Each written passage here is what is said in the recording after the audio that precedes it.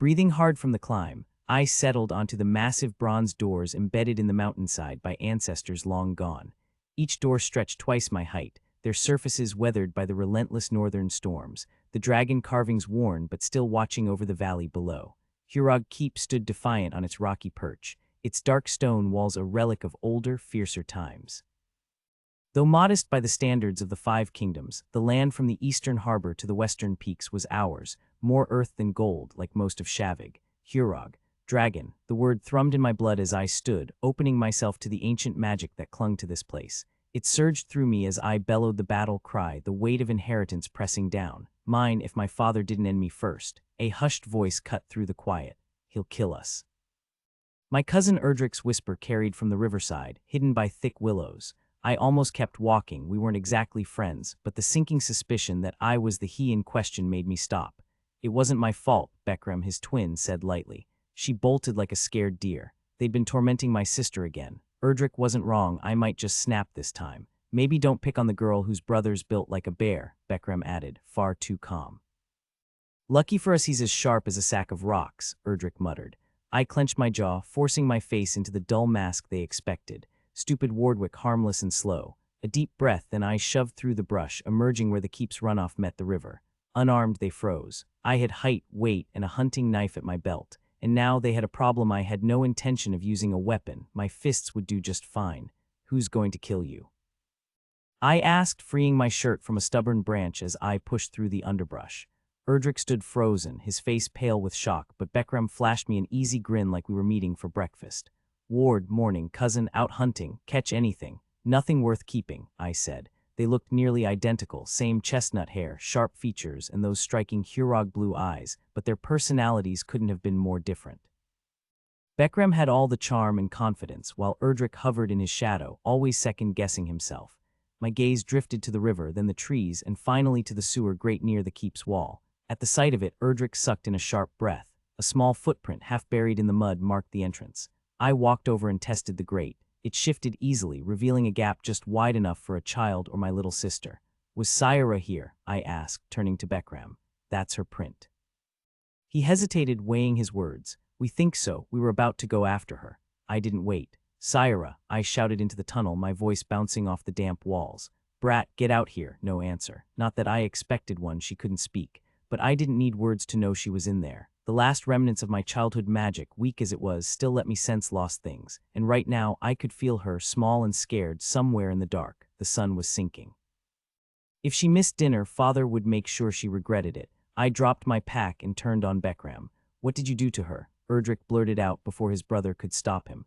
I tried to warn her. I told her it wasn't safe. Beckram forced a laugh, though his smile wavered. She's just skittish. I was only teasing her, nothing serious. I didn't give him time to finish. My fist connected with his face, not hard enough to break bone, but enough to leave him blinking at the sky with a fresh bruise blooming under his eye. When I turned to Erdrick, he shrank back. All he did was compliment her hair, he insisted. I kept staring until he cracked. But you know how he is. It's not what he says, it's the way he says it. She bolted like a rabbit and ran straight for the gates. We trailed after her because a girl shouldn't be wandering alone out here. Erdrick might be annoying and scrawny, but at least he wasn't a liar. The sewers were oddly clean, no rats, no bugs, thanks to whatever magic the dwarves had woven into the stonework. My brother Tostin used to spin wild tales about monsters lurking down here, but right now the only problem was the tiny gap the brat had squeezed through. No way I'd fit. I yanked at the grate, but it barely budged. You're too big, Beckram said, gingerly prodding his swollen eye. He must have been feeling bad, otherwise he'd have swung back at me. For all his bullying, he wasn't one to back down. Neither of us can follow her. She'll come out when she's done sulking. Dinner was close, and the thought of Father raising his hand to her again twisted my gut. Not this time, not yet. I wasn't strong enough to stop him, but I could at least get to her first. I shrugged off my heavy tunic and tossed it with my gear. Take this back to the keep, I ordered, then gripped the grate and heaved. There was a smarter way, obviously, but I had to keep up the act until my cousins left or Beckram lost his patience. Just pull the damn pin, Beckram muttered under his breath. Guilt was written all over him. What pin? I asked, pretending to study the hinge like I hadn't already spotted it. The bolt holding the hinge together, Erdrick sighed, rolling his eyes. Oh.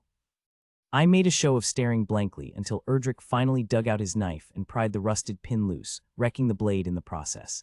The grate popped free, and I hauled it aside. Damn, Beckram muttered as I propped it up. It was heavier than I expected, but no way was I asking for help, not when I needed them to remember this next time they thought about terrorizing the brat. The tunnel here was shaped like a mushroom, with narrow walkways flanking a sluggish trench of filthy water. Built for dwarves, not someone my size. Gritting my teeth, I dropped to all fours and crawled into the stench. Brat, I shouted, but the sound just died against the damp moss coating the walls. Around the bend, the last sliver of daylight vanished, and the dwarven stones flickered to life, casting an eerie blue glow. Most castles had ditched sewers ages ago, even the High King's fancy new palace in Eschen. The dwarves were the only ones who'd mastered stonework like this, and now they were gone, their secrets lost. The tunnel tightened into a rounded passage, and I knew the keep's outer walls loomed just ahead. I hadn't spent much time in the sewers, but I'd stumbled across the old blueprints in the library, tucked away where no one else cared to look. The passage ahead shrank to a third of its original width, a clever defense to stop enemies from sneaking in underground. Even a kid would struggle to swing a tool in that cramped space. My forehead dampened as I strained to track Syra through magic, something I rarely used. It always reminded me of what I'd lost, but for her, alone and possibly scared, I was glad for whatever power I still had. The tunnel walls pressed in as I crawled forward, doing my best to ignore the sludge under my hands. At least my nose had mercifully started tuning out the worst of the stench. Dim dwarven stones lined the passage, casting just enough light to keep me from seeing too much, probably for the best. Syra was pulling ahead, her small frame giving her the advantage in these tight quarters. I'd always been the one watching over my siblings. Tostin was safe, 2 years gone from Hurog, but Syra, she was a magnet for trouble, especially since she couldn't call for help. She was supposed to be with Mother today, but I knew how that went. Between her curiosity and Mother's distractions, this was bound to happen. I should be stayed home with my uncle and cousins around, but the mountains had whispered, and I'd listened. Now we'd both be late for dinner, unless Father's hunt ran long. At least if he was angry, he'd focus on me instead of her. The tunnel forked, forcing me to squeeze into the narrower, cleaner path. Someone had lit the dwarven stones here, while the other branch stayed dark. Of course, Syra would pick the tightest route. I pushed forward, ignoring the creeping dread that the walls were closing in. The floor angled sharply up, then dropped just as steeply. My skull met a low ledge, and I paused, rubbing the spot. I wasn't a dwarf, but I knew sewers relied on gravity. This one seemed built to keep water out, not channel it. An escape tunnel, maybe. Hurog had plenty from its glory days, back when it was worth attacking. I tried to recall the map I'd skimmed months ago, but details were fuzzy. Who'd have guessed my sister would pick today for a sewer adventure? Then, in a heartbeat, Syra's presence plunged downward, far below me. My breath froze, my heart pounded as I crawled forward, the thought slamming into me she must have fallen. Maybe some ancient trapdoor meant to protect fleeing ancestors from invaders had snapped open beneath her. Syra, my little sister. I moved like some desperate animal, legs shoving, hands clawing, the tunnel so cramped I could barely twist my body. The deeper I went, the heavier the dread settled in my chest. Too far. She'd fallen too far, then everything stopped. 1 second I was scrambling, the next frozen. My skin prickled as magic surged around me, thick and electric. The stone beneath my palms flared to life, pulsing red and green, brighter than any dwarven glow. It burned so fierce I had to squeeze my eyes shut. That's when the ground vanished. I dropped. The magic spat me out into blackness, flat on my stomach, the ceiling now inches from my back. My arms were pinned under me, useless. I yanked, twisted, nothing. Panic clawed up my throat, and I thrashed like a trapped thing, screaming like some terrified child. Pathetic, but who'd hear me? If Father caught me like this, he'd lock me in the dark for a week. Men don't break, yet here I was, shaking, tears hot behind my eyelids. Syra was still down there, unmoving. I had to reach her. The space was tighter than before, no room to even roll. My frantic struggling proved the ceiling wasn't an illusion, no matter how I'd fallen through it. Something solid blocked the way back, but a faint breeze brushed my face. Forward then, if I could just free my hands, left arm first. I strained, muscles burning, elbow jamming against my ribs. Panic flared again, trapped, but I forced it down. After what felt like hours, I sagged, exhausted. Then on a reckless impulse, I shoved my weight sideways and pushed. My arm slid free. I stretched it overhead, fingers flexing in the cool air. Clarity returned. The magic hadn't just dropped me, it had reshaped the tunnel. And if I'd figured that out, maybe I could use it. My body finally loosened, the tension in my shoulders easing as I stopped fighting the cramped space.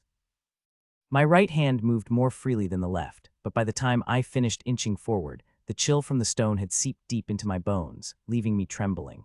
Using both hands to pull myself along, I shifted my weight as best I could, scraping my forearms raw against the rough tunnel walls. My shoulders, too wide for the passage, burned with every movement. By the end, they'd probably be whittled down a few inches. My toes pushed against the stone, cramping from the unfamiliar strain. I stretched them as much as possible, frustrated I couldn't reach down to rub the pain away. Just when I thought the darkness would never end, a faint glow appeared ahead. Of course, the moment hope flickered, the effort became twice as hard. The light grew brighter, and for a second I wondered if it was just some cursed dwarven stone mocking me. But no, the tunnel curved, revealing a hole in the floor. Peering over the edge, I saw a vast cavern below, its floor hidden behind a tangle of stalactites. Magic hummed in my veins, confirming Syra was down there somewhere. 2 rusted spikes jutted from the rock beside the opening, each tied to a rope. One was short and frayed, the other dangled into the abyss. It looked ancient, and I wasn't exactly a featherweight, but Syra needed me. Gripping the rope, I hauled myself free of the tunnel, relief washing over me as I escaped the suffocating stone. The rope wasn't much, maybe the remnants of an old ladder, but it was better than nothing. Once past the stalactites, I realized it only reached 2/3 of the way down. Before I could panic about the last drop, the rope snapped. Instinct kicked in. I rolled as I'd been trained, but the impact still knocked the wind out of me. When I finally stopped tumbling, I found myself sprawled against the shattered remains of what must have once been a towering column. Gasping, I forced myself up, scanning the cavern for any sign of Syra. The cavern stretched vast before me, easily dwarfing the great hall back at the keep. The tunnel I'd tumbled from opened near the edge, low and unassuming. But the center soared high, the ceiling rivaling Hurog's towering walls, though in the dim, flickering glow of the dwarven stones, it was hard to be sure. Their light was brighter here than in the sewers, casting the space in an eerie, almost daylight-like clarity. No sign of Syra at first, but I could feel her presence. "Hey," I shouted, my voice bouncing off the walls. "You little troublemaker, where are you?" Then she came barreling into me, her head slamming into my ribs like a battering ram. I caught her mid-lunge, spinning her around before planting her firmly on the ground and giving her a rough shake. "You nearly gave me a heart attack. What possessed you to run off into the sewers?" She was a mess, her pale hair, even lighter than mine, tangled with filth, her bare feet scraped and dirty. The pitiful look she gave me didn't fool me for a second. Pitiful wasn't the same as sorry. "All right, brat," I sighed, "let's figure out how to get out of this mess." Relief had flooded me at first, but now reality set in. If we couldn't find an exit, she might as well have stayed lost. No way we were climbing back the way I came. The dwarven stones hinted this place had once been used. There had to be another way out. The cave was a maze of fallen stalactites and rubble, the center rising higher than the edges. I hoisted Syra over the worst of the debris, her tough feet barely flinching. Then I saw it. Rumors had swirled for years about dwarven treasure hidden in Hurog, jewels, gold, forgotten riches. But what I found wasn't treasure, not the kind anyone would want. The dragon's skull, still clamped in an iron muzzle, stretched as long as I stood tall. Manacles bound its feet, and more chains pierced the delicate bones of its wings. Rusted iron fused into the remains. Someone had done this, some ancestor of mine, cruel and foolish. "Idiots," I spat, my voice ricocheting off the stone. The anger burned, even though the deed was centuries old. I blinked hard, forcing back the sting in my eyes. Tender-hearted, that's what my father called me when he was furious. "Worse than stupid," he'd say. "A soft heart got you killed here, and worse, got others killed too." And as much as I hated to admit it, I knew he was right. Tears burned behind my eyelids, but I forced them back, refusing to let them fall. The dragons were gone, vanished from our mountains, leaving only echoes of their presence. It was the dwarves who'd once journeyed here, bringing treasures in exchange for the chance to glimpse those magnificent creatures. In those days, Hurog had been the wealthiest stronghold in the 5 kingdoms, its halls alive with trade and song. But when the last dragon disappeared, so too did the dwarves, and the land itself seemed to wither in their absence. Some said the earth mourned their loss, leaving only faded legends and the crest of my house as proof they ever existed. My ancestors had sworn to protect them, a duty passed down from the first High King, or perhaps, as some whispered, from the gods themselves. The name Hurugmet meant Dragon Guardian in the old tongue, a title I'd clung to since childhood. I used to pretend I was Seleg, the greatest of my forebears, defending Hurog from invaders. When it was just my siblings and me, I'd strum the old harp and sing of dragons and dwarven jewels as big as fists. But now, kneeling before this skull, its jaws clamped shut by iron, I faced the truth. One of my own had betrayed everything we stood for. A quiet voice broke the silence. She was stunning. I spun around to see a boy, maybe a year or two younger than me, standing there, his dark hair nearly black, his eyes an eerie shade of violet blue. His sharp features gave him an air of nobility, a stark contrast to my own rough face. He stood tense, like a skittish colt ready to bolt at the slightest sound. Syra, beside me, barely glanced up, her fingers absently tracing the dragon's skull as if it were a loyal hound. Instinctively, I shifted to shield her. "Silver eyes," the boy murmured, his voice unsteady, and a voice that could stir men's hearts. He never should have touched her. I warned him. My mind raced. I was deep in the keep's heart, and this stranger, who spoke as if he'd witnessed the dragon's end, shouldn't be here. The last dragons vanished centuries ago, yet here he stood, watching me with haunted eyes. Then it hit me, the family ghost. We all knew the stories, though we never spoke of them to outsiders. Every member of my family had encountered something unexplainable at some point. The ghost could be kind if he favored you, like how my mother's maid always found her knitting needles exactly where she left them, even though I'd just spotted them across the room moments before. But if he didn't like you, well, my aunt hadn't stepped foot in the house since she'd smacked the brat. No one I knew had ever laid eyes on him, though whispers of sightings lingered in family tales. I'd imagined someone more imposing, not this boy who carried himself like a dog that had been kicked one too many times, though to be fair, a Hurog dog at that. His features were sharper than mine, but the resemblance in our cheekbones was unmistakable.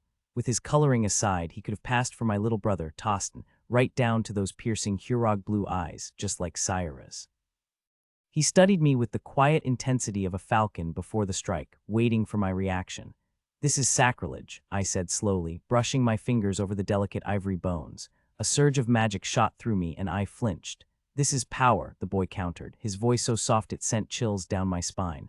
"Would you really turn it down? You're a mage, ward broken, but still a mage. You know what this means. Food for the hungry, gold and strength for Hurog. What would you do if your people were starving and this power was within reach?" The magic thrummed against my skin, locking me in place. I couldn't speak, couldn't think of a response. Syra's grip tightened on my arm, but I didn't look away from him. His eyes held raw terror, the kind that freezes prey before the kill. I'd never seen that look on a man before. Finally, I managed. "I couldn't have done this." He turned, and my hand fell from the skull. Whatever answer he'd wanted, it wasn't mine. "Easy words from a simple man," he murmured, more weary than mocking. "You wouldn't have needed to explain why this was reckless," I said, grabbing the thick chain leading from the iron muzzle to the massive bolt in the floor. "But desperate men make reckless choices." I faced him again, half expecting him to vanish, but he stood his ground, fear still flickering in his gaze. Despite the magic, whether his or the dragon's, despite knowing he was centuries older, I pitied him. Fear was something I understood. As a boy, I'd feared my father. "I have something for you, Lord Wardwick," he said, extending a clenched fist. His knuckles were bone-white, his jaw tight. Staying on my knees so I wouldn't loom over him, I held out my palm. He dropped a ring into it. The ring was simple, its surface worn smooth with only faint traces of its former design. Though unadorned, the platinum band was unmistakable, far more durable than gold, and undeniably my father's. "I am Oreg," the voice said as the ring settled into my palm. "I belong to you, just as you belong to Hurog." For a moment I half expected a crack of lightning, some grand display like the ones my father's magic had conjured, but there was only the cool weight of the ring against my skin. "This was his," I murmured. "Now it's yours," he replied. "Passed from his hand to yours." I frowned. "Why not give it to me himself? Tradition doesn't work that way," he said, then glanced upward sharply. "Come, my lord, they're searching for you. Follow me." Clutching the ring, I trailed him to a hidden gap in the cave wall, one I'd somehow missed earlier with Syra close behind. The narrow passage twisted so often I quickly lost all sense of direction. At some point, the rough stone walls gave way to carved masonry, though I couldn't pinpoint when the change happened. Finally, he pressed a seemingly ordinary stone, and a section of the wall swung inward, revealing my own bedroom. I stepped through, stunned. The sewers had been underground, and the dragon bone cave even deeper. Yet somehow we'd emerged on the third floor of the keep. The door sealed shut behind us, and when I turned, Oreg had vanished, leaving only the mystery of how we'd gotten here. Magic. I hadn't sensed anything beyond the usual energy humming through Hurog's walls. Before I could dwell on it, my door burst open. Syra, ever quick, scrambled under the bed. "Ward," boomed my Uncle Dura, striding in uninvited. Like my father, he was broad-shouldered, though not as tall as me. His past victories had earned him a wealthy Talvanish bride and a title surpassing my father's. Despite owning the richer estate of Iftihar, he spent more time at Hurog than seemed necessary. It was odd, he usually avoided me. I doubted he even knew where my room was. "Uncle," I asked, keeping my voice slow and vacant, Playing the fool came easily. Words had never flowed smoothly for me, and most already assumed I was dim. His gaze swept over me, lingering on the dirt and dried blood. He pinched his nose shut, apparently. I'd grown accustomed to the stench when the twins mentioned you'd been crawling through the sewers. I almost laughed. That's the kind of stunt kids pull, not grown men. The Great Hall awaits, though you might want to clean up first. I finally registered his hunting attire, splattered with fresh blood from the morning's expedition with Father. As I peeled off my ruined shirt, the fabric sticking where my shoulders had scraped against the cave walls, I slid Orig's ring onto my right hand. "Any luck out there?" I asked, reaching for the damp cloth beside the ever-present water basin. "Worst kind," he muttered. "Your father's horse threw him. The Hurigment won't last the night." The cloth slipped from my fingers. My face must have betrayed my shock, a rare moment of unfiltered reaction. Without another word, he turned and left, the door clicking shut behind him. Syra emerged from the shadows and threw her arms around me, her grip tight. Oddly, her expression held no sorrow, only worry for me of all people, as if I'd mourned the man. "I'm all right, brat," I lied, hugging her back. "Let's get you cleaned up, too." Her maid was in Syra's chamber, stitching a torn sleeve. She gave me a disapproving look as I passed the brat to her. I hurried back to my room, scrubbed off the grime, and wrestled into my formal court attire. The sleeves rode high and the fabric pulled at my raw shoulders, but it would have to suffice. When I opened the door, Syra stood waiting, scrubbed and dressed in proper clothes that made her look every bit of 16, no longer the scruffy child. The resemblance to our mother was uncanny, delicate, and striking, though Father's fire lived in her, tempered by her kindness. "Easy," I murmured, drawing her close, finding as much solace in the hug as she did. "I get it, walk with me." She nodded, swiping her sleeve across her eyes before lifting her chin with that stubborn pride she reserved for outsiders. Offering my arm, I let her lead the way downstairs, her steps measured, her grip steady. They'd laid Father before the hearth on a makeshift bed. Mother knelt beside him, her face a mask of composure, though her lashes were still damp. Stala, still in her hunting gear, stood behind her, helmet in hand, her other hand firm on Mother's shoulder. The resemblance between them was unmistakable. Sisters, bound by blood and duty, she was the pride of my father's boasts, the heart of my mother's dowry, and the backbone of the Blue Guard's reputation during his rule. Trained in the king's army, she served 2 full terms before anyone realized she wasn't a man. After that, she returned home, only to follow my mother to Hurog when my father, unlike any other warlord in the land, offered her the role of arms master. Her hair had turned silver, though I still remembered when it matched my mother's rich chestnut. Stala could outmatch my father in every skill except wrestling, and when our eyes met, her expression held grief but also a silent warning. She glanced pointedly at my father's wizard, who was hastily scratching notes onto a scrap of sheepskin. I guided the brat to stand where my father could see us. He lay unnaturally still beneath the bloodied blankets, his face drained of color. He had always been a man of restless energy, like Syra, but now only his eyes burned with life, full of helpless fury, especially when they landed on the silver ring I wore. Had he truly given it to the family ghost to pass to me, or had Orig taken it without his consent? I rested a hand on Stala's shoulder. What happened? Like the rest of my family, she never treated me like a fool, probably because I could hold my own with a blade.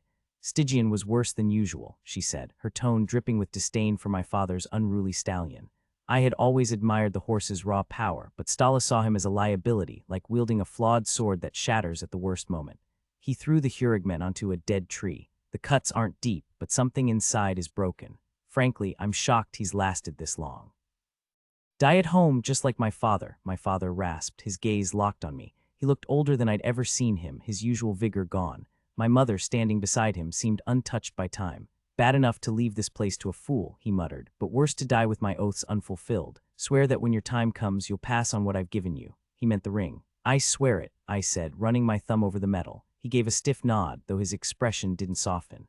"Good." "Are you finished, Leclang?" The wizard scattered sand over his writing, shook the page, and handed it to my father. Even now, my father wasn't careless. He read every word before sealing his fate with trembling fingers. He reached for the quill, his blood-smeared hand making his signature little more than a shaky scrawl. "You're not fit to run Hurog," he rasped. "Too naive, too weak in the head." A cough racked his body before he added, "Gods know I tried beating sense into you, some things even a father can't fix." The weakness came from you, I thought, biting my tongue. The memory of that thrashing at 12 still haunted me, not because it broke me, but because it revealed who he truly was. Gasping through another wave of pain, he muttered, "Should have wed Stala instead of your mother. Pride blinds young men." My mother stood motionless, her face unreadable, as if his words were nothing but wind. A Hurugmetan can't marry a blacksmith's byblow, no matter her bloodline. Stalas get would have had more spine than you, but my brother will hold Hurog until you're of age, then may the gods pity this place. He thrust the parchment at the aging mage, crushing the quill in his grip, whether from agony or bitterness at the cruel joke of his legacy, his eldest a fool, his youngest vanished, his daughter silent. I gave a stiff nod, too numb to care. His lips twisted into something like a smile, spiteful even now. Only Stygian remains yours. Dura would slaughter him. Ride him if you can, if not, at least breed him. Stala let out a sharp laugh, and passed that foul temper down, though I suppose none of your whelps inherited your charm. I'd never figured if she truly hated him or just matched his venom with her own. They'd been tangled up for years, a secret everyone pretended not to see. With a flick of his hand, my father dismissed her. Dura, my uncle stepped forward, gaze sliding toward the brat. I shifted, blocking his path before he could shove her aside. At over 200 pounds, I wasn't easily moved. Dura arched a brow, then circled the bed, nudging past mother. Fen, guard Hurog. Naturally. Good, a ragged exhale. And make Tostin Ward's heir, bring him home. I know where he is, I said too quickly, but this was my only chance to prove him wrong. His eyes widened. 2 years ago, he'd lashed me raw when Tostin fled, certain I was too dull to keep secrets. Where? He demanded. I stayed silent. If Dura found him, Tostin would be dragged back, and that was the last thing he'd want. One autumn evening not long after his 15th birthday, I found him trying to end his life. I convinced him there were better ways to escape Hurog. He's safe, I murmured, though I wasn't entirely sure. His breath hitched, then stopped altogether, his first and final defeat. My mother rose, humming a haunting tune as she studied his still form before walking out without a word. The emptiness hit me like a betrayal, like finally gaining the upper hand in a grueling match, only for my rival to quit before realizing he'd lost. Syra pressed closer, her fingers digging into my arm, her expression unreadable. My own face, I knew, had that dull, heavy look, mother's deep brown eyes only emphasizing my ox-like demeanor. Uncle Dura studied me. You grasp what this means. The Hurugmet is gone, I said flatly. You're next in line, but I'll hold the title in your stead for 2 years. His gaze darkened, but beneath the stern Hurog mask, I caught the glint of ambition mingled with sorrow. He wanted this. I'm taking father's horse, I added, deliberately trivial. Going to see him now. At least change your clothes first, Dura advised. When you return, we'll have arranged the funeral. Your brother must be summoned. And then what? I thought, but I nodded. Syra stumbled as I turned, so I scooped her up, hauling her upstairs like a sack of grain. She was nearly too big for this, but the theatrics amused us both, and reminded my uncle exactly what I was capable of. The game had changed, and so had the players. The stable hands hesitated before dragging out my father's stallion, their reluctance mirrored by the animal's furious resistance. He bolted back here before the hunting party returned, my lord, said Penrod, the stable master, a tall Vanish transplant who'd served in the Blue Guard years ago. Unlike most of Hurog's staff, he never treated me as lesser. We're still scrubbing blood from the saddle, he admitted. Stygian's been wild since, probably the scent. I watched the stallion thrash, Syra silent at my side. Penrod shifted, clearly holding back words. The air smelled of hay and iron. Somewhere a crow cawed. He's too fine to destroy, my lord, Penrod finally replied, his voice thick with emotion.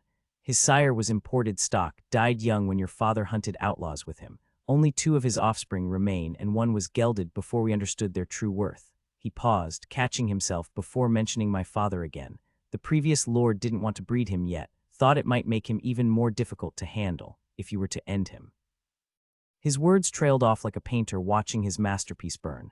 End him? I asked, pretending the idea had just occurred to me. Why would I do something so foolish? I hid my amusement as Penrod bit back whatever he wanted to say. I can't imagine, my lord, but your uncle, he was here earlier. He thought it might be prudent. Of course he had. Any other stablemaster would have begged to be rid of such a dangerous beast.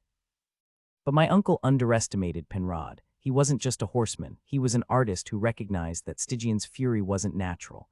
Destroying the stallion would have shattered him. I shook my head. No, my father had been unmatched in the saddle. He could break any horse, riding them until their defiance turned to exhaustion, then moving on until Stygian. The stallion had fought him for years, and today he'd finally won. 3 sweating grooms wrestled to keep him still as I studied him. Even with the heavy halter, its cruel metal studs and nose chain designed to choke him into submission, he thrashed, muscles rippling under his dark, scarred coat. Most horses his size lacked speed, but Stygian pivoted like a warhorse, explosive in short bursts. My father had ridden him for days while others swapped mounts twice over. His tack is ready, my lord, Penrod said, relieved I wasn't here for slaughter. Though turning him loose might be wiser, he hesitated. I proposed breeding him, but your uncle refused, said as long as he controlled Hurog, Stygian's bloodline wouldn't spread. I exhaled. Then we can't breed him. The words tasted bitter. Penrod's quiet expression had a way of making men like my uncle think he agreed with them. My father had fallen for it too. No doubt Durrell left convinced the stable master would push me to put Stygian down. If my uncle could turn that mistake to his advantage, so could I if he proved himself over the next 2 years. The castle's people might back him over me. I needed allies of my own. Penrod already favored me, though more for how I handled his horses than anything else. He was sharp, he'd had to be, given how little he and my father saw eye to eye. Maybe move him to a different stall, I said after a pause. That one's too cramped. Dark too. I hate tight spaces, maybe he does as well. Today's mess in the sewers had settled that for me. The stable hands were exhausted, but so was the stallion. He'd earned better after today. Oddly, I didn't feel as triumphant as I should have. That's the only stall we can keep him in, Penrod said, as if I didn't already know. There's the big run by the old stables, I pointed out, built for stallions. Then, just to be clear, I added, just have to make sure the side gate's locked tight. He froze for a second, pretending to watch the horse before turning to me. That paddock was used for breeding, one open gate, and Stygian would cover every mare in season. I could have left it at that. He got the message, but I needed him on my side. My uncle had 2 years to win over Hurog's people. I had to make sure they'd listen to me when the time came. So I winked at him. Penrod went rigid, his gaze snapping from the horse to me. Changing his mind about me that fast couldn't have been easy, but I dangled the right bait. He looked back at Stygian. I'll move him to the paddock, he said, voice steady but simmering with something fierce. Since you think he shares your dislike for tight, dark spaces. Dark, I muttered. Hate dark. Right, he said, a faint smirk tugging at his lips. Once he defied my uncle for me, he was mine, and the rest of the stable hands would follow. Soon enough, everyone would know I wasn't the fool they'd taken me for, but maybe playing dumb wasn't the smartest move anymore. Things were shifting. I studied my father's horse. Stygian's a mouthful. There was a flower in Mother's garden the same deep shade. I bit back a grin, imagining my father's reaction. I'm calling him Pansy, I said deadpan. Syra stepped back, her eyes wide with disbelief. Mom has a flower that exact shade in her garden, I told her. When I asked what it was called, Pansy, Penrod cut in, his voice tight, probably imagining how that name would look on official documents. Then his face suddenly relaxed into a grin as he gestured toward the nervous stable hands gripping the stallion's lead. Hard to take something seriously when it's named after a garden bloom. I gave a quick nod and called to the grooms, take him to the round pen and remove the halter. Turning to Penrod, I added, I need a training whip, the long kind we use for young horses. Also, grab 5 or 6 copper pots from the kitchen and an empty feed sack. Spent plenty of time planning how to handle Stygian. No, Pansy. No point waiting until my father's body was cold before claiming his prized stallion. A bitter twist curled my lips before I forced it away. Grief wasn't an option, not for him. Today, I'd focus on making that horse mine instead. Inside the training ring, Pansy kept his distance, which suited me just fine. 4 years of bad habits wouldn't disappear in a day, or even a dozen, but with some luck, I might make progress. The sack of pots hung silent in one hand while the other gripped a whip nearly twice my height, its cord swaying like a pendulum. Let's go, I said calmly, stepping into the center. The moment I flicked the whip, the stallion bolted, lashing out with a half-hearted kick before tearing around the pen. He thought he knew the drill. This was where all my father's horses learned basic commands, but I had something else in mind. When his gallop slowed to a choppy canter, more from frustration than fatigue, I snapped the whip near his face. A green horse would have wheeled away, but Pansy knew whips too well. Ears pinned, he reared, then lunged. I could have struck him, but pain wouldn't teach him anything new. Instead, I shook the sack violently, shouting as I advanced, pounding the pots with the whip handle. Clatter sounded like a kitchen in chaos. Pansy's bravado shattered. He whirled and shot across the ring like a spooked deer, his hooves skidding in the tight turns. By the 4th round, sweat streaked his sides. Finally, he lowered his head, not in defiance, but surrender. I lifted the whip and called out, "Easy now." The stallion halted as trained, but his hind end swung toward me, so I flicked the whip, sending him into another run. I waited until his head dropped low again before signaling him to stop. This time he faced me squarely. We were both exhausted. "Good boy," I murmured, setting the whip and bag aside. Stepping closer, I ran a hand over his damp shoulder. "We'll make a proper show horse out of you yet, huh?" His sides heaved with each breath, too worn out to care who stood beside him. His dull eyes watched me, resigned, expecting nothing. Fear, not rage, made him unpredictable. I doubted he'd ever be safe for another rider, but he'd learned to trust me. I swapped his usual halter for a plain one, progress slow but real. For now, he was too spent to be a threat. Tomorrow would test how far we'd come. Not once had I raised a hand against him, and he'd remember that long after his legs stopped trembling. A flick of his ears made me turn. The brat stood beside me, which meant only one thing: my uncle was nearby. She avoided Stygian unless necessary, and sure enough, Dural waited by the fence. He unsettled her, being the twins' father and our father's brother. The stallion resisted the lead rope, planting his feet stubbornly, something to fix later.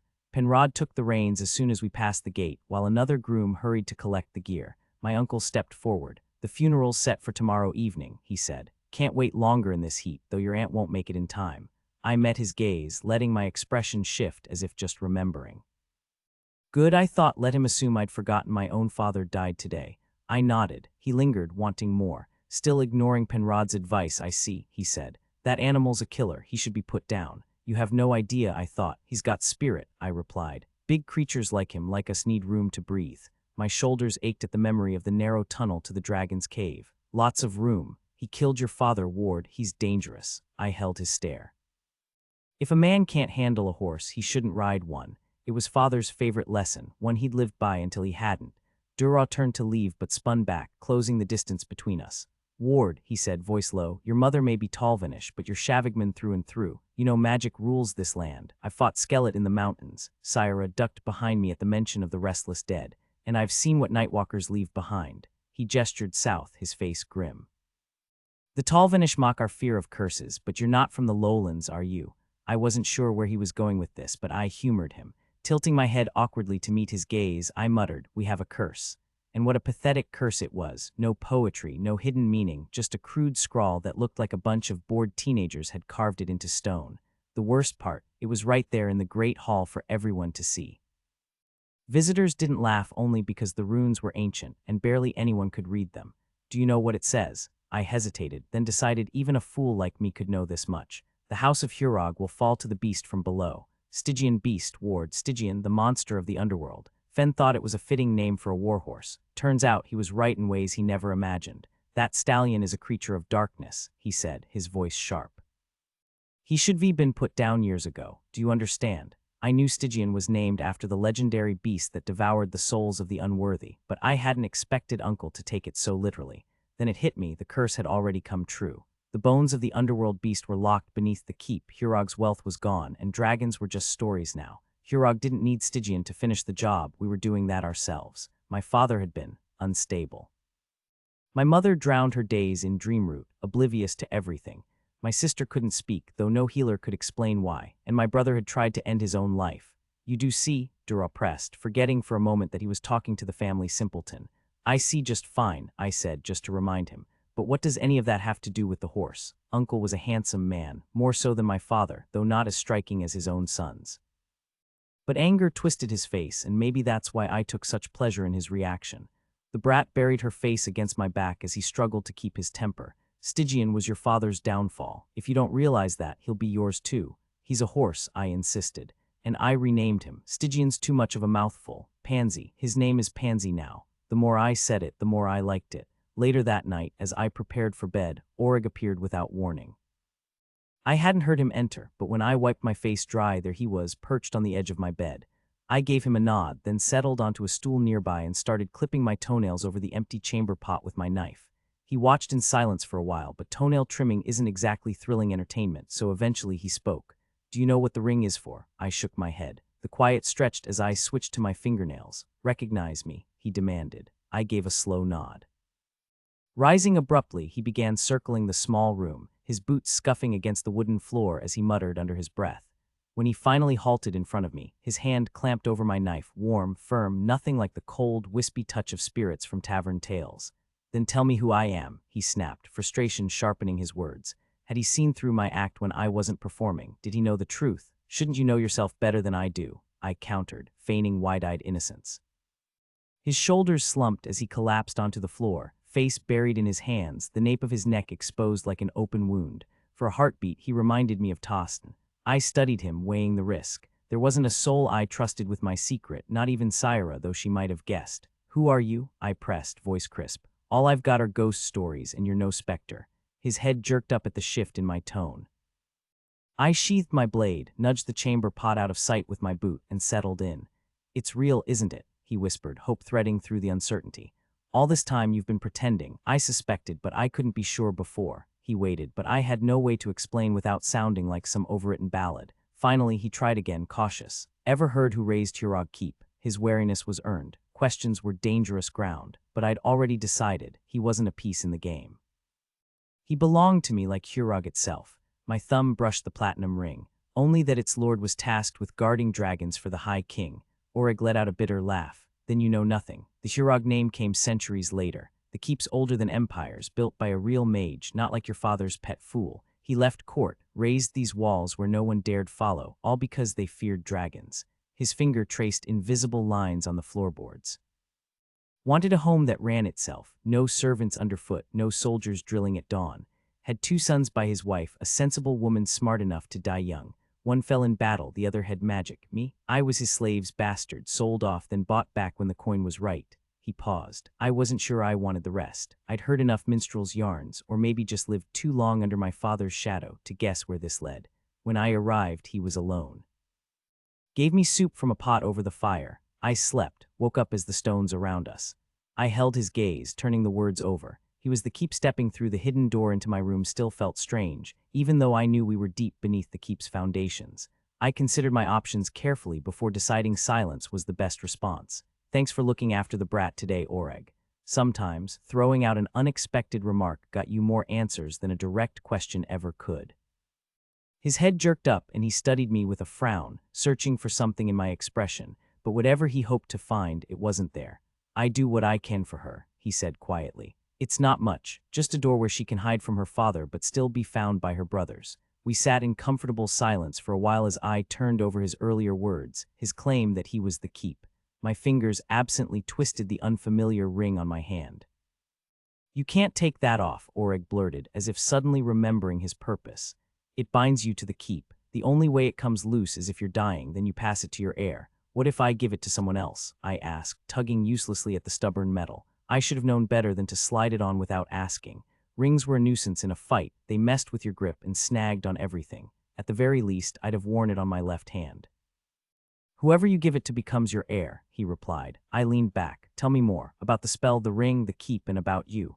His face went eerily blank, a look I knew well. I'd practiced that same expression in my polished shield until it was second nature. Had he watched me do it, if his eyes had been as dull as mine, he might have looked as vacant as I usually did. Instead, he just seemed guarded. "I'm a slave," he said flatly. "Your slave, master, bound to the ring, a soul slave. Whatever you command, I must obey, if it's within my power, and I have considerable power." I thought of my more ruthless ancestors and what they might have done with that kind of control. He was delicate, almost pretty, like my brother. Poor bastard. "If I told you to sit there and never move, what would happen?"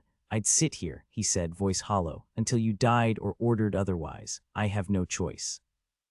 There was a tightness in his posture, though if he'd been here as long as he claimed, he should have known I didn't take pleasure in tormenting those under my control.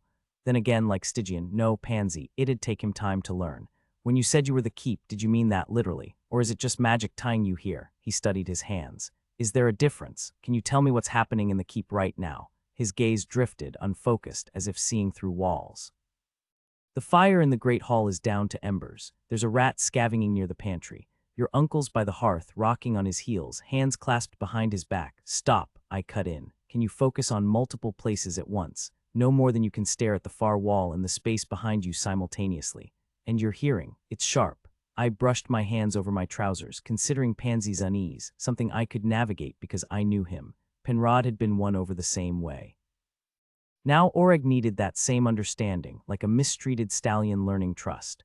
"Does the keep's damage cause you pain?" "No," he admitted after a pause. "I sense it, but it doesn't hurt." "Do you exist throughout the entire keep or just the ancient sections?" "Everywhere, the walls, the stables, the forge, even the drains." I tilted my head, studying his human form. "If you are the keep, how do you still have a body?" My father found it entertaining. I let that sink in. "Well, the keep's wounds don't harm you, but if someone hurts you, your body, does that pain you?" "Yes," he murmured, shoulders tightening. After 15 years under my father's thumb, I'd whisper too, and my grandfather, worse by all accounts. I stretched, feigning exhaustion. Odd, my father never spoke of you. Secrecy is strategic, he said carefully. Your enemies shouldn't know about me, just a harmless ghost drifting through the halls. He hesitated. I'd rather stay unnoticed. People aren't my preference. Can't blame him, I thought. Years serving Hurog would sour anyone. Fair enough. For now, keep guarding my sister. Meet me here nightly when I'm alone. Otherwise, do as you please. Should I protect you as well? I smirked. Powerful or not, he barely weighed half what I did. I've spent years learning to handle myself. If I can't, then I've got no business being Hurugmet. Some already say you don't, he countered, a sharp edge in his voice, testing me, or still half convinced by my act. Maybe he saw through me better than I did. Weariness hit me suddenly. Well, I'd be disappointed if they believed otherwise after all the effort I put into playing the fool. Hard to hold that against them. He laughed, more out of obligation than amusement, I suspected. After a silence, he ventured, why do you pretend to be stupid? A flicker of curiosity. All those hours in the library. You'd read endlessly, yet never seemed to grasp a word. He drifted just out of reach, casual as a shadow. Thought I was just admiring the illustrations, I quipped. Then quieter, what really happened when my father struck me that day? If it wasn't brain damage, even someone with half a brain could tell you're sharp as a tack right now. He flashed a hesitant smile, like a kid testing the waters or a servant buttering up his boss, but he kept the couch between us. Just like Pansy, I figured he'd eventually realize I wasn't a threat. After all, I'd dug into his deepest wounds. It was only fair to let him do the same. Something broke inside me, I admitted. I lost my voice completely. The memory of thoughts trapped behind a wall of silence still sent a chill down my spine. You sure it wasn't just fear? Orig asked. One look at his face told me he knew exactly what that kind of terror felt like. My throat tightened. No, he tilted his head. Couldn't move either, huh? I nodded. Not even a step.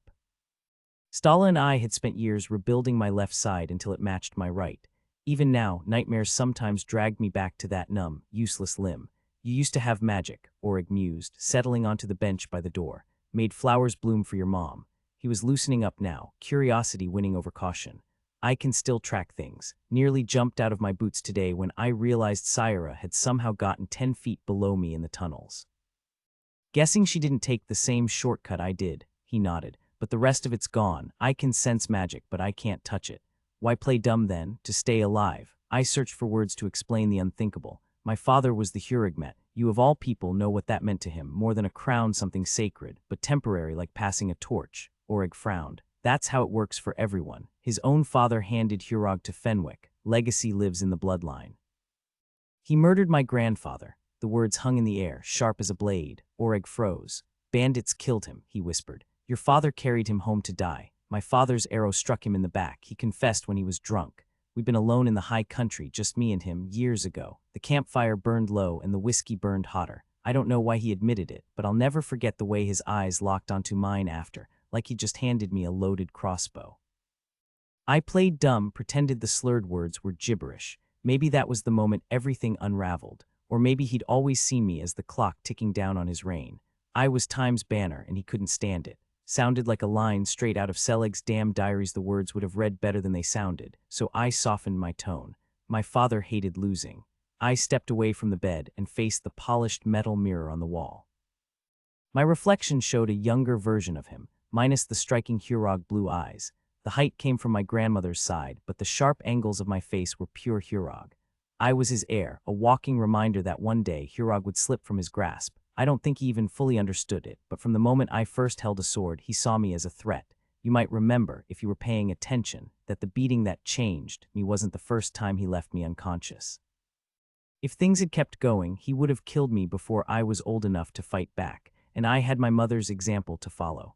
The boy nodded, serious. When she lost herself in dreams, he hit her less, or bothered her at night. He hesitated. My stutter made him think I was slow, so I used it. Why keep it up now that he's gone? I searched for the right answer.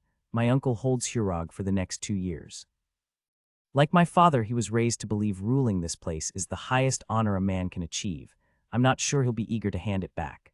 You're so sure he's the villain? He was kind when we were boys. Orig's voice faded. At least I think it was Dura. My memory isn't always clear. I shut my eyes. I don't know him, only that he has no patience for fools. And honestly, I wouldn't want an idiot running Hurog either. We're barely holding on as it is. I glanced down at Orig, who had somehow ended up crouched near my feet.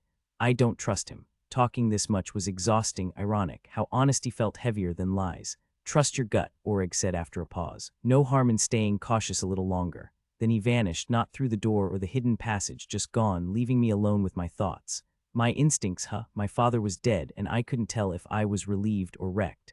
Hurog was finally mine, except it wasn't. Should I drop the act? Announce, surprise, I'm not actually an idiot. I wasn't even sure what was left of me beneath the careful, stupid mask. I'd wait. I leaned against the fence, arms folded, breathing in the crisp morning air while Heron, one of the stable hands, filled me in on last night's chaos. Someone left the mare's gate open, and Pansy had been found charging around with my father's prized mare in heat. Bad luck, but what can you do? Heron chuckled. The others were safely locked up, but Moth had been pacing all night. It took me hours to admit he was quicker than me. I leaned in, lowering my voice. Horses have strength and speed, but I've got brains. His expression went blank, and I bit back a laugh. Just then Penrod ducked through the fence, dusting off his hands. I gave the stable master a nod and added, anyway, that's how Penrod always caught old Warmonger when he escaped, which was practically daily. Food never did the trick but bring a mare in heat near him, and he'd follow like a lovesick pup. Warmonger, the last of grandfather's warhorses, had been cunning as a fox and twice as troublesome. Penrod chuckled. That devil could undo any latch we made. Fast, too. Only thing that worked was a mare. Eventually, we just boarded his stall shut. I grinned. So he started jumping fences instead, and then father had him put down. I could still picture the cold satisfaction on his face as the last remnant of grandfather's legacy bled out in the dirt. Penrod's smile vanished, his professional mask sliding back into place. He remembered, same as I did. Uncle Duro, though, just kept smiling. I'd nearly forgotten Warmonger. What a beast he was. My own stallion comes from his bloodline. For a wild moment, I considered telling him the truth, about the act I'd been keeping up, the late-night studies, the way I'd watched father's every move, desperate to learn how to rule. Maybe if he really knew me, he'd help me figure out how to hold Hurog together. But before I could speak, he cut in. The burial's this afternoon. Axial's picking something from your father's wardrobe for you. Not much left that fits you, from what I hear. His tone turned brisk. No chance of getting Tostin back in time, but tell me where he is and I'll send for him. Casual as you please, he slipped in that question about my brother. Axial answers to my father, I said carefully. Tostin and I were the only things standing between Duro and Hurog. He's agreed to serve you now, Duro countered, impatient. Ward, where is Tostin? Iftihar might have been wealthier, but it wasn't Hurog. No dragon had ever sharpened its claws on those walls. Even a man with lands like his might still covet ours. Ward, dunno, I lied. But you told Fen. He's safe, I said. Just not here. Back in my room, Axial stood waiting, dressed in Hurog blue and gold. Compact and weathered, he looked like he'd been carved from old saddle leather. Mother once told me father had picked him up after some long-ago battle, though she'd never said which one. Facing me one-on-one, he didn't have to worry about following commands, but in a few years he'd be the one giving them. By then, I'd be long gone. That nasal voice was unmistakable, Stala's second-in-command, always quick with his opinions. Since my father's death, I'd heard plenty of these muttered conversations. A sharp curse snapped my focus back to the fight. Illander, fresh from Avenhell, had never faced me in full combat before today. The Blue Guard pulled its warriors from 4 kingdoms, Shavig, Talvin, Avenhell, and Seaford. Survive here long enough and you'd rise to lead any unit. Orenstonians, not a chance. My father's command had crushed their rebellion years ago. Illander might have been new, but he should have known better than to underestimate me. My aunt had trained me since I first held a sword. Still, he'd watched me all week in drills after Stala announced the matchups. Drills were one thing, real combat was another. I played slow, pretended confusion when patterns changed, held back against opponents who just wanted clean swings. If Illander assumed that meant I was weak, that was his mistake. He'd laughed at the clumsy boy all week. I flashed him a grin as my sword twitched awkwardly, barely deflecting his strike until it worked perfectly. His face twisted in fury. He swung high, convinced I couldn't counter fast enough to stop him. Stala's whistle cut the air the moment my blade tapped his stomach armor, but it was my steel that halted his. In a real fight, he'd be dead. If I'd missed, so would I, he glared, breathing hard, itching to keep going. Good fight, I said, stepping back, letting his sword slide free. Right, Stala, she scoffed. Illander, you're not a child. Losing your temper against someone faster and stronger, that's just stupid. Be glad you walked away unharmed. I widened my eyes, all innocence. Sorry I upset you. Won't happen again. His face flushed crimson, fists shaking. Enough, Stala snapped. His jaw clamped shut with a click after, making sure he had nothing else to say. She finally eased up. Go clean up. You're done for the day. Lucky's taking over your watch. Lucky, who stood just behind Stala's right shoulder, tensed immediately. He wasn't stupid. She kept her gaze fixed on the ground, not even glancing his way. I warned you about scamming the new recruits, Lucky. How much did you squeeze out of him? A silver piece, sir. Betting he couldn't take down Ward. That's right, sir. You know what? Sometimes I pull off better tricks than Leclang. Watch this poof. She waved her hands dramatically. That bet never happened. Lucky hesitated, mouth opening twice before he finally muttered, "Yes, sir." With him dealt with, Stala turned to me. "Ward, you barely broke a sweat." I considered that, briefly debating whether to sniff my shirt for effect before nodding. "Guess you and I will have our turn after everyone else, huh?" I grinned, which probably made me look even dumber than usual. Nobody beat Stala. Like Lucky, I was left wondering just how much she really knew. Had she caught on that I'd provoked Illander on purpose? Was this her way of punishing me for it? By the time Stala was satisfied, I was drenched in sweat and limping up the keep steps. Every muscle screamed, no surprise there. Stala wasn't just tall for a woman. Decades of combat had honed her into pure muscle.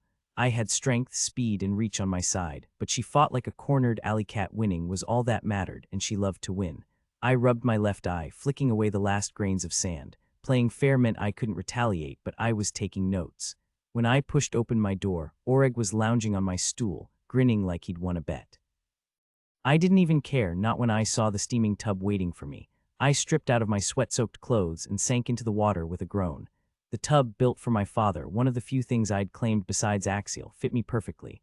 The heat seeped into my sore muscles, loosening the knots. "Do I owe you or Axial for this?" I asked, grabbing the soap. Axial hauled the water, but I reheated it, Oreg said, rocking the stool back on two legs like it was nothing. I couldn't tell if it was magic or just freakish balance. "Thanks," I muttered before dunking my head under, but no amount of hot water could wash away the morning's mess. Losing to my aunt, no shame there, everyone did, but making her work for it, that stung. And then there was Illander. I surfaced, wiping water from my face. "I watched your fight," Oreg said, still teetering on the stool. His smirk was back, but I was too tired to care. My magic sense was always a bit fuzzy, and Oreg radiated so much power that detecting smaller spells around him was nearly impossible. The energy felt like Hurog itself. Was he the source of the magic I constantly sensed here, or just channeling it? He wielded his abilities far more openly than any court mage I'd met, even the skilled ones. Was he stronger, less cautious, or just putting on a show for me? "You mean when my aunt nearly gutted me?" I asked. "No," he said, his gaze drifting past me to the wall. "When you humiliated that new guard Illander, wasn't it, the Avanhellish one? Father was gone now, and Uncle Duro had stepped in, running Hurog with the same care as his own lands, maybe even better. For the past 3 days he'd been out in the fields, hauling crushed seashells by the wagon load to try and neutralize the salt blight. It was a lost cause. My ancestor Selig had attempted the same thing centuries ago, and I'd read his failed experiments in those crumbling journals tucked away in the library. I could have saved Dura the effort, but admitting that would mean revealing I wasn't the fool everyone thought me to be. Instead of easing his burden, I'd spent the morning tormenting a poor guard while my uncle worked himself ragged. "You certainly made an impression," Oreg remarked, unhelpful as ever. "That helmet full of oatmeal won't be happening again." He'll think twice before disrespecting the Hurog met now. I studied Oreg, trying to figure out his angle. Was he just making conversation, or could he sense the guilt gnawing at me? Father had trained me well in reading people, but Oreg was different. Centuries of slavery had made him impossible to decipher. Grabbing another sliver of soap, I scrubbed the metallic scent of sword polish from my hands. What was my uncle like when he was younger? I asked, steering the conversation away from my own misdeeds. Oreg rocked back on his stool, thoughtful. "I think I liked him," he said finally, "but it's been too long. I used to remember everything, but I stopped holding on to memories. Now they fade as fast as they come." His expression turned distant, that unsettling blankness that usually meant something strange was about to happen. "You think I should tell him?" I accused. He set the stool down carefully and slid out of reach. "You're not a child anymore. What's the worst he could do?" Pansy, at least, was recovering faster than Oreg, but then again, she'd only endured 4 years of cruelty. Some scars ran much deeper. "You're only hurting yourself with this act," he said, watching me closely. "I need air," I snapped, rising from the water so fast he flinched. I grabbed a towel, scrubbing myself dry with rough strokes. "A ride will clear my head." As I dressed, bitterness twisted inside me. Oreg wasn't wrong. Hiding behind this mask had gone on too long, but admitting the truth to my uncle, that was different. Confessing I'd spent 7 years playing the fool out of fear of my father made my stomach churn. Oreg understood. He'd been there when my father nearly killed me in one of his rages. The irony wasn't lost on me. After pretending to be witless for so long, now I couldn't stand the thought of looking weak. A sharp laugh escaped me as I yanked on fresh clothes. When I return, I'll tell him the truth. No more games. Pansy wasn't ready for the punishing ride I had in mind. My usual partner for these reckless escapes was Feather, a powerful chestnut mare with a white blaze on her broad forehead. She was built for speed, her muscles surging beneath me as we tore across the mountainside. For her, it was exhilaration. For me, survival. The trail was brutal, jagged rocks, fallen trees, sudden drops. We knew it by heart, always stopping at the lightning-scarred ridge before turning back. But today, Feather's energy matched my restless anger, and we blew past our usual marker. Then disaster struck. A sharp turn, loose earth, her hoofs slipped. For a heartbeat, we teetered on the edge of a sheer drop. Instinct took over. I wrenched her head around, driving us forward down the near-vertical slope. My thighs clamped tight as she scrambled, ears flicking wildly, her hooves skidding over stone. Every muscle in her body fought to keep us upright as gravity dragged us downward. There was no room for fear, only motion, balance, and the desperate hope we'd make it to the bottom in one piece. The hillside was so treacherous that leaning back and urging Feather to slide down on her hindquarters would have sent us both tumbling to our deaths. Below us, a mess of fallen logs blocked the path, but somehow she wove through them at a reckless speed no sensible horse would attempt. If she'd hesitated even a little, we wouldn't have survived. I still don't know how she kept her footing, or how I managed to stay in the saddle, but we somehow made it to the bottom in one piece. She came to a shaky stop, her sides heaving against my legs, her sweat warm from fear and exertion. "Easy, girl," I murmured, stroking her damp neck. "You're incredible, absolutely fearless," and other empty reassurances until the wild look faded from her eyes. She pressed her forehead against my knee in that uncanny way horses have of bending like rubber. My legs trembled as I dismounted, but Feather only had a couple of shallow scrapes and moved soundly. By the time we were on the road home, she was calm, while I was still rattled. My recklessness had nearly cost us everything. My uncle would hear all about it when we got back. The stable yard buzzed with activity when we arrived, the grooms tending to two unfamiliar horses that looked even more exhausted than Feather. Their tack bore the colors of gold and gray Garanon's. He was an Orenstonian lord, the High King's favorite, and usually too busy at court or hunting on other nobles' lands to visit. Orenstonian rulers weren't allowed to linger on their own estates, a leftover rule from the rebellion. So why was he here? The great hall stood empty except for Oreg, who stood motionless, studying the ancient curse carved into the wall. His focus was so intense that I found myself staring too, though the markings hadn't changed, still jagged, as if hacked into the stone with a blade no ordinary knife could match. Some letters were deep enough to bury a finger, others barely visible. Each rune loomed as tall as me. "Oreg," I said, scanning the room to make sure we were alone. He rarely let anyone else see him, though Syra sometimes caught glimpses. I'd learned to be cautious. People already thought I was slow. I didn't need them questioning my sanity. The air thickened with magic, more potent than usual, warming my skin. "Oreg," I repeated, sharper this time. He gestured at the wall. "I carved this," he said. "After he killed the dragon." Her gaze held a liquid silver glow, and he took her life, so I showed him what Hurog would become. "It seems like quite the undertaking," I remarked, trying to ground Oreg before his mind slipped away again. I'd learned the signs when his eyes glazed over or he spoke to phantoms only he could see. Most times he'd vanish without warning, only to return later as if nothing had happened. But occasionally I could pull him back before he spiraled too deep. The fool couldn't even read it. The venom in his voice twisted the words into something ugly. "It's written in ancient Shavig." "Not many understand it," I pointed out. He had me whipped when I translated it for him.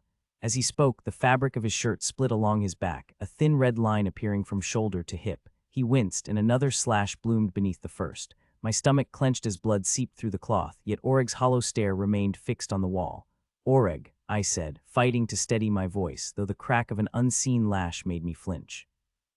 My mother had been skilled with illusions. Once she'd filled the great hall with towering vines and blossoms from her homeland, but this was no trick. Dark drops splattered the floor. "That's over now. He can't touch you anymore." "He could have ended me," Oreg murmured, eerily calm. I moved between him and the wall, desperate to break his trance, but when I saw his face, the words died in my throat. His features were mangled, the flesh swollen, bone jutting through torn skin. But he refused. Had another wielded the whip? "No, why?" "No," I breathed. "Tell me." "Because he feared losing Hurog. He knew I longed for death. The ring bound him, only he could kill me, so he made sure someone else delivered the pain." My fingers brushed his hair, the only part of him untouched by memory's cruelty. Ward, my uncle's voice cut in from behind me, gentle but wary. Who are you speaking to? He couldn't see Oreg. So much for convincing him I wasn't losing my mind. Just deciphering the wall carvings, I lied, still facing away. Tostin tried teaching me once, but I never got far. Ah, relief softened his tone. Garanon and his brother have arrived. I spun from Oreg, ignoring his sudden, broken wail as I clamped down on my emotions. The visitors lingered at a distance, but I closed the gap in quick strides. Garanon, I seized his hand in a crushing grip, shaking it with exaggerated enthusiasm despite his stiff protest. A hearty thump on the back trapped him in place, and he let out a startled grunt. My uncle casually draped his arm over my shoulders and steered me aside. Lord Garanon and his brother Landislaw have been riding nonstop from the capital for days, he murmured. Garanon stood at an unremarkable height, with delicate features, tousled chestnut hair, and a smile that came too readily. His youthful appearance, I suspected, was part of what kept him in the king's favor. Landislaw shared his brother's looks but carried himself differently. Where Garanon seemed refined, Landislaw exuded rough charm. The same sharp nose appeared bold on him, his grin more roguish than polished. Side by side, they reminded me of a poet and a mercenary, or so the noblewomen whispered. After making them squirm under my gaze, I finally shrugged. The capital sounds tedious. Can't blame you for escaping, Landislaw chuckled. Honestly, this has been the best week I've had in years. The man was a smooth-talking brute I couldn't stand, but Garanon at least had the decency to offer sympathy. My condolences, he said quietly, rubbing his arm. I blinked. For what? Your father's passing. Oh, right, I shrugged again. Happened a while back. Garanon faltered, unprepared for my indifference. Oddly, that made me like him more, enough that I didn't mind delaying the truth with my uncle. Duros smoothly redirected the conversation. Now that Wardess here, perhaps you'll share why you've come. Chasing game, I guessed. Behind us, Oreg's muffled grunts and the crack of leather against skin filled the hall, the heavy magic making it hard to focus. Garanon scoffed. Not the kind you're thinking. Landislaw purchased a slave from a friend. Turns out the friend didn't actually own her. Slaves, pathetic creatures common in Estyn and the king's court but unheard of in Shavig. Belonged to his father, Landislaw added with an elegant wince. Garanon's voice turned sharp. His father is Black Sirnak. The lone shark, my uncle looked stunned. Maybe he hadn't heard the whispers about Landislaw's side ventures. Oh, the man never gambled himself. He just led his noble friends into Sirnak's backroom games. If they lost fortunes, well, that was their problem. Garanon nodded. Before we could return her, she bolted. We'd still be searching if Landislaw hadn't learned someone filled her head with tales that Hurog shelters runaways. The trail led us to a tunnel near the riverbank, but we couldn't figure out how she got inside. The grate was too heavy to move, yet her footprints disappeared beyond it. Garanon spoke directly to me instead of my uncle, which I appreciated. Most people at court pretended I wasn't there, even if I stood right beside them. I studied the floor for a moment before saying, sewers. Garanon snapped his fingers. Right, I'd forgotten this place was built by dwarves. He gestured around the room. Just the sewers, I corrected. Ah, he nodded. Either way, we've got a runaway slave in there and we can't get past that sealed grate. I knew better. The last time I'd been there, the grate was off its hinges. Oreg must have fixed it. He had his reasons for protecting a fugitive. Maybe that's what set him off earlier. Behind me, the whip still cracked rhythmically, though Oreg had gone silent. Garanon cleared his throat. We left the hounds and guards at the tunnel. Came here to see if you knew another way in. My uncle frowned. You've been in those tunnels before, Ward. You must know how to get inside. I shrugged. No slaves at Hurog. Garanon and his brother exchanged uneasy glances, but my uncle's expression darkened. He understood. I had no love for slavery or Landislaw. If Oreg wanted to help the runaway, I wasn't about to stop him. Landislaw stepped forward, his voice tight. We tracked her through the grate. She can't get back out. We've got men posted there. We need another entrance. Only way in is through the grates, I said casually. Can you open them? Landislaw snapped, his patience gone. It was almost satisfying to see him unravel. One of the boys he'd led into Black Sirnak's mess had taken his own life, a decent kid, too kind for his own good. Sure, I said. Then let's go. Landislaw jerked away from his brother's restraining hand. I grinned. There is no slave. My uncle sighed, shaking his head. Landislaw, forgetting my supposed stupidity didn't extend to my strength, grabbed my arms. Wrestling, I cheered, flinging him across the room into the pack of mastiffs lounging by the hearth. Love a good match. My uncle pinched the bridge of his nose. Not inside the keep, Ward. I pouted and pointed at Landislaw. He started it. Garanon turned away, but not before I caught his smirk. I doubt he meant to challenge you to a wrestling match, Ward. Dura answered with weary patience. He moved toward the flustered nobleman who was fending off the enthusiastic licks of several excited dogs. Easy now, courser. Settle down, two-spot. My lord, take my hand. You might recall my nephew has a fondness for wrestling. He's perfectly civil as long as you don't provoke him. His tone carried a quiet reprimand. Landislaw shot me a glare, but he'd overstepped the bounds of hospitality, and he knew it. Accepting Duraw's hand, he pulled himself up. I believe I understand what Ward was trying to explain, Duraw continued, guiding Landislaw back to where Garanon and I stood. As someone must have informed your runaway, by ancient law, there are no slaves within Hurog's borders. Garanon frowned. I knew that, my lord, but what does your refusal to keep slaves have to do with ours? You misunderstand, my uncle said, shaking his head. It's not a choice. There are no slaves here. If your slave has set foot on Hurog land, she is free. Landislaw gaped at him. You can't be serious. Garanon tightened his grip on his brother's arm but turned to Duraw. Surely, Lord Duraw, you could bend the rule just this once. No, I cut in firmly, though my uncle hesitated. Hurog is sanctuary. As Hurogmet, I uphold its laws. No one here is enslaved. All who seek refuge within these lands may stay freely. The words came slowly. I was never quick with speeches, but they carried weight. My uncle recognized the lines I echoed from the sagas of Seleg, the legendary Hurogmet. Seleg hadn't been the first to declare Hurog slave-free, that honor went to an earlier ruler desperate for laborers, but he'd revived the tradition. The other two men, unfamiliar with Hurog's lore, stared at me like I'd sprouted wings. Ward, that's just a tale, Duraw said cautiously, gauging my resolve. I grinned. Mother always said I should follow Seleg's example. The dismay in my uncle's eyes was unmistakable. Every soul on Hurog land knew the stories, and not one would dare dishonor Seleg's legacy. If I invoked his name, the people would stand with me, regardless of Duraw's opinion, and he knew it. Landislaw wasn't leaving with his slave. Tough luck for him. Duraw's frown deepened. Gentlemen, allow me a moment to speak with Ward. He ought to be locked up, Landislaw muttered. My uncle raised his voice. You and your men must be exhausted. I'll post guards at the tunnel entrance. Rest, eat, things will seem clearer after some sleep. Ward, go change out of those riding clothes. Orig let out a sharp cry that made me jump. Garanon froze, his expression turning alert. Did you hear that? Duraw glanced around. Hear what? Something. Like an animal in pain, Garanon murmured, then hesitated when no one else seemed concerned. Just the ghost, I said lightly, brushing it off. Excuse me while I freshen up. I gave a quick bow and headed upstairs, keeping up my usual carefree act. Once the others were gone, I'd circle back to check on Orig. Axiel was waiting in my chambers, silent as ever. He helped me out of my travel-stained clothes and into fresh ones, another set mysteriously laid out by Orig. I made a mental note to remind him about discretion. Axiel could know about our ghost, but the last thing I needed was servants whispering about it. Just as Axiel finished tightening the laces on my left sleeve, my uncle walked in. A word alone, he asked. I nodded and Axiel gave a short bow. I'll be in my quarters if needed. The moment the door closed, Duraw started pacing. Out of the mouths of fools, he cut himself off with a frustrated sigh. Ward, where did you learn your morals? Certainly not from Fen. Loved him as I did, he was just like our father, and would have laughed himself sick if someone told him Hurog was meant to be a sanctuary.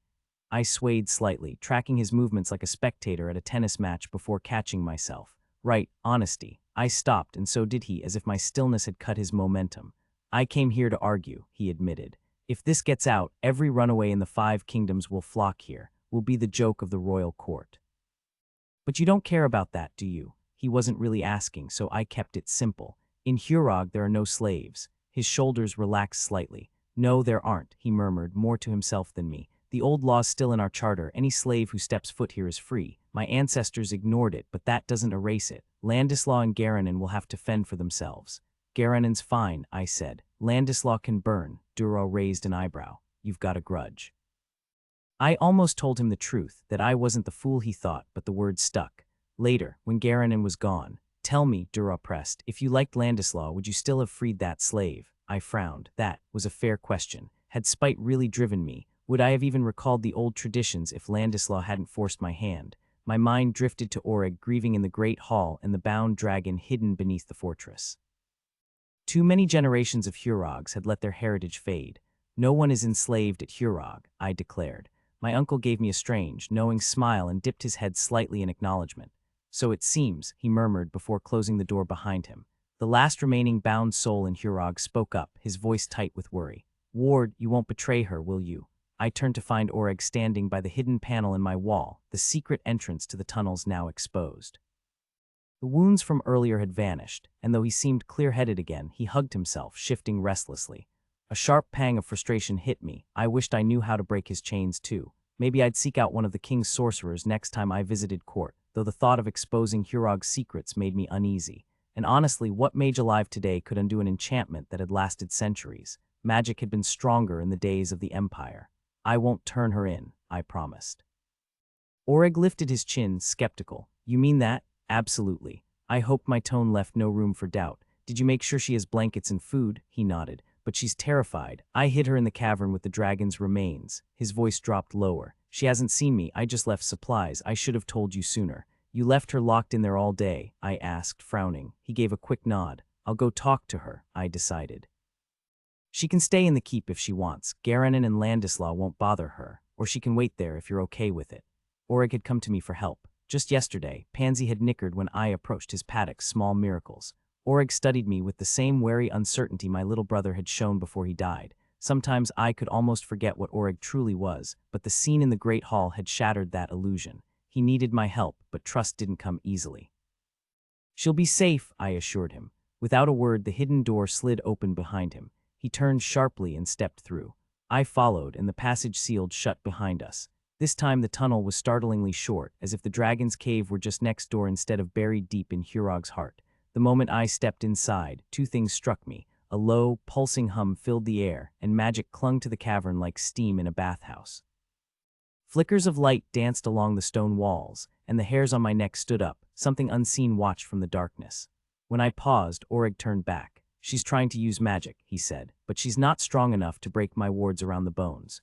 We hadn't been quiet, but the woman didn't seem to notice us as we picked our way through the debris toward the sandy hollow where the dragon's skeleton lay. She crouched before the ancient skull, her tangled hair hanging in greasy strands down her back.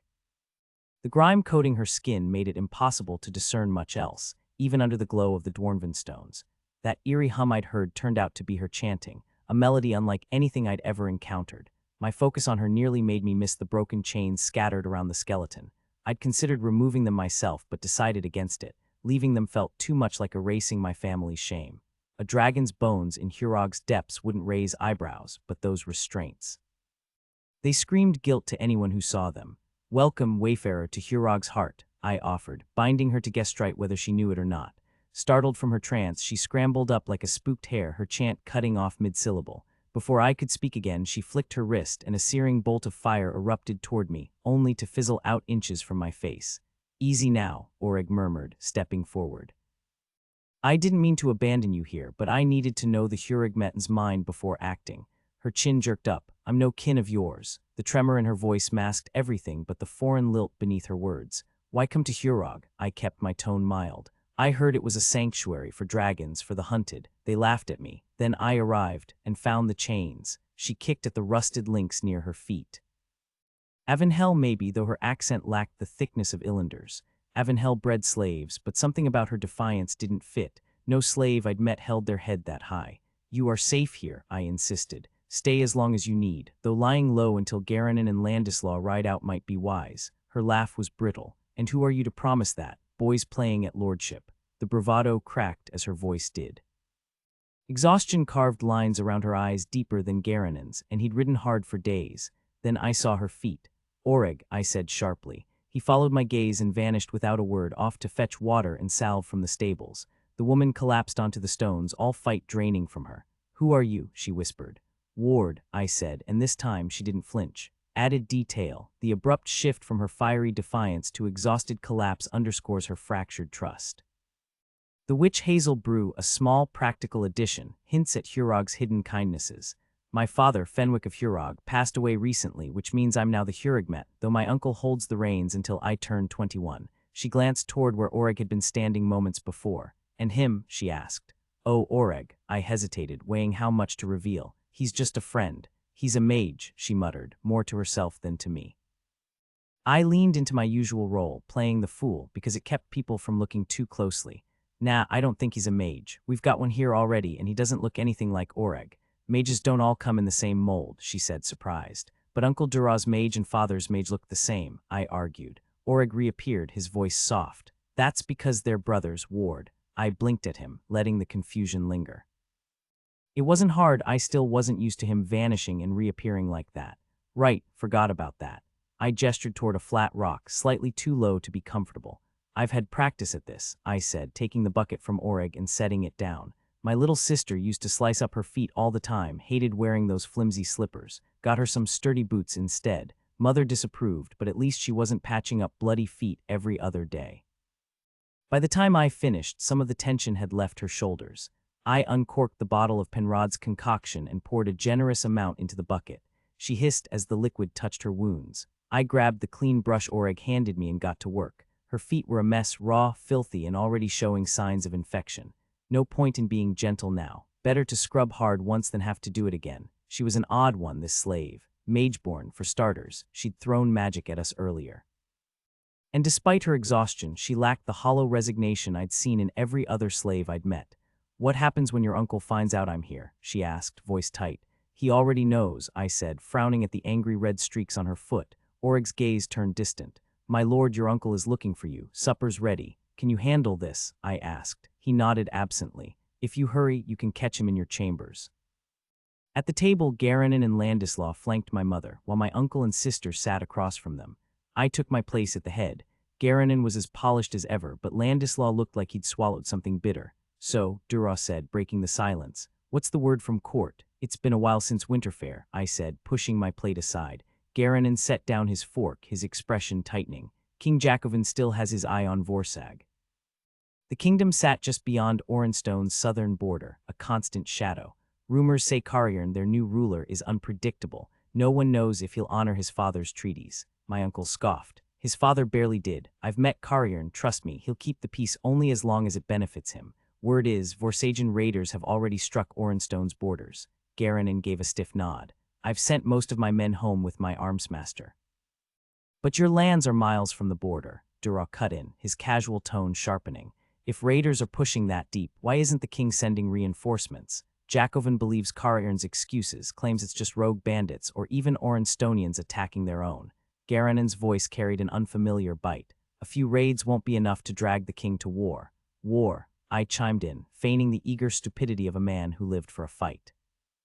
Garanon shrugged, the bitterness gone as quickly as it came. "Jacobin won't lift a finger unless Vorsag starts seizing land instead of just stealing and killing." His tone was smooth again, practiced. 15 years as the king's lover had taught him how to mask his feelings. I focused on my meal, turning the idea over. War would mean leaving Hurog behind, Dura and I marching across the 5 kingdoms with the Blue Guard. With harvests already uncertain, it'd be a disaster, though at least fewer mouths to feed.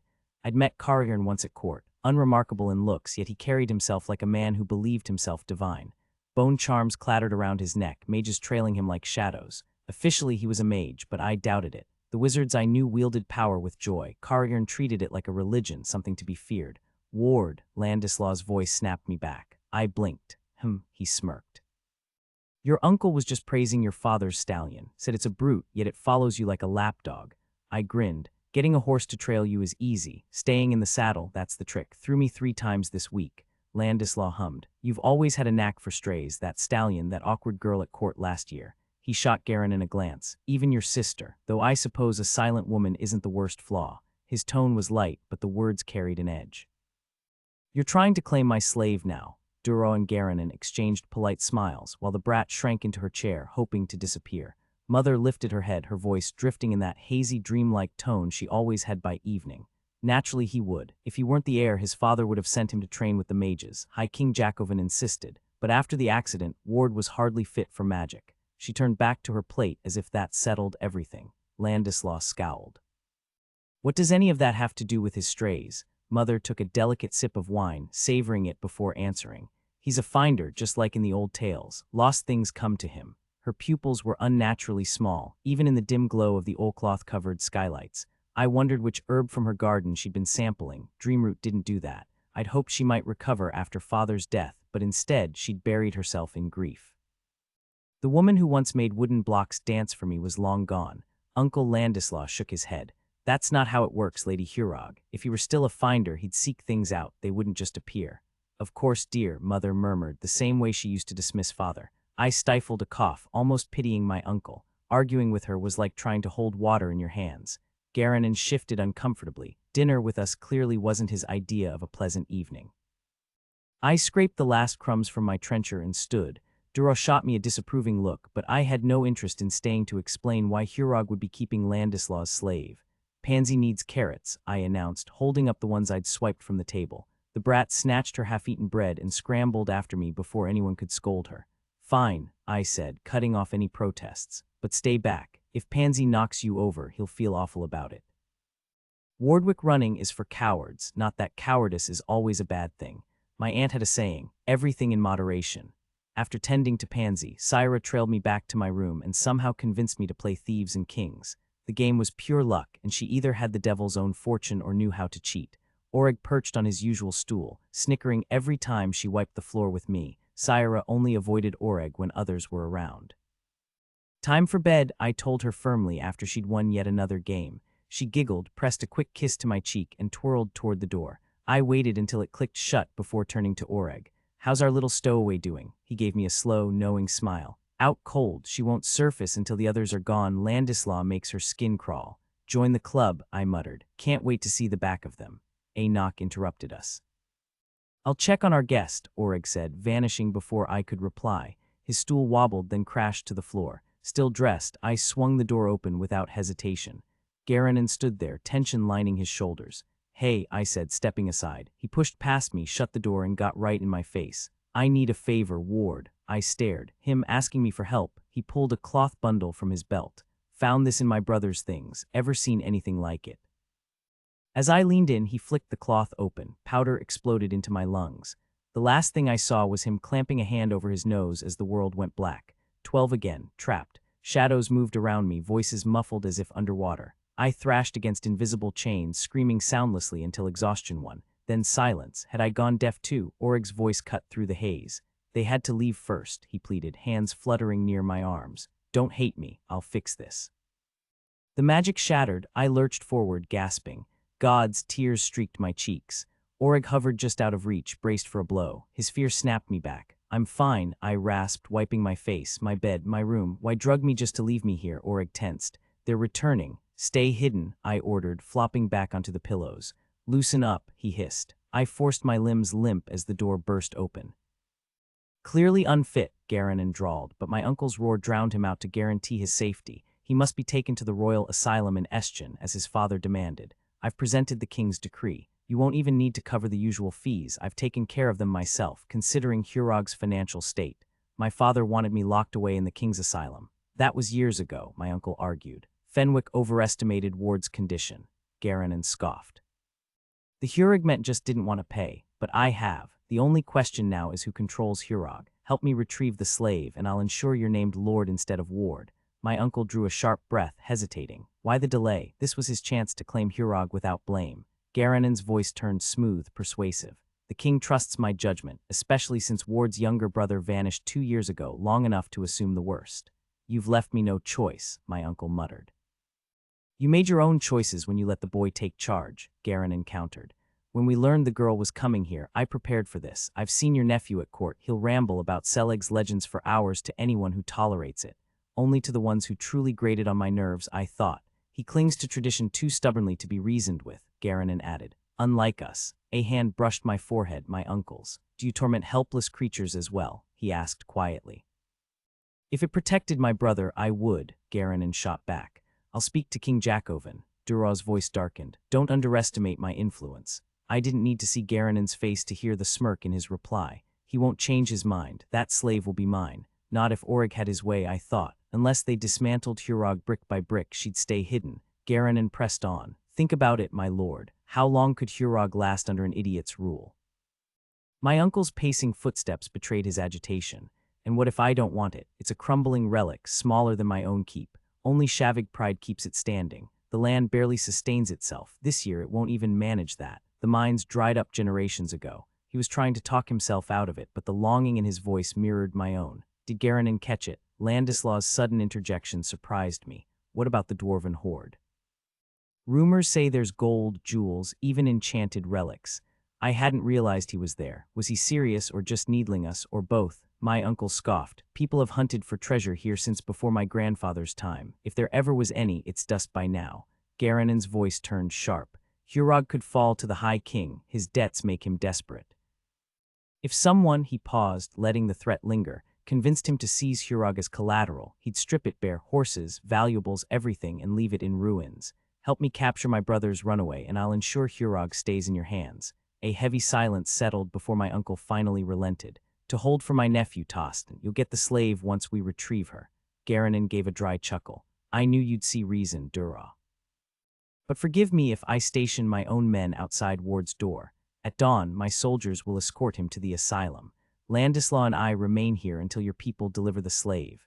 As you say, my uncle muttered. His footsteps neared my bed, his fingers brushing my forehead before he left without another word. Garanon exhaled. He might cause problems. Landislaw waved it off. The boy will fit right in with Jakovin's collection of inconvenient nobles. Dura knows that.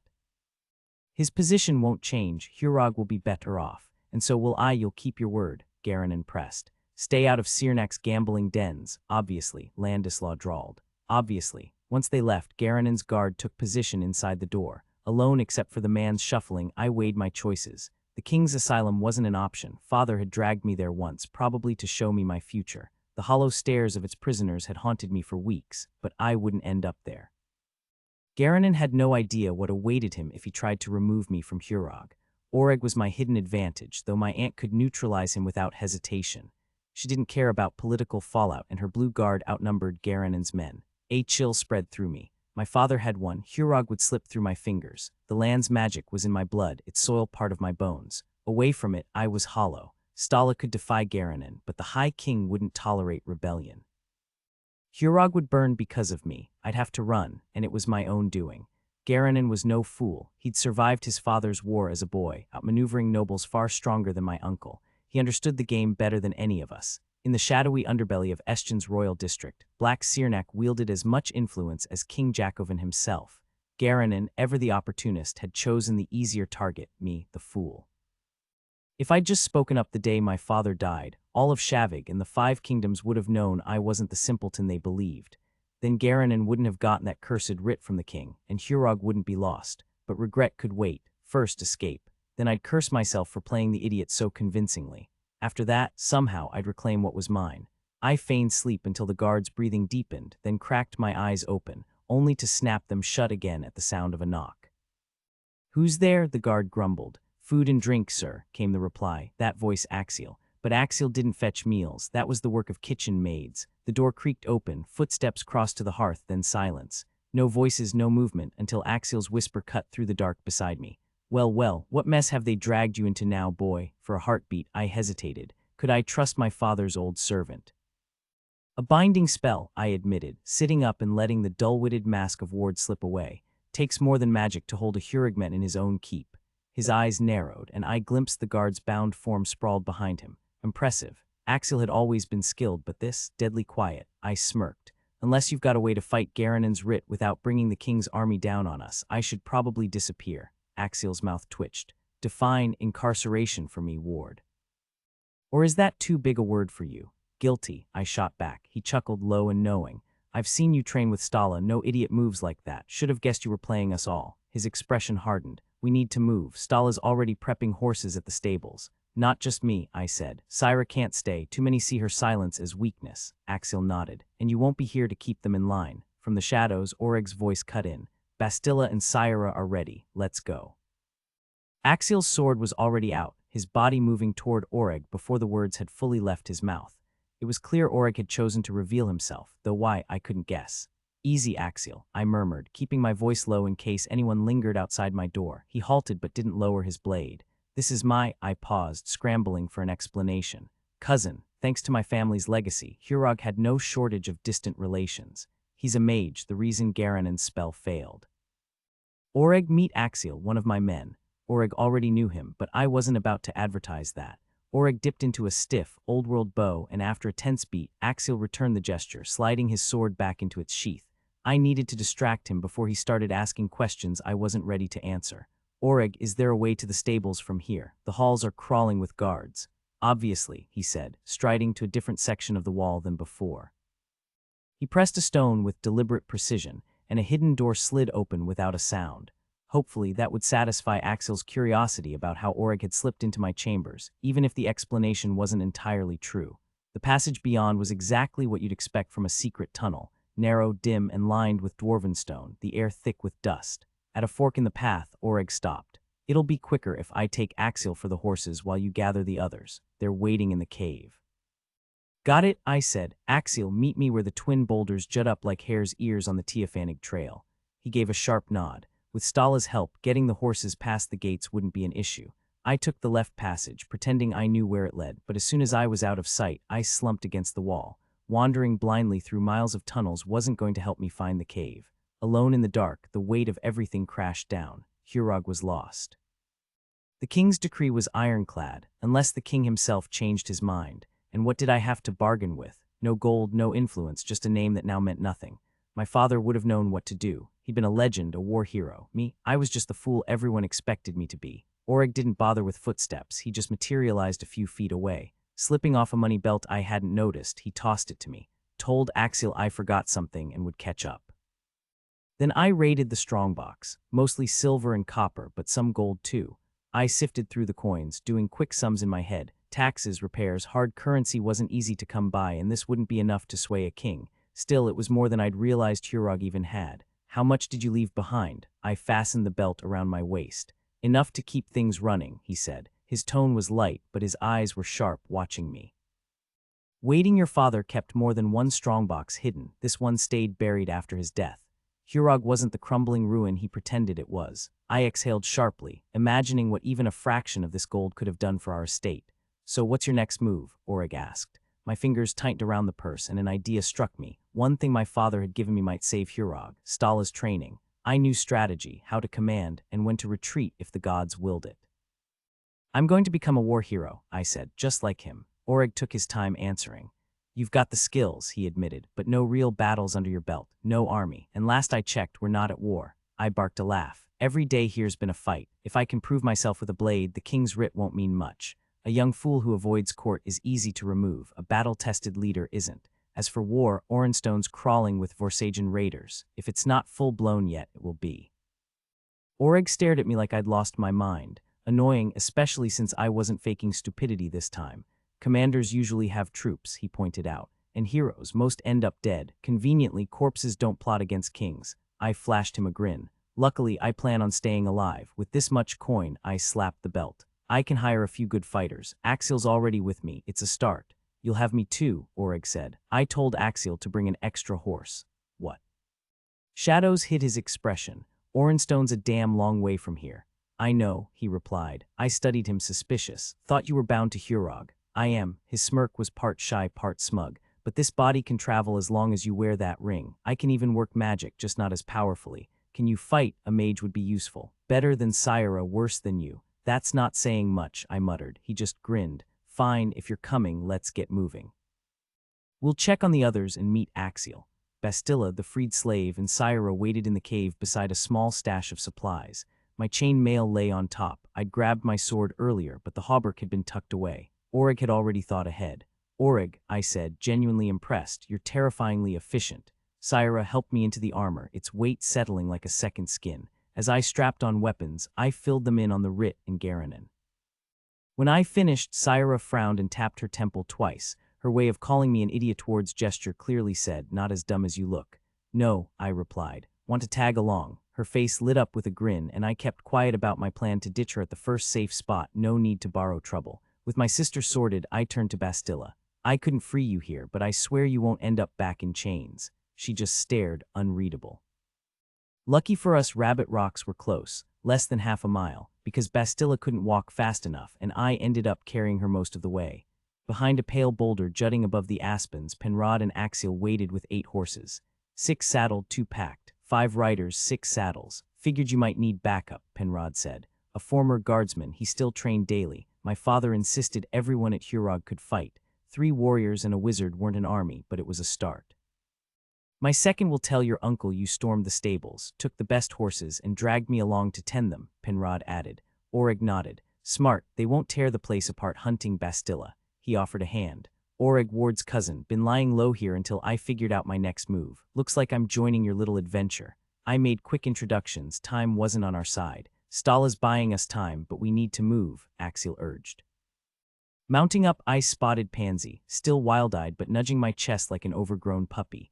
Then Feather, calm as ever, flicked an ear as Syra swung onto her back. "You brought a mare with a stallion?" I asked. Penrod grinned, tightening his gelding's girth. "He knows work means behaving. Feather would have moped if we left her. No one left here can ride her, if we get a full bonus." Oreg had never ridden, forcing us to swap his saddle to a steady packhorse. After some shuffling, we were ready ragtag, but moving. Bastilla was a decent rider, which was a relief. With so many of us leaving tracks, stealth wasn't an option. Speed mattered more now. "Where are we headed?" Penrod asked, keeping pace beside me. "South," I replied. "First stop Tiafanig. If we push hard, we'll reach it by dawn. From there, I'll book us passage on a cargo ship bound for Newtonburn or another major seaford port. After that, we'll make our way to Orenstone and see what fate throws at us." The farther we rode from Hurog, the more the magic woven into its stones faded from my senses. It was like losing a part of myself, a dull ache that only deepened with distance. My father never seemed to feel it, maybe because he wasn't mageborn, but for me it was like going without water in a desert. Eventually I'd adjust, but the withdrawal was brutal, especially when I wasn't sure I'd ever see home again. Axiel nudged his horse forward, falling in beside us. "Did you say Orenstone?" he asked, his voice sharp with curiosity. "Why there? War's brewing," I said, "and it might be my best shot at reclaiming Hurog. You don't have to come." To my surprise, Axiel, my father's battle-hardened right hand, didn't lecture me about recklessness. Instead, he flashed a grin in the dim light. "Wouldn't miss it, my lord," Penrod frowned. "If Orenstone's the goal, shouldn't we sail farther south?" The road from Newtonburn cuts through mountain passes, and by the time we get there, it'll be nearly winter. I've done that ride once, never again. I seized the distraction, pushing back the growing emptiness inside me. "We won't actually board the ship. Let Garanon chase a ghost vessel while we take the land route, through Talvin to Eschen, then straight south to Orenstone." Doubt gnawed at me as dawn broke over Tiafanig. Running felt less like a bold escape and more like a mistake. People I cared about might pay the price, but no better ideas came to mind. The town sprawled ahead, bathed in early light, as familiar as the cracks in Hurog's walls. I glanced at Oreg. "Can you sense what's happening back home?" "Always," he said, his eyes glazing over as he focused. "They know you're gone. Garanon's already mounting up." I exhaled. We'd taken our time, 5 hours instead of 4. Now the race was ONWE needed to be well clear of Tiafanig by the time Garanon showed up. "Penrod," I called out. He trotted over and I gave him quick instructions. "Take Axiel and grab whatever supplies we're missing. I'll secure an in-room for Bastilla to recover. Oreg and Syra can stay with her for protection while I handle some personal business." "Got it," he said before riding off to find Axiel. Oreg lingered after Penrod left. "Can I come with you?" he asked. I'd planned to go alone, but the hesitation in his voice stopped me from saying no outright. "What's going on?" I asked instead. "It's difficult for me to be too far from you when we're away from Hurog," he admitted with a faint, uneasy smile.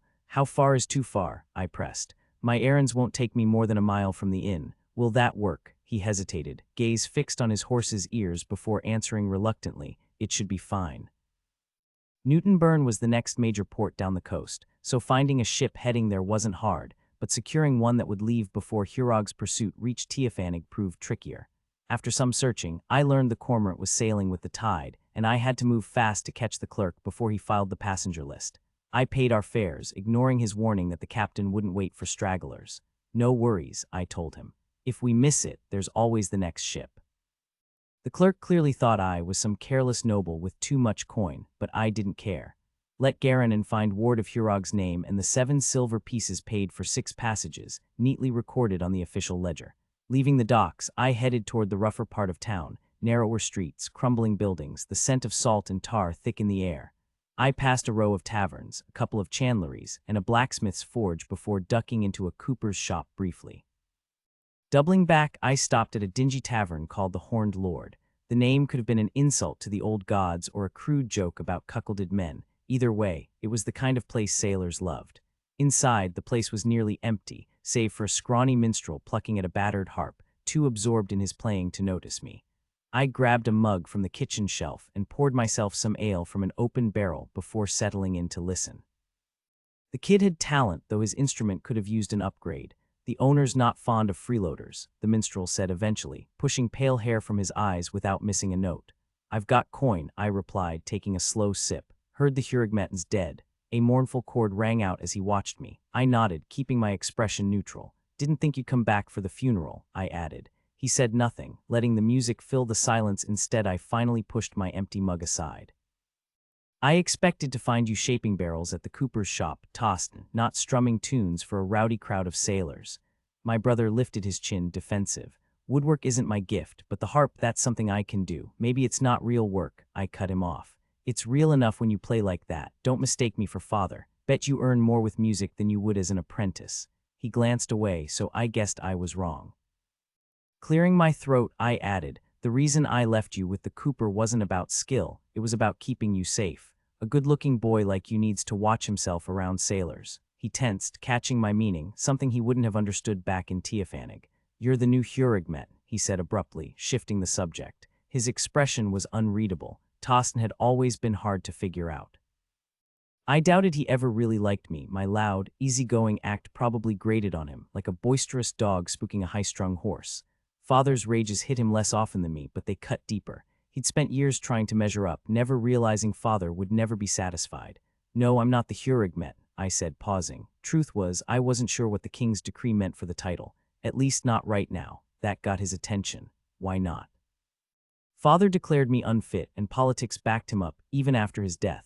Unless our uncle gets greedy, Hurog is yours. Silence stretched between us, thick enough to make my neck tense. If he wanted Hurog, it was his. I wouldn't fight him for it. Tostin's gaze fixed on the tavern wall, his fingers long and elegant, like oryx tapping the table. How? His voice cracked. You're next in line after me, I said. I know that, he snapped. But no one knows where I am, except you.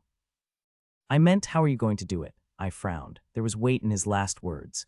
Do what? He let out a sharp laugh. You think I didn't notice, watching you and father all those years? His tone turned weary, older than his years. I figured out what Hurog meant to you. After you got me out, I wondered why you played the fool when you weren't. Then I realized you'd destroy anything in your way. Father breaking his children, you breaking him. He set the harp down and stood, facing me. So here we are alone. Better hurry, though. The tavern keeper will be back soon. He's fetching another keg. I just stared, feeling every bit the idiot I'd pretended to be. What was he talking about? Why did it matter if the owner returned? Listen, I started. I can't stay here any longer. Either I leave on my own terms, or I'll be dragged off to the king's asylum for disgraced nobles. If you want to train at the minstrel hall in Estion, I can give you the coin. The cooper has connections. He could arrange safe passage for you. If you'd rather go to Hurog, well, I trust Durrah, but stick close to Stala for a while. I'll send Penrod with you, maybe even Axil if he's willing. If he chose Hurog, I wouldn't need an army. My gaze swept the room. But I don't like leaving you here. It's not safe. If there's somewhere else you'd rather go. I cut myself off as realization hit me like a punch to the gut. You think I came here to kill you? The idea was so absurd, it took me too long to see it. The thought of harming my own brother had never crossed my mind, but the way Tostin flinched at my expression told me everything. His fingers twitched toward me before he clenched them around his harp, gripping it so tightly his knuckles whitened. The weight of his fear settled over me. How he must see me fighting for Hurog, so consumed by ambition that our father's death was just another step in the game. If I wanted you dead, the king would just seize Hurog anyway, I said, backing away. I needed space, somewhere to retreat and lick my wounds, to shake off the exhaustion that clung to me like a second skin. You left the Coopers because you thought he worked for me, I added, though I knew music had always called to him. Fine, as long as you're bringing in coin, the tavern keeper will keep you safe. My voice stayed steady, betraying nothing. I pulled out the heavy purse Orig had given me, splitting the coins in two. Half went back inside, not enough for mercenaries, but I'd figure something out. The rest would cover Tostin's training wherever he chose to go. He called my name as I walked out, but I didn't turn back. The others were waiting at the inn, packed and ready. Tiafanig faded behind us as we took the back roads instead of the main highway. No sense risking a run-in with Garanon. We pushed hard, stopping only when the light faded too much to ride safely. Stala's voice echoed in my head, reminding me to know the people who fought beside me, so I paired myself with Bastilla for first watch. She was exhausted, swaying on her feet, but I was still alert enough to last until Penrod took over. A small hill overlooked the camp, and I gestured for her to follow me as the others settled in. She moved stiffly but kept pace. I sat on a fallen log while she leaned against a tree, arms crossed. The night air was thick with unspoken words. The fading light made it hard to see her clearly, but I'd noticed her earlier as we rode, the sharp angles of her face, the way her dark hair caught the sun with hints of deep red. Orig had found her a bath, and now she looked less like someone who'd been dragged through the wilderness.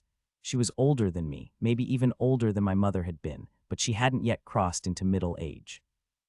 "Oh," I said, leaning back against a tree. "Tell me something about yourself." She tilted her head. "What exactly do you want to know?" I smirked. "I've spent enough time in noble courts to know slaves don't act like you. They don't hide pain when they're hurt. They know pretending only makes things worse. So who are you really? And why would Black Seerneck go to such lengths to keep you?" Silence stretched between us until Orig spoke up from the shadows. "She's a mage, my lord." I hadn't even heard him approach. Bastila turned at his voice, confirming he hadn't used his usual trick of staying unseen. "I am a slave," she insisted, her voice tight. "And I'm not a powerful mage, but I'm the only one Seerneck owns. That makes me valuable." She flicked her wrist, and a cold white flame flared in her palm, casting sharp shadows across her face. Her skin looked ghostly in the unnatural light, her eyes burning with something between defiance and exhaustion. She studied me for a long moment before snuffing the flame out. "I see," I said. "Where did he get you, Avanhel?" Her accent had that western lilt, words rolling softly. She hesitated, then nodded. "From the Khalat Refuge. You were sworn to Kol, that changed things. The goddess's temple didn't let their mages go easily. How did he get you out?" Her laugh was bitter. "The Khalan needed gold more than she needed me, so she sold me. You're free to leave, you know," I offered.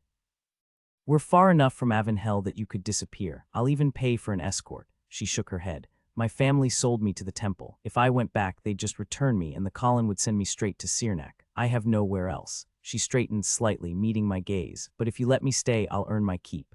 Orig cut in suddenly. "How did you know about Hurog? It hasn't been a haven for runaways in years. If you'd shown up before my lord took over, his father would have sent you back in chains." Bastila's smile was sharp and humorless. "Lucky for me, then, that times change. Seerneck keeps a young servant whose sole duty is tending the hearth in the drinking hall. The boy once overheard a nobleman spinning tales about the legendary fortress of Hurog, so intently, in fact, that he memorized several of them." I let out a bitter laugh. "More likely he heard them a dozen times." "The last time I visited court, I haunted Seerneck's place, boring anyone within earshot with those same stories. I'd been trying and failing to free a friend from Seerneck's grasp. Now it seemed my own words had led Bastila straight to Hurog. Even my ruin had been self-inflicted. Scrubbing a hand over my face, I sighed. "You're sure you want to stay? If you do, you'll be marching straight into Orenstone's war. Better with you, my lord, than scraping by in some back alley." "Ah well," I said, flashing a careless grin, "you could always sign up with a mercenary company." Leaning in, I dropped my voice to a conspiratorial murmur. After all, what self-respecting sellsword doesn't keep a mage on hand to counter enemy spells? A pause, then Bastila exhaled sharply. "How do you shift like that? One moment a fool, the next a noble, and then Tavon Curry at your service," I declared with an exaggerated bow. Orig snorted. I'd forgotten about him. "That mercenary who trained with the Blue Guard years back," he explained to Bastila. "Arrogant as they come. Stala Ward's aunt put him flat on his back, and he stormed off the next morning. Couldn't stand losing to a woman. You play the part better than he ever lived it." I dipped my head in acknowledgement. Even Orig didn't see the full truth. Every role I played, even the lordly one, was borrowed, stitched together from Seleg's journals and tavern tales. The real me had vanished at 12. "A disgraced younger son," I mused aloud. "Too many know Tavon's face." "What?" Bastila frowned. "I can't be ward of Hurog, too recognizable, too likely to be dragged before the king. Everyone knows he's the idiot who belongs in an asylum. No, I'll be a black sheep, fleeing home with stolen horses and coin, trailed by my loyal retainer." I tapped my chin. "Penrod, I think he's got the look. Sire will pose as my squire, sire for safety, Axial. A down-on-his-luck warrior we picked up on the road, his lord dead of fever. Orig can be my cousin or bastard brother." "Is he?" Bastila asked, curiosity flickering. I blinked, pulled from the fabrication. "Yes, but he prefers not to discuss it." "Do I?" Orig arched a brow. "No," I said flatly. Bastila leaned in with a curious glint in her eyes. "What's my story in all this?" Orig smirked. "The reason for your downfall." I shook my head. "Too theatrical. Let's say we picked you up in Teofanig, an Avanhel mage stuck in some northern port with no way home." She brightened. "Maybe my ship went down and I couldn't afford passage back, so I signed up with the first decent mercenary crew I found." "Sounds good," I agreed. She had a quick mind and not just charm. Orig muttered, "Thought you hated drama." Bastila's expression shifted, her voice turning sharp. "It's strange, really. Never imagined I'd be this far from the tower. Khalats aren't supposed to leave. Some of them walk around glowing from divine whispers, but I never felt a thing. The potions they gave us, useless on me. The Colin wasn't pleased. I brought no glory to the goddess or the tower. There was something raw beneath her controlled tone. Orig scoffed. They drugged you all to steal your magic. You don't need potions for the gods to notice you. The ascetics at Menog prove that Ethervin's power runs through them, strong enough to burn the Acolyte Tower to ash, and they don't end up drained husks after a year. I coughed, hoping Bastila didn't know much about Talvin's past. Menog, that ruin near Estjan, I heard it was wiped out in the Reformation Wars, Ethervin's order with it, centuries ago. A pause, then Orig said, I've always been more at home in history than the present. Bastila bought it. The truth would have been harder to swallow. How did you two meet? She asked suddenly. Axiel and Penrod don't know you.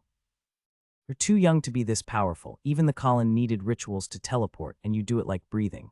I assumed she meant Orig. He's family, I said. Bastard, Orig confirmed, not entirely lying. Older than I look. There was a spell, he trailed off, then shrugged. Wanted to see the estate. Sneaking in was easy, but Ward and his sister caught me. He lied like I did, just enough truth to mislead. Maybe it ran in the blood. The night was pitch black when Penrod's hand on my shoulder woke me. I rose silently, sword in hand, and followed him through the trees to the ridge where Orig waited. A half-mile off, the unmistakable flicker of a campfire burned. Scouted it? I asked. Penrod shook his head. Stay here. I'll check it out. You keep watch. If there's any trouble, rouse the others. Moving silently through the forest is tough enough during the day, but at night with nothing but moonlight, forget it. By the time I reached the campsite, I was certain the people there had heard me coming, unless they were sound asleep or completely deaf. Only one person sat by the fire, wrapped in a worn cloak and perched on a boulder, his back turned to me. A single bedroll lay nearby. I figured it was safer to let you find me than ride all the way to your camp, my brother said casually, though I doubted he could actually see me crouched beneath the trees. You'll ruin your night vision staring into the flames like that, I remarked, staying where I was. What was Tostin even doing here? I don't want to train with the Harpers in Estjan, he said abruptly. I don't want to make barrels, and I sure as hell don't want to sing for drunks at some tavern. And Hurog, that's the last place I'd go. His voice was strained, raw. I'm sorry, Ward. If it weren't for you, I'd be buried up in the hills with the rest of our family who took the coward's way out. I exhaled and stepped into the firelight so he could see me as clearly as I saw him. Don't worry about it, I said. You don't really know me, just enough to realize I'm not the fool you thought I was. I tossed a twig into the flames. Tostin only knew what I'd let him see. That frantic ride to Teofanig years ago had been nearly as intense as last night's mess. He'd been half-conscious from blood loss, and I hadn't had time to explain anything. It wasn't his fault that when I looked at him, I still saw the reckless little troublemaker he'd been as a kid, while all he saw was a stranger who resembled our father.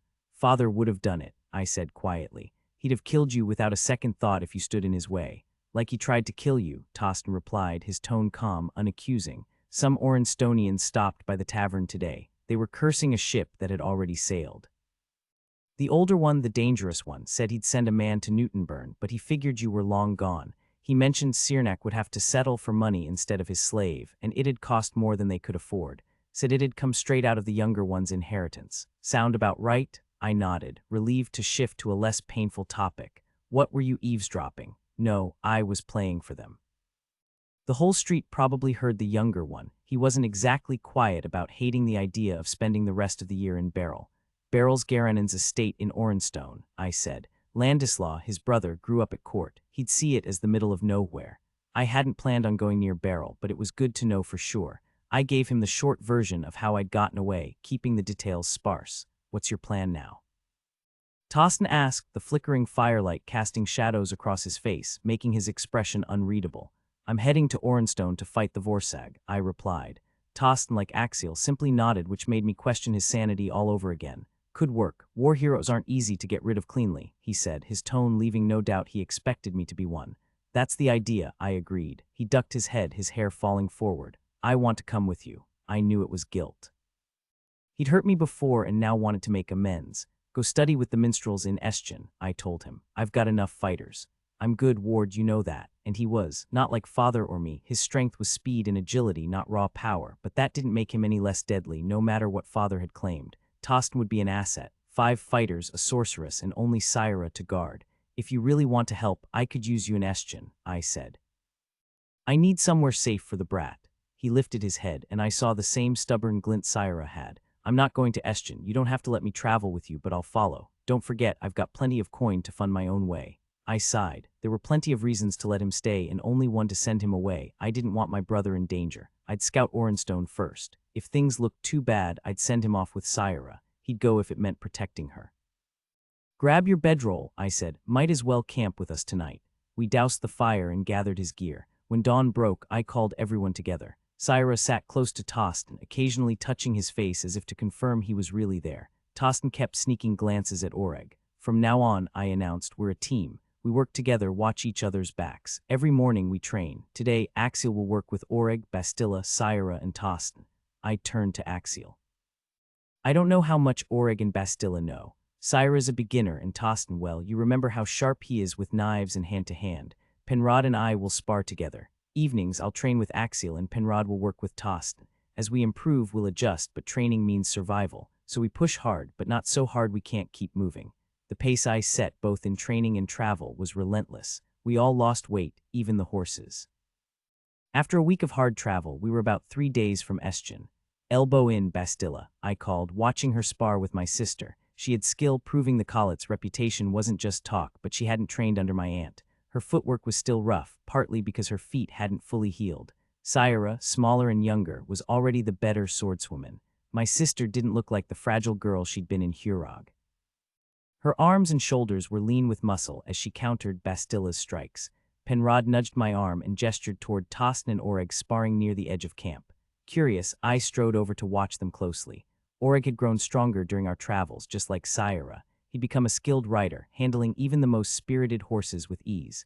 His swordplay was sharper now, somewhere between mine and Syra's, though leaning more toward my style.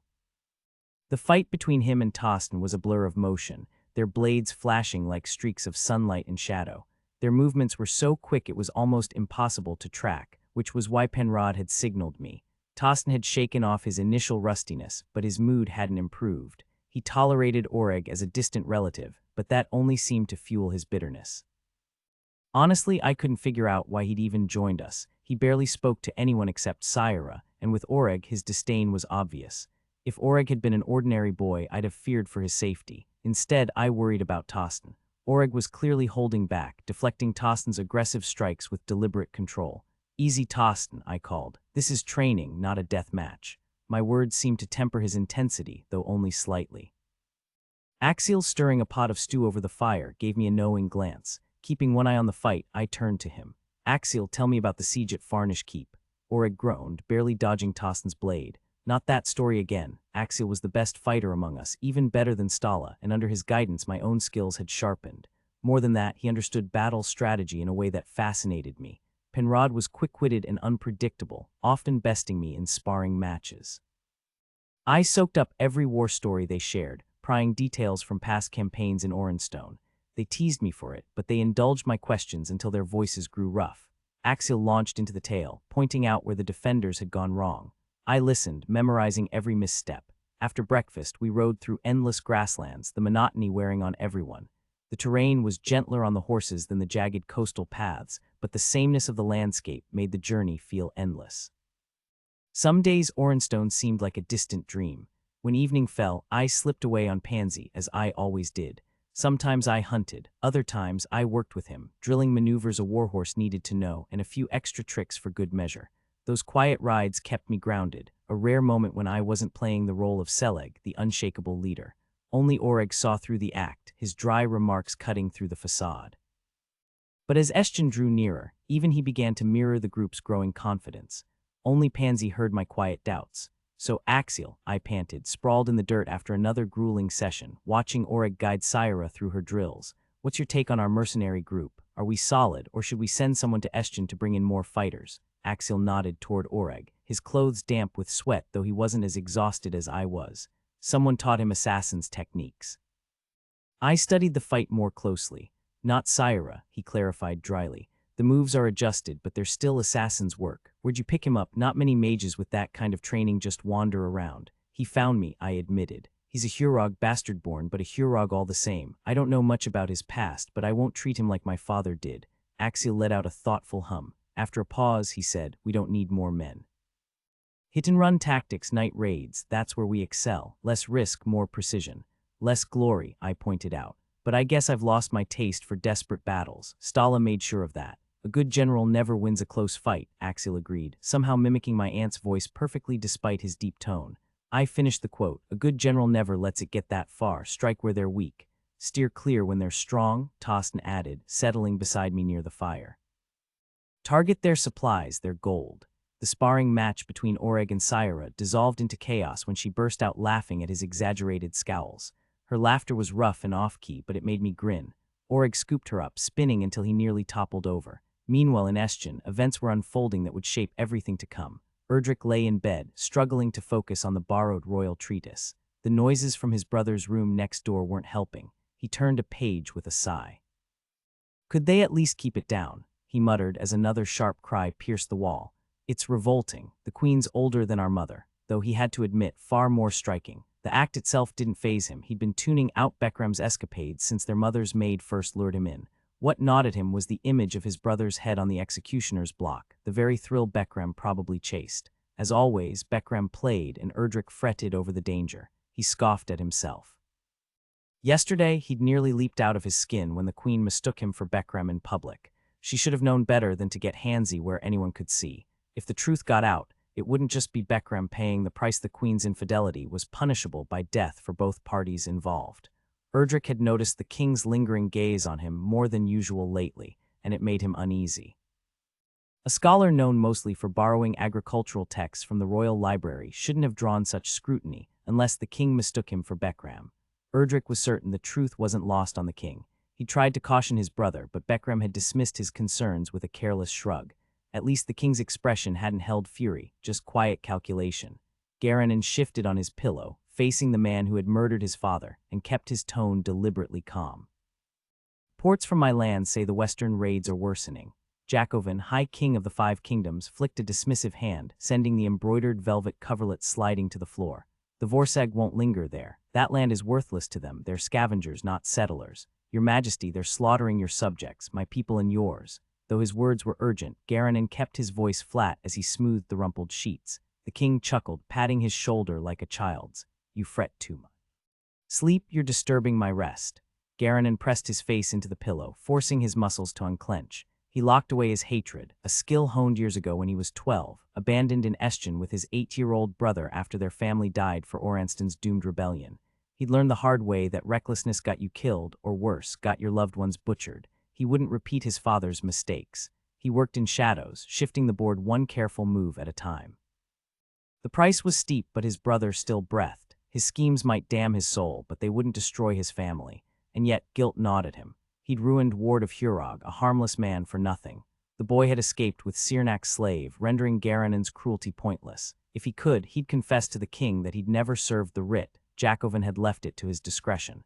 But spies lurked among his men, and too many knew he'd taken Ward to be committed. Now the boy was a fugitive, and Garanon had nearly bankrupted himself buying Landislaw's safety, if Cyrnac even honored the deal. The thought of what his reckless brother might do to Beryl twisted his gut. Jacobin had declared Ward incompetent not just for the treasury's gold, but to tighten his grip on Garanon. The king cared nothing for Hurog, a backwater so poor it paid taxes in grain instead of coin. With the legendary Hurugmet gone, the once feared stronghold of Hurog had lost its influence. But Garanon knew the king would take notice if he showed concern for Ward. If he spoke up now, Jacobin might see the boy as a threat and have him eliminated. The king had always been possessive of Garanon's loyalties, whether to people or ideals. As the king's arm slipped away in sleep, Garanon questioned if his choices had made any difference. He hadn't saved Orenstone, no matter what promises Jacobin whispered in private. The truth was, Carriern's hunger for Orenstone was no secret. Jacobin was just biding his time, waiting for the Vorsag to push through the mountain passes and force Talvin and Seaford into battle. 15 years wasn't enough to erase the scars of the Orenstone rebellion. Most nobles would turn a blind eye to minor raids until it was too late. Only when the Vorsag swallowed Orenstone whole would outrage ignite the kingdoms into action. Jacobin's strategy was coldly effective, unless you were the one left to burn. Garanon had sent Landislaw back with orders to fortify Beryl and prepare for evacuation. If regicide could have saved his homeland, he would have done it years ago. But even as a child, he'd understood that killing the king would only mean his own execution, not Orenstone's salvation. Better to manipulate Jacobin than die a feudal martyr. His father, of course, would have despised him for it. If the old man could see him now, playing the king's favorite, he'd probably cut Garanon's throat himself. The thought almost made him laugh. He stared at the ornate rug beneath the royal bed, its patterns blurring as exhaustion set in. Meanwhile, in another part of the castle, Bekram burst through the door, morning light glinting off the parchment in his grip. His grim tone made Erdrick brace for bad news. "What happened?" Erdrick asked, catching the letter Bekram tossed at him. The familiar handwriting sent a chill down his spine, his father's words sharp as ever. Ward, condemned to an asylum. Erdrick's stomach twisted. Even if his cousin had been called an idiot, Hurog was in his blood. The late Hurogmetin's cruelty had reached beyond death to ruin his own son. The thought made Erdrick shudder. He'd never shaken the fear that man inspired. Bekram's next words snapped him back. "What I want to know," he growled, "is how father found out about me and the queen." Erdrick bit back the obvious retort, "You don't sleep with her. You're just another distraction." Instead, he exhaled slowly, bracing for the storm to come. His brother never took jokes well, so he simply replied, "He hasn't mentioned it directly. He just wants me to use my connections at court to convince the king to restore Ward's position." Erdrick sighed, deciding honesty was best. "Fine, I thought father should know you're dragging the family into treason. At least give him a heads up," Bekram scoffed. "The king couldn't care less. She hasn't given him an heir, and he's got Garanon and half the court warming his bed anyway." "Is that what she told you?" A rare, genuine grin crossed Bekram's face, the kind that reminded Erdrick why he still loved his twin. "No, that came straight from the king when he suggested I entertain her." Suggested being a polite way of saying ordered. He leaned back, stretching lazily. Erdrick wasn't sure if he should feel relieved or more uneasy. "The king's games were never simple. You should watch your step." Bekram waved a dismissive hand. "What I don't get is why father's so worked up over Ward. Everyone knows he's not exactly sharp. No way he could handle an estate like Hurog. Even our miserly uncle barely scraped by there." He paused, frowning. "Not that I like Ward, because he's a walking reminder of the man you should be, not the one you choose to be," Erdrick thought. Still, locking him up in the royal asylum. He'd snap and strangle someone within a week. There's got to be another way. Father could take him in. Poor Tosten's probably fish food by now, thanks to our dearly departed uncle, which means Hurog would fall to father. "Father doesn't want Hurog," Erdrick said, knowing it would catch Bekram off guard. Their father had always played along with the family myth that Hurog was the ultimate prize, no matter how illogical. "What? It scares him, says it's cursed. Remember grandfather." Uncle Fen was worse. He'll do his duty, but he'd rather not. "Would you?" Bekram considered it, then made a face. "Being a Hurog gives you a certain reputation, like owning a tiger. But actually living there, no woman in her right mind would want that drafty ruin. And as the eldest, I'd be stuck with it while you get Iftihar warmer, wealthier, and far less depressing." He shuddered dramatically. "Fine, I'll talk to her." Once the door closed behind him, Bekram's smile vanished. He'd never admit it, but the queen's last lover had ended up face down in the palace fountain, a detail court whispers conveniently skipped over. Whatever mistake that fool had made, Bekram wasn't about to repeat it. He'd stayed clear of politics, asked for nothing. Survival meant playing the game without seeming to play at all. Bekram rarely spoke of the queen to anyone. Erdrick didn't count, though it was hardly a secret. Still, convincing her to restore Ward's position wasn't exactly a favor. If anything, it was the opposite.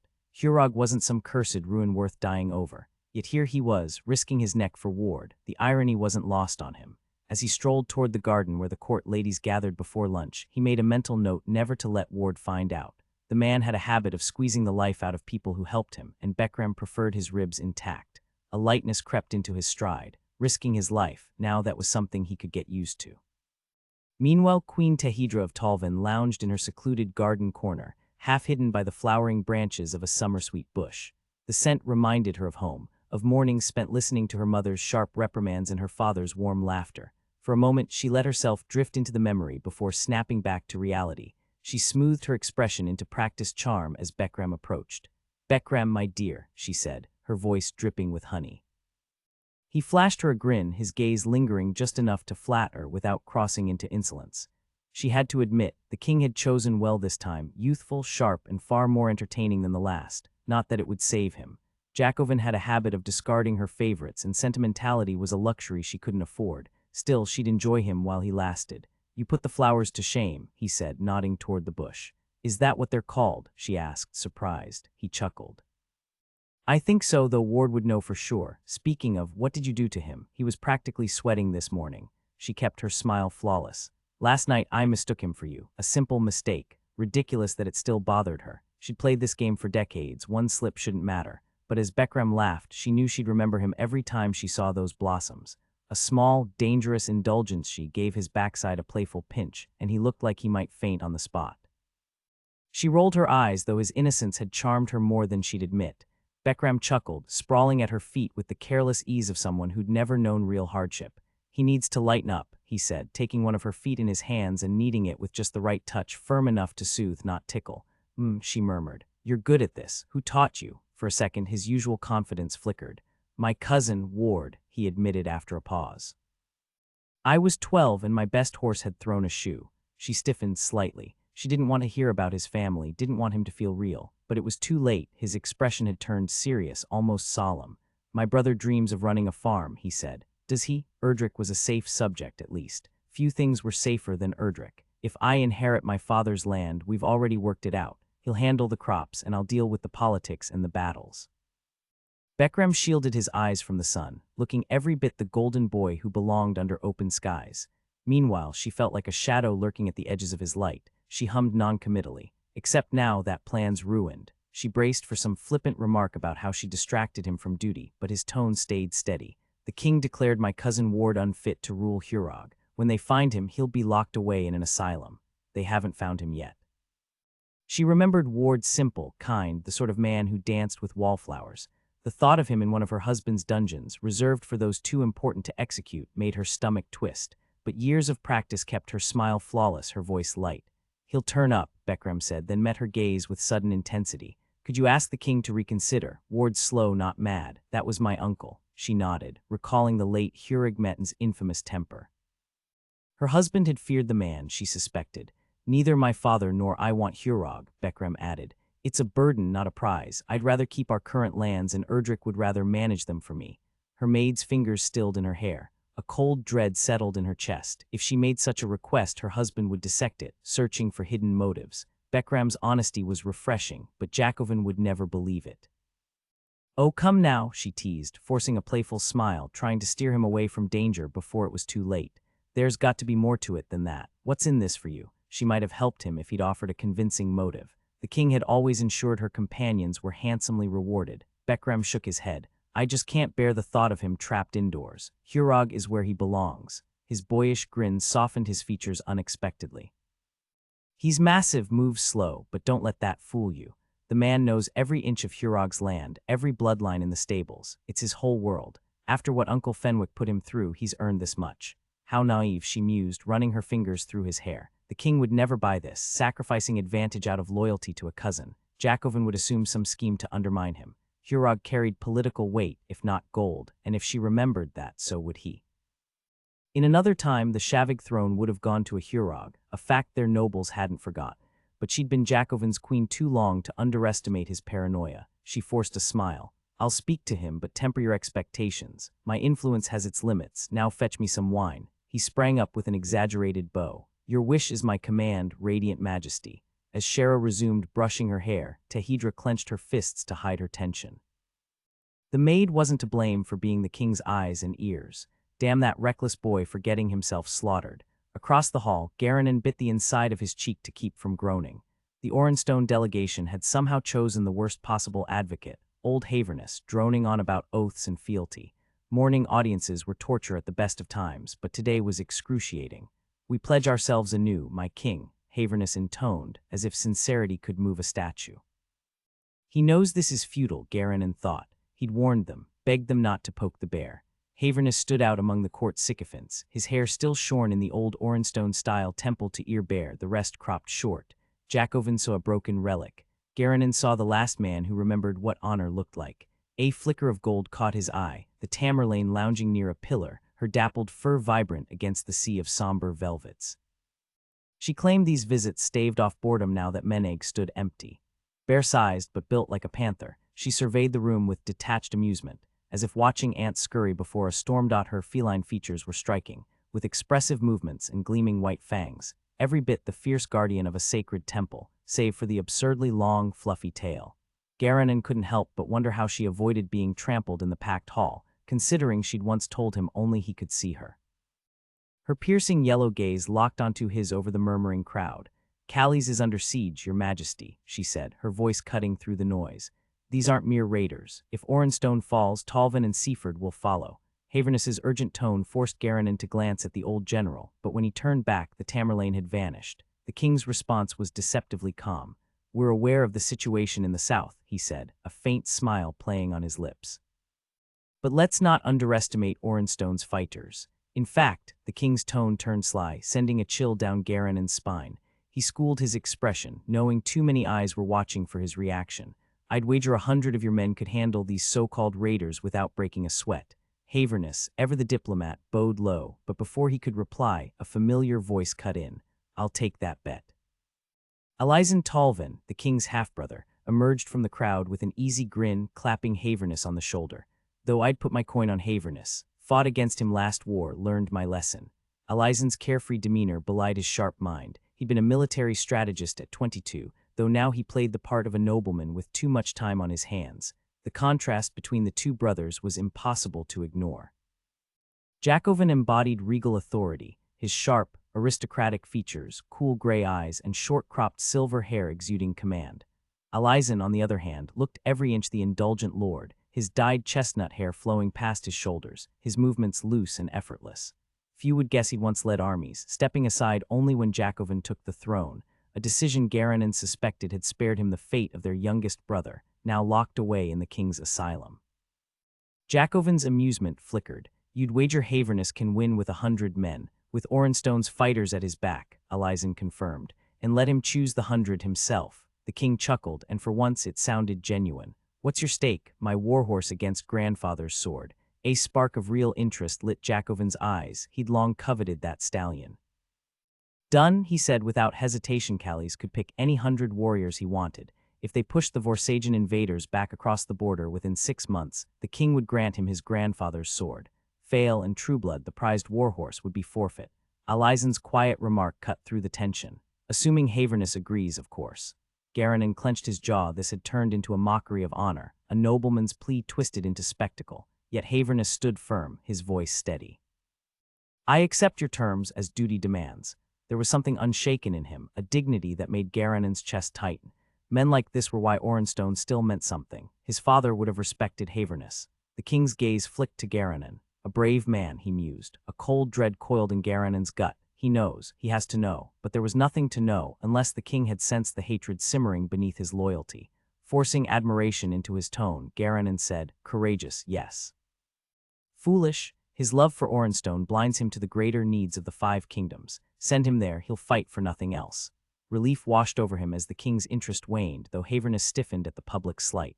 Jacobin waved a hand at his lawbringer. Record the terms and Alizen's wager. Give him a week to gather his men and supplies, we'll fund it. Then bring in the next petitioner. As the court moved on, Garanon scanned the room, bitterness rising. Had the world ever been just? Where were the men of honor now? A mournful tune drifted through his mind, something from a tavern, a pointless chase after some runaway slave. Coward's hero. The phrase stuck. It fit him too well. Later, beneath the pale glow of the moon, the garden's shadows deepened. Garanon wasn't startled when the Tamerlane's voice cut through the quiet. Jacobin's a fool to let that old wolf run loose. She perched on a vine-wrapped railing, her mottled fur blending into the night. If she hadn't spoken, he might have missed her entirely. A creature of myth, bound to ruins no one believed in anymore. She'd appeared to him as a boy, a whim she'd called it. Now, like Menog, she was little more than a ghost of what once was. She had once claimed Menog's downfall was inevitable, though her tail had flicked sharply, betraying her irritation. With so few pilgrims visiting Ethervin's ruined temple, she turned her attention to the intrigues of the Estian court and the king's Orenstonian mistress. You think the king is a fool? He asked, noting how at ease she seemed in the empty gardens. She shifted on the narrow railing, arching her back against the unforgiving stone without slipping. Tell me, why can't Orenstone hold her own against the Vorsag when she's done it before? Because, he paused, weighing his words. The lords who should be defending their lands are trapped here in Estian, hostages of the last war's end. But it's more than that, Tamerlane. 15 years have passed. The estates have no trained fighters. Raising armies is forbidden. Most of the seasoned nobles were slaughtered, either in battle or by convenient accidents. Haverness only survives his hunts because he's too painfully honest to be useful to any rebellion. No schemer would waste time recruiting him. He'd report it to the king before they finished speaking. Yet men would rally behind him in war, she murmured, her voice smooth as silk. Heroes inspire loyalty, and he might not be as naive as you believe. There are others here too, you, for example. After humiliating him in front of the court, unlikely. Perhaps, she conceded, leaping gracefully from the railing to the brick path, her claws tapping lightly. But you asked why the king is a fool. Imagine if Havernus wins with his pitiful 100 soldiers. The 5 kingdoms will see it as vengeance, a gamble turned triumph. People adore an underdog. It could loosen the king's hold on the throne. If I ruled, Alizen would have been dead years ago. Clever men are always threats. Why does any of this concern you? He pressed. What stake do you have in our politics? In an instant, she transformed. The feline shape melted away, revealing a woman with dappled skin, her eyes now a deep amber. She looked startlingly young, barely more than a girl. The Tamerlane reached out, her fingers brushing his cheek. The hour approaches, Garanon of Beryl. The darkness has lingered too long, not just here but among all magical beings. The dwarves hide in their mountains, plagued by sickness and strife. The land's magic was poisoned long ago. Now there may be a chance to heal it. Defeating the Vorseg will cleanse the taint, he asked, startled by her sudden clarity. She only smiled. Garanon hesitated, rubbing his thumb over the weathered railing where the Tamerlane had perched moments before. The future's unpredictable, he murmured, even for Ethervin. Ethervin, Garanon's head snapped up at the mention of the deity. The Tamerlane's form shifted subtly, her feline grace overtaking the bear-like presence.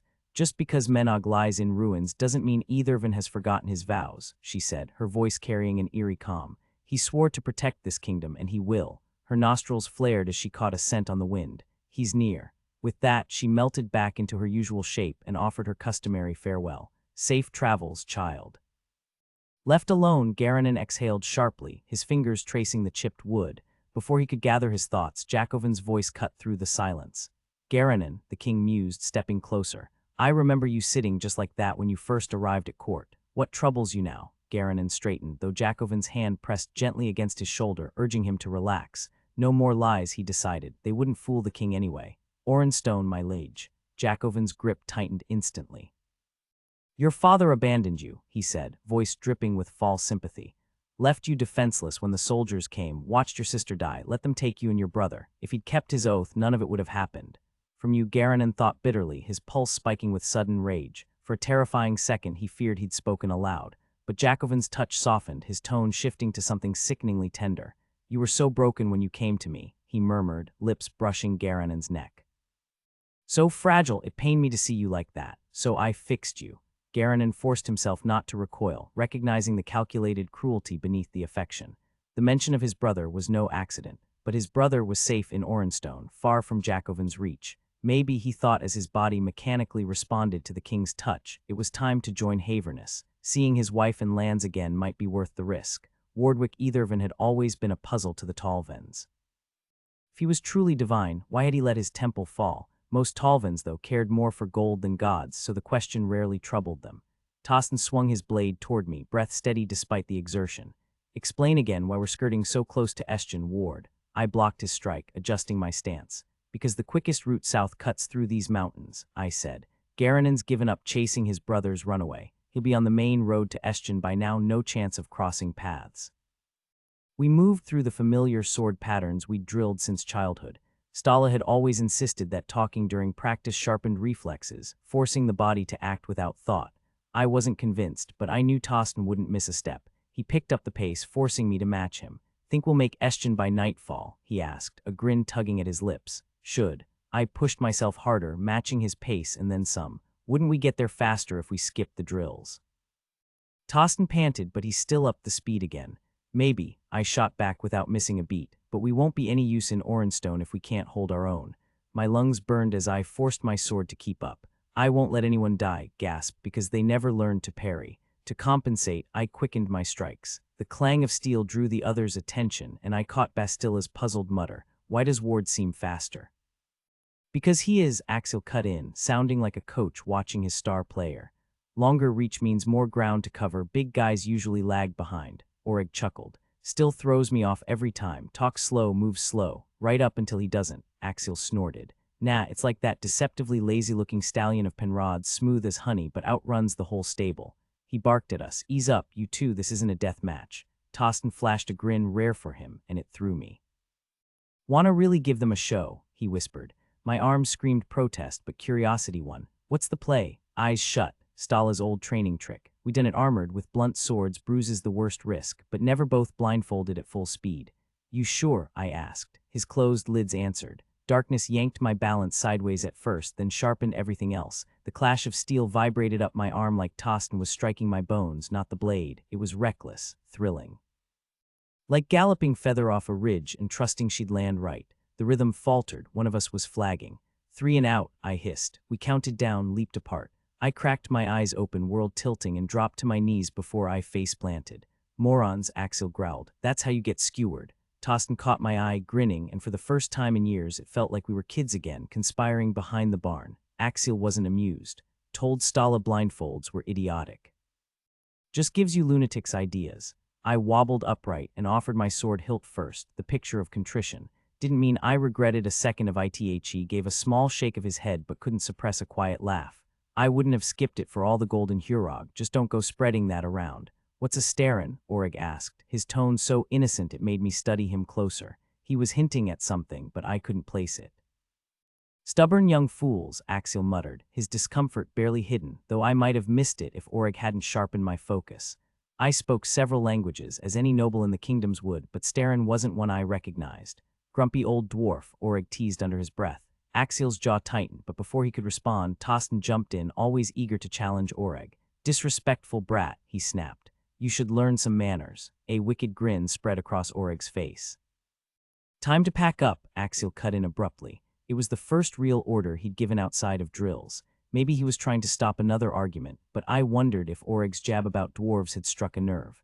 I considered pressing the issue but held back. Axel had earned the right to his privacy after years of loyalty. Besides, I never liked being dragged into other people's games, not even Orig's. How likely was it that Axel's father was a dwarf? About as likely as Orig being as ancient as Hurog itself. Dwarven blood I could believe, but the rest. When he was deep in his cups, he swore his father was the Dwarven king. Pansy pranced beneath me, full of energy, her snorts lively in the crisp air. The sunlight warmed my skin, and for the first time since leaving Hurog, I felt almost whole again. The severed bond still ached like a phantom limb, but the pain had dulled to something manageable. My lord, Orig said, guiding his horse closer. Yes, where do you plan to stop tonight? We won't reach Eschen until evening. This path joins the main road soon. My father preferred riding into the city at dawn. I thought we'd camp at the usual spot and pass through tomorrow. Could we stay at Menog instead? In the name of scholarly curiosity, Bastilla chimed in from beside me. Orig flashed her a pleased grin.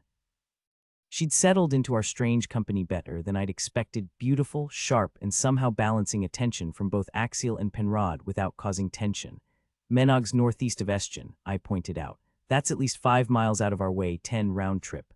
I know, Orig replied, but I'd still like to go. You told Tostin we weren't in a hurry. Those ruins are cursed, Tostin said, nudging his horse forward. Axial knows all the tales. He's out scouting, but I bet he'll have plenty to share when we meet up tonight. His voice was warm, lighter than usual after this morning's sparring session.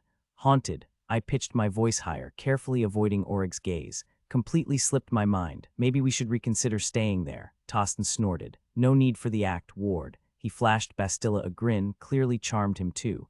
Hurog has its own ghost. Never seen it myself, but you should have heard my aunt, Lady Dura, not Stala, when it paid her a visit.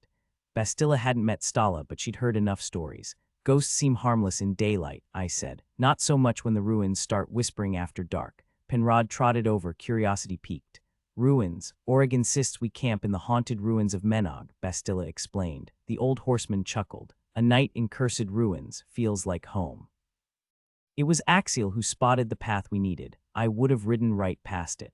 The remnants of what was once a grand road were barely visible, fading fast. A century from now, there might be nothing left. Superstitions about curses and restless spirits had kept most travelers away. Funny how the Talvanish mock us Northlanders for being superstitious, yet here they are, avoiding places like this. If I hadn't known Orig's true nature, I'd have refused outright. As my uncle used to say, no one understands the nuisance of real magic like a Northlander. Axial and Bastilla weren't thrilled, but Tostin's excitement was contagious, and that sealed the deal. He hadn't been this lively in ages. The trail wound between ancient trees that hadn't existed in Menog's time, their branches casting long shadows over the path. Brambles choked the remains of shattered statues and benches. The horses, exhausted from the day's ride, labored up the steep slope, their breath heavy. Penrod swung down first, stretching his legs. Axel and Syra followed. I hesitated. Walking uphill wasn't my idea of fun, but if Penrod, twice my age and still fresh as dawn, could do it, so could I. The second my boots hit the ground, the humor vanished. A chill raced up my spine, raising the hairs on my arms. This wasn't like Hurog. The magic here didn't flow through me like a tide, soothing the empty spaces inside. No, this was different, alive, watchful, almost probing. I'd always thought of magic as a force, like sunlight or wind. At Hurog, it embraced me, lending strength when I needed it, though it no longer answered my call. But whatever hummed beneath the earth here, it was curious, and not exactly friendly. Orig moved close and took hold of my arm, tugging me forward before the others noticed I'd paused. "You sense it too," he whispered, low enough that the jangling tack and steady hoofbeats drowned out his words. "Bastilla doesn't. Interesting." "It reminds me of Hurog," I murmured back. His smile was sharp, humorless. "Similar, but not the same. Both are ancient, steeped in power." "What kind of power?" Tostin asked, falling into step beside us as he often did when Orig and I spoke, though he rarely acknowledged Orig directly. "Menog," I answered, nodding toward the shadowed ruins rising ahead. Tostin rubbed his arms, uneasy. "This place gives me the creeps, like something's watching us, and it's not happy we're here." Bastilla's impatient voice cut through the tension. "Move it, you're holding everyone up. If we're camping on this god's-forsaken hill, let's at least set up before dark." I glanced back. Bastilla, still on horseback, had no patience for delays. I picked up my pace without argument. She wasn't wrong. The climb left little breath for conversation, not that anyone else was talking either. As the slope grew steeper, I let Pansy's reins slacken and grabbed his tail for balance, an old trick from mountain trails. It took a second to remember Pansy wasn't used to the gesture, but when he didn't kick and kept following Penrod, I relaxed, letting him pull me along. Behind me, Tostin did the same, though Orig scaled the incline effortlessly. Bastilla had finally dismounted but lagged behind. Feather, carrying a lighter load than usual, breezed past us with Syra as if the slope were nothing. The hill's crest loomed ahead, a distant goal in the fading light. Pansy surged forward, maybe pride stung by Feather's passing, forcing me into a jog to keep up. Shadows from the trees made the path treacherous, and my boot caught on uneven ground. Rather than be dragged, I released Pansy's tail and grabbed a broken pillar, only to wake flat on my back, staring up at a stranger. No tattoos, unfamiliar robes, but his face, something Hurog about him. Then a dragon, vivid blue and gold, streaking across the sky. "Ward, you okay?" Tostin's voice snapped me back. He crouched beside me, brow furrowed. "Good question." My whole body buzzed, but I had no answer. Orig's hurried footsteps approached. "What happened?" "Tripped," I lied, pushing up with a forced grin. The pillar hadn't been the problem. Something else had knocked me out cold. Lying back on the sun-warmed grass felt so peaceful that I almost didn't want to move. My fingers still brushed against the base of the stone, and I jerked my hand away as if burned. The strange tingling sensation faded quickly, leaving only a dull ache in my skull. "I'm fine," I muttered, pushing myself up, only to collide with Pansy, who snorted and backed away, clearly offended. "Come on, let's finish the climb." The growing shadows hid my expression, which was good because I didn't want the others noticing my unease. What had started as an exciting trip now felt ominous, and Orig's secrecy wasn't helping. "You better have a plan," I said under my breath. He just gave me that infuriating half-smile and kept walking. By the time we reached the summit, Axel, Penrod, and Syra had already unsaddled their horses and were brushing them down. Pansy nudged me impatiently, eager to be free of his sweaty gear. Bastilla secured her mare's hobbles and glanced around. "Think there's anything left of the old monastery?" she asked. Penrod squinted at the fading light. "We've got maybe an hour before dark." Syra bounced on her heels, eyes bright with curiosity. She'd already taken care of Feather and was practically vibrating with excitement. I hesitated. After whatever had happened with that pillar, I wasn't sure we should be poking around. "All right," I sighed. "No training tonight. Go explore, but be careful. This place was sacred once. Don't mess with anything." Bastilla and Syra bolted before I finished speaking, with Tostin and Penrod trailing behind. Axel started digging a fire pit while Orig lazily gathered kindling. I took my time brushing Pansy until his coat shone, ignoring his impatient stomping. Finally, I turned him loose. He'd stick with the herd without hobbles. "I'm going to look around," I announced. Axel barely grunted in response, but Orig abandoned his firewood and followed me. The campsite was set apart from the ruins, tucked near the hill's northern edge with the crumbling temple tower blocking the view of Eschen. The summit stretched out in a wide, grassy plain, 6 acres that must have once been paved, now barely covered in enough soil to sustain the thin grass. "Why are we really here?" I asked when we were out of earshot. Orig ducked his head, avoiding my gaze. You'll find out, might be nothing, might matter. I stopped walking. Is this going to get us killed? His smile didn't reassure me. Life is full of risks, my lord. Sometimes the only true peace comes in death. But the Tamerlane watches over this place. No dark spirits dare come near. We'll be safe here, ward. I studied him for a long moment. The Tamerlane was said to be the temple's ancient protector, a fearsome beast that hunted night terrors and dwelled only on the sacred hill of Menog. Aureg had moments where I questioned his sanity, but right now, his confidence was steady, his words earnest. I gave a short nod, partly because I had no desire to hike back down the slope, and moved toward the towering remnants of the temple walls. It was almost amusing. Fear had kept the Talvanish from hauling off these stones for their own homes. Superstition whispered of curses and misfortune for anyone who dared take from Menog. My father had once remarked dryly that letting peasants build sturdy stone houses would have upset the balance. Better to keep them in their place with myths and warnings. The result. Aureg and I had to climb over piles of shattered rock, some chunks taller than me, their intricate carvings now fractured and worn. Even broken, the craftsmanship was breathtaking. Did dwarves make these? I asked. Aureg chuckled. You buy into that old tale? Sure, dwarves were masters. Just look at Hurog's library. But humans had their own skilled hands. Stonework like this, that was human artistry. Pity it fell out of style. Plaster and wood became the cheaper choice. The remaining wall loomed above us, dwarfing even Hurog's tallest roofs. Time had crumbled its peak, but the curve suggested it was once part of a grand dome. The fading light made the carvings hard to distinguish, but as we scrambled over the debris, we reached a small clearing near the base. This was the heart of the temple, Aureg said, his voice tinged with nostalgia. Every inch was alive with color, blues like the sky, purples deep as twilight, nothing else compared. Now that he mentioned it, I could see traces of pigment where the stone had been sheltered from the elements. The lowest panel held a row of absurdly exaggerated figures, their stone arms straining to support the weight of the world above them upon closer inspection. Each figure was unique in appearance and dress. A few balanced upside down, their feet propping up the structure instead of their hands. The upper ledge curved slightly where a particularly round little man strained against it. Near the first crack in the wall, one of the small figures wore a mischievous grin. His hands weren't even touching the stone above. The second row of carvings showed unfamiliar trees, twisted and gnarled. The next panel made me gasp. Cyphern, I blurted out, startling Aureg, who had been waiting for my reaction. Like many Talvanish deities, either of an embodied opposites, grief and joy. The figures in the third tier were clearly celebrating. I studied one scene in disbelief. I didn't realize that was even possible. Only if she's exceptionally limber, Aureg quipped. I shot him a skeptical look. That poor man's in trouble if she slips. Some chances, he said, feigning solemnity though his eyes sparkled, are worth the risk. Shaking my head, I left him to admire the temple carvings and found Syra perched on a broken section of wall, gazing at Estjen below. I moved beside her, steadying her just in case. It's massive, I murmured. She'd never seen the city before. With a small frown, she gestured as if shrinking it between her hands. I followed her gaze. Estjen was ancient, possibly older than Hurog. Aureg would know for sure. From this height, the layers of walls, each added as the city outgrew itself, looked like the tangled web of a spider. The oldest walls were softened by buildings clinging to them, but the outermost one was shorter, weaker. The space between the last two walls lay barren, scorched by the fire that had ravaged Estjen years ago. Syra was right, the city was fading. That night sleep eluded me. Bells echoed in my dreams, jolting me awake. The first 2 times the camp was silent. The third time, Syra and Aureg were missing from their watch. I roused Tostin, then Axiel, while Tostin woke Penrod. Axiel was alert before I could speak, but Bastilla remained unconscious, as if drugged.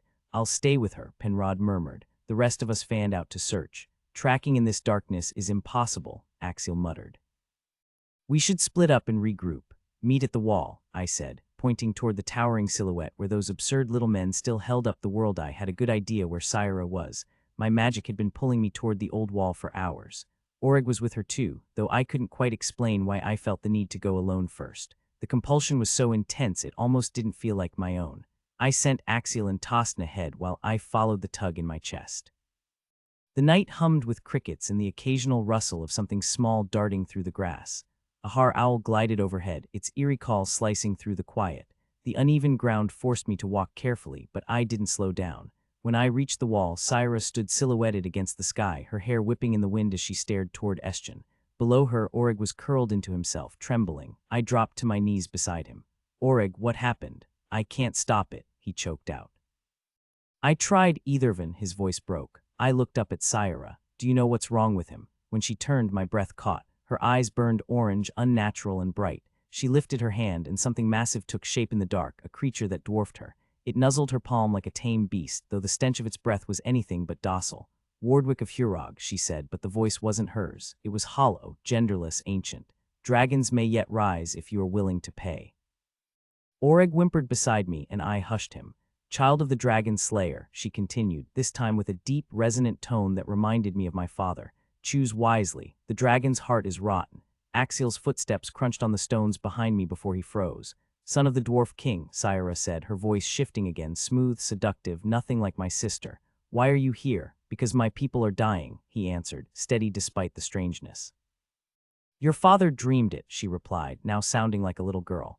You are needed for the cleansing. Then Tostin burst in, panting. Syra, singer, she said in a voice like a bard's. Use what you know. Minstrels walk the spirit's path, but you must also be a warrior. The world needs both music and steel. Ethervan mused, his voice dripping with amusement. My patience wore thin. Bastilla lay motionless, and Oreg trembled against my hands, muttering under his breath. Anger simmered in my chest. She woke too soon, Syra said, her tone eerily like our mother's, soft, distant. The Tamerlane's magic will keep her asleep until dawn. The massive beast beside her recoiled, its unblinking gaze locking onto mine, pulling me in like a riptide. I wrenched my eyes away. And Oreg, my throat was parched, my nerves frayed from ignoring the predator looming inches away. Enough, Tamerlane, my father's voice chided through Syra's lips, thick with mockery. You'll never snare a dragon that way. This one forgot his place, needed a lesson. Every word made Oreg flinch, his terror mirroring the day he'd carved into his own flesh in Hurog's hall. Rage boiled up, the same fury I'd felt watching our father strike her. I lunged to my feet with a roar, forcing the Tamerlane back. Stop, he's suffered enough, let my sister go. Her ember eyes burned into me. Make me, she taunted, still wearing our father's voice. Magic surged from the temple's roots, scalding through my veins like molten steel, until she flicked her wrist and it vanished. My body turned to ice, my knees buckling under the agony. Ward, Tostin's grip steadied me. Not with my power you can't, Syra whispered, her voice shifting back to that hollow, genderless tone. This isn't the dragon's domain. Her eyes fluttered shut and she collapsed, not down the slope, but toward us. Axial caught her before she hit the ground. She didn't stir even as Tostin tapped her cheek. The Tamerlane flicked its tail and dissolved into the night. I swallowed panic, fighting the headache pinning me down. Axial, Tostin, get her to camp, keep her warm, Oreg and I will follow. You sure you're okay? Tostin murmured. I clenched my jaw. Go now. He recoiled like a spooked colt, shooting Axial a glance before stalking off without another word. Axial studied me, then Oreg. Keep this up, and Tostin will despise him if he doesn't already. I'll handle Tostin, I snapped. Just protect my sister. Axial nodded, vanishing into the dark with Syra slung over his shoulder. Guilt gnawed at me, she was their priority now. Oreg had no one else, and Ethervan's words echoed. He needed a reminder of what he is. It's okay, I said, lowering myself stiffly onto the rocky ground, my body screaming from the aftermath of battle. Ethervan's gone, you're safe now. What was Oreg, really? A bound servant, a Hurog. He jerked away from my hand, grinding his forehead against the jagged stone. He refused to abandon her, Oreg choked out, his voice raw. I begged him, but he wouldn't go. This is on me, all on me. Easy, I murmured, though my own injuries made it hard to focus. His grief nearly drowned out his words. You asked me to keep her safe, and I failed. It burns, he sobbed. I swallowed hard, forcing my voice steady. Listen to me, trying counts. That's all anyone can do. You think I expect you to shield her from every danger? The memory hit me like a fist. I'd ordered him to protect her. Bound by magic, he had no choice but to obey. I hadn't considered what it would cost him if he couldn't. Slowly, the tension left his body, and he stopped battering himself against the stone. A few breaths later, he slumped into unconsciousness. My own pain had dulled into a deep, familiar ache, the kind after a brutal training session. Gritting my teeth, I hauled Oreg over my shoulder and trudged back to camp. Axial, Penrod, and Tostin sat by the fire. None spoke as I laid Oreg down and covered him. When I approached, Tostin stood abruptly, turning his back on me as he retreated to his bedroll. Axial watched him, then said quietly, I filled Penrod in. Bastilla and Syra are asleep. Hopefully they'll wake clear-headed. I want them out of Menog, I muttered. This place reeks of old magic. I won't breathe easy until we're miles from here. Penrod gave a grim nod. Did either of them give you anything useful before I arrived? Axial asked. Nothing but riddles, I said, rubbing my temples. Something about the dragon's heart rotting, as if I didn't already know Hurog was crumbling, though he had confirmed the rumors about Axial. Pushing down my fury over what Oreg and Syra had endured, I added, he mentioned dragons returning, if I choose right. Penrod scoffed, but Axiel went still, eyes sharpening like a wolf catching a scent. A faint, knowing smile curled his lips. Later, when the camp slept, I stared at my hands, willing the magic to come. After a long moment, a flicker of silver light danced above my palms, weak, untrained, but undeniably mine. It wasn't much, but it was a start. The Ornstonians couldn't decide who they hated more, us Northlanders or the Vorsag. Not that it mattered, they scowled at both. My father used to joke you knew you'd crossed into Orenstone when the wind howled and the skies opened up. Talvin had been all endless plains and golden fields, but Orenstone, rocky, harsh, edged with teeth of mountains, almost like home. Shavik had never been this soaked before. Axiel reined in his horse until we rode side by side. Covered in mud, he looked nothing like royalty, not that he'd mentioned being a dwarf prince, and I wasn't about to bring it up. Flat land without a proper road usually means marsh, he said. We'll stick to this path until we hit the mountains. Penrod, riding on my other side, grinned. Just wait till dark, mosquitoes the size of sparrows will be out in force. As we trudged down the old Orenstone road, the wind howled and rain lashed at us. By noon, drenched and miserable, we passed a small village. I wiped my nose. We're low on supplies. Penrod, you and Bastilla handle the bargaining. Set up camp down the road and see if you can get any news about raiders. Penrod nodded and rode off while the rest of us pushed forward. We found a cluster of trees on a rocky rise, solid ground at least, and set up camp for the first time. Without tent poles, we had to find 2 trees spaced just right to stretch the canvas between them. I left Axiel and Oreg to it, while Syra helped me with the horses, all of them as miserable as we were. Just as I pulled the saddle off Pansy, his ears pricked forward. A moment later, hoofbeats pounded down the trail. Penrod reached us first, but it was Bastilla who shouted, "Bandits, a dozen of them right in the village." "Saddle up," I barked, yanking Pansy's gear back into place. Stupid of me to think we'd avoid trouble this far from Vorsag. Neglected lands like Orenstone were perfect for raiders, whether Vorsagian or just desperate locals. Pansy caught my energy, prancing as I swung onto his back. I'd hunted bandits before, but leading the charge was new. As the others mounted, I snapped, "Stick together unless I say otherwise. Watch the villagers, if you're not sure, don't strike." "Anything I missed, Axiel?" "No, sir." "Penrod, only bandits in the village," he said. "Main streets cobbled under loose dirt, bad footing for horses. Dismount if you have to. These aren't soldiers, just thugs with rusty blades." Doubt any of them could hold their own against Syra. "Speaking of Syra," I said sharply, "stay mounted. You don't have the weight to brawl with grown men, no matter how untrained." I almost ordered her to stay behind, but Penrod was right. She'd be fine against common thieves, and more importantly, she'd have ignored me anyway. Stala always said a smart commander never gives orders he knows will be disobeyed. I scanned the area to confirm everyone was ready, then signaled, "Move out." We thundered back toward the village, the streets eerily empty until a sharp scream cut through the silence. We followed the sound, weaving between huts until we spotted the raiders, maybe 15 of them, ragged and unkempt. One clutched a shoddy bow that wouldn't hit a barn door from 20 feet, while the rest brandished rusted swords that looked scavenged from some forgotten skirmish. Too busy with their twisted amusement, they didn't hear our approach until we were on them. The bandits had rounded up the village women, and in the center of it all, a young girl was pinned to the frozen ground by 2 men while a third fumbled with his belt. I didn't even think to give the order. Pansy surged forward, and with a single swing, I took the would-be rapist's head clean off. The body collapsed onto the girl, but there was no helping that. Axiel, acting on instinct rather than command, cut down another attacker before the rest scattered like rats. No mercy. I shouted, spurring Pansy after the fleeing men. It was brutal, almost too easy. None of them even raised a blade in defense. After dropping the third, an old man who should have known better, I found myself with no one left to chase. Most of my group had bolted after the bandits, leaving only Penrod nearby, loading a corpse onto his horse. Pansy snorted impatiently as I reined him in. "Why haul the body back?" I asked. With Penrod, there was always a method. "Need to search them, return anything stolen," he said. "Then burn the dead. Orenstonian way keeps their ghosts from haunting the place." I should have remembered that. I'd ridden with my father on bandit hunts, but my job had been delivering news, not handling the aftermath.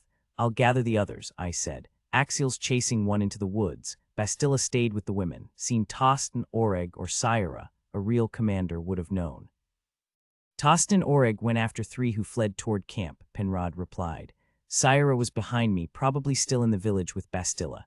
"Right," I muttered. "I'll round them up. You tell Axiel we need the bodies." Penrod shrugged. He likely knows, but I'll remind him. Pansy lunged forward eagerly as I rode off. The village women huddled together, shielding the children, including the bloodied girl, like deer cornered by wolves.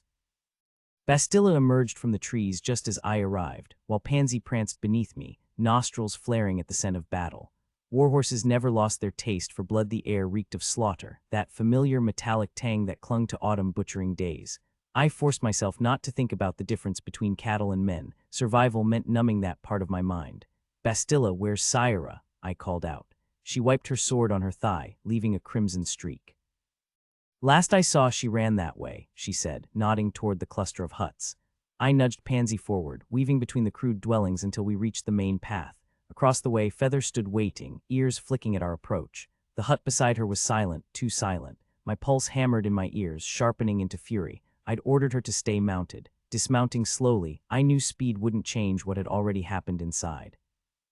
The door creaked as I pushed it open, sunlight blinding me for a heartbeat. Then something slammed into my ribs, close, too close for a proper strike. I dropped my sword, dagger already in hand, before I recognized Syra, her face buried against my chest. I dragged her outside, scanning her for wounds. Blood crusted her blade and clothes, her whole frame trembling. My own hands weren't steady. I'd nearly killed her. "Are you hurt?" My voice came out rough, edged with fear. She shook her head violently, then jabbed a finger back at the hut. Sword retrieved, I stepped inside again. The space was cramped, barely larger than a stable stall. A rope bed sagged in one corner, a cold hearth in the other. The stench of gutted flesh hit me first, then my eyes adjusted. The boy, because that's what he was, lay curled around the gash in his stomach, eyes wide with pain. Syra's strike had been lucky, but not clean. He couldn't have been older than Tostin, his face smooth, tear-streaked. My anger at her recklessness dissolved into something colder. "Please," he choked, accent thick with the hills. He knew. Selig wouldn't have hesitated. The thought burned. My father's ghost whispered of mercy, of the difference between butchers and men. My grip tightened. Then, with the precision Stala had drilled into me, I drove the dagger up through the base of his skull. Instant, painless. I cleaned my blades on his shirt, sheathed them, and carried him out. Syra had buried her face in Feather's neck, her silent sobs shaking her shoulders. I didn't comfort her. Bastilla was interrogating the village women when I rounded the huts, their voices rising in panicked protest. The boy's weight in my arms felt heavier than it should. The frustration on her face told me she wasn't getting through. She didn't speak Oranstonian, and the villagers refused to understand Talvanish. 3 bodies lay in a heap, and I placed the boy I'd carried beside them. "Leave them, Bastilla," I said in slow but clear Oranstonian. My father had always been baffled by how quickly I picked up languages, though he claimed I sounded just as clueless in every one of them. "They'll calm down once we're gone. If you killed anyone, bring them here. We burn the bodies so they don't haunt this place." I repeated it in Talvanish for Bastilla's sake, my voice rougher than I expected. Just then, Orig and Tostin rode up. Tostin's horse was caked in mud, its legs shaking. "Took a dive in a swamp," Tostin muttered. "We need to collect the dead," I said. He shot me a tired glare. "My horse can't handle it." Orig stepped in, glancing between us before shaking his head at me. I swallowed my frustration. Tostin looked pale, his hands unsteady. Unless Teofanig's taverns were bloodier than I remembered, this was his first kill. Bastilla, on the other hand, looked like she'd done this 100 times. Either slavery had hardened her, or the Khalat temples had darker secrets than I cared to imagine. Orig, he might as well have been gathering firewood for how little it bothered him. Tostin swung off his horse, shoved the reins into my hands, and bolted for the bushes. I checked his mount for injuries, avoiding the terrified stares of the village women. When he returned, he still wouldn't meet my eyes. "Stala says even seasoned warriors get sick after a fight," I offered. It didn't land, so I gave him a task. "Syra needs you. She gutted a man, I finished him, but it shook her up. She's over by the huts. Maybe they'd lean on each other." Somehow, despite the chaos, we rounded up all the bandits. Axiel, Penrod, and Orig stripped them down to their clothes. The leader's silver and amber sleeve pin caught the light, and one of the village women nearly lunged for it before stopping herself. I sent Bastilla to fetch Tostin and Syra before looters found our camp. She came back dragging Pansy, or maybe he was dragging her. I'd forgotten I'd left him with Syra. Axiel wiped his hands on a torn shirt, surveying the grim aftermath. "That's the last of them," he muttered. "Now we just need something to burn the bodies." Orig shook his head. "No need." With a flick of his wrist, the corpses began to smoke as if they were dry kindling. Bastilla stepped forward, resting a hand on his arm. A rush of heat surged through the air, thick with the scent of Hurog's magic. The power hit me like a wave, knocking me back a step. For a heartbeat, the emptiness inside me vanished. I felt whole again, alive in a way I hadn't in years. Then, just as quickly, it was gone. "Easy, girl," Oreg snapped, his eyes darting to me with concern. "My apologies, my lord," he said, cutting off the flow of magic. The loss of it was like a blade twisting in my gut. I clenched my jaw, grateful only Oreg noticed my reaction. Until now, I hadn't truly grasped what he meant when he said he was Hurog. It wasn't just a bond, he was the land, the stone, the very soul of the keep. And if he fell in battle, I swallowed hard, realizing I should have considered that sooner. Penrod let out a low whistle. Leclerc couldn't have managed that on his best day. Where the bandits had been, only blackened earth remained. The whole thing had taken less time than it took to draw a full breath. Axiel snorted. Leclerc couldn't light a candle without a torch and a prayer. Oreg kept his eyes on me. It was Bastilla's doing. I turned away. "Let's move. The horses need rest and the villagers need time to recover." I nodded toward the huddled survivors before leading us away. Our camp was set up near a clear, rushing stream. Tostin and Syra had already pitched the tents, leaving us only to tend the horses and prepare a meal. Neither of them ate much. Syra stayed close to Tostin, avoiding me. It stung, but I understood. If I could have escaped my own skin, I would have. Killing that boy hadn't been a choice, but the rush that followed, that was all me. People always questioned why my father, who despised the Talvins more than the Ornstonians, had fought so fiercely for them in the rebellion. I'd known the answer since my first kill. The moment steel met flesh, something in me woke up. Even now, the memory of battle sent a thrill through me. Sometimes, I wondered if I'd blink one day and find my father staring back from the mirror. I took second watch with Oreg, leaving Tostin and Syra to sleep through theirs if they could. No point in waking them if they found peace in dreams. Penrod came to relieve me, but I was already wide awake. Staring into the dark, I knelt by Oreg as he stitched his shirt near the firelight, waiting until Axiel seemed asleep. "What happens if you die in battle?" I asked quietly. Oreg finished his dramatic flourish, something about Hurog's walls crumbling to dust, then smirked and snipped the thread. "If my father left me that easy an escape, don't you think I'd have taken it years ago? I can bleed, but only the one who wears the ring can end me." I stared into the dark, remembering. "Right, just me. You're wound tighter than a bowstring," Oreg said, nudging my boot with his. "Talk." I rubbed my palms on my thighs. "Battle never feels the way I think it should. Men drop like flies, but every time I draw my sword I expect something else." I hesitated. Like the stories, heroic, meaningful. It sounded ridiculous out loud, yet part of me still clung to that hope. Axiel shifted on his bedroll. "That wasn't a battle," he said, voice rough with sleep. "That was pest control. Didn't mean to wake you," I muttered. He sat up, stretching.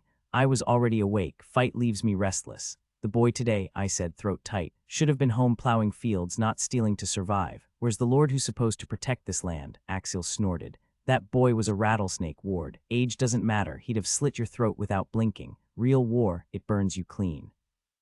Shows you who you really are." Take Penrod found his spine on the battlefield. "But others," he scratched his beard. "You know the High King?" I nodded, though he wasn't really asking. "Jakovin's father was a legend. Men still whisper his name. Your father rode under his banner, but the son," Axiel's voice turned sharp. "Brilliant tactician, deadly with a blade, but his first battle, he froze, got half his men slaughtered. His father stuck him behind a desk after that. Everyone knew." That knowledge festered in him. He tossed a stick into the fire. "Today wasn't war, but it was needed, saved a village, and taught your green fighters a lesson. Sparring's not the same as killing."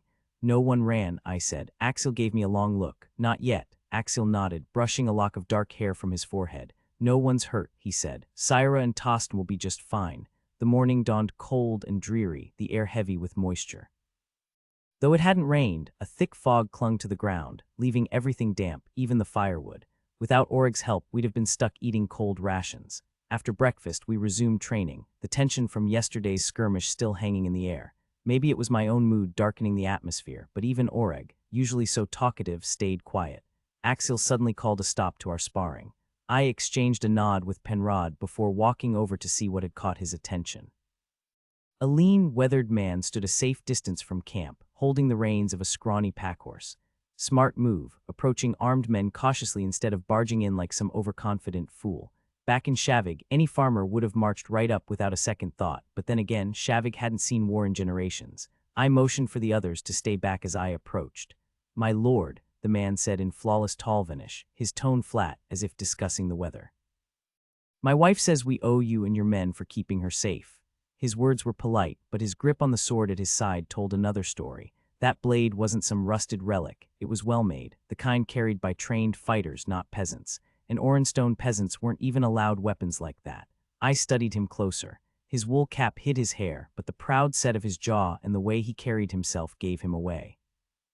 Then there was the horse, skinny, ancient, but unmistakably bred for endurance, the kind only Orenstonian nobles prized. This man wasn't a farmer. He was one of the old nobility, the ones who'd refused to surrender when the war ended. And now here he was, forced to thank the enemy for saving his wife. No wonder his voice was so carefully controlled. I'd bet anything he wanted to bury that sword in my gut. Something funny, he asked, then quickly added, "My lord." I shrugged. "Just thinking you'd probably prefer it if we'd all killed each other yesterday. But if it makes a difference, there's not a single Talvan among us. Most of us are Shavig-born, here to fight the Vorsagen bastards." I tacked on a mocking "my lord" at the end just to see his reaction. His lips twitched in a humorless smile. "It does." Louisville extended his hand with a firm grip. "You saved my daughter from something unthinkable.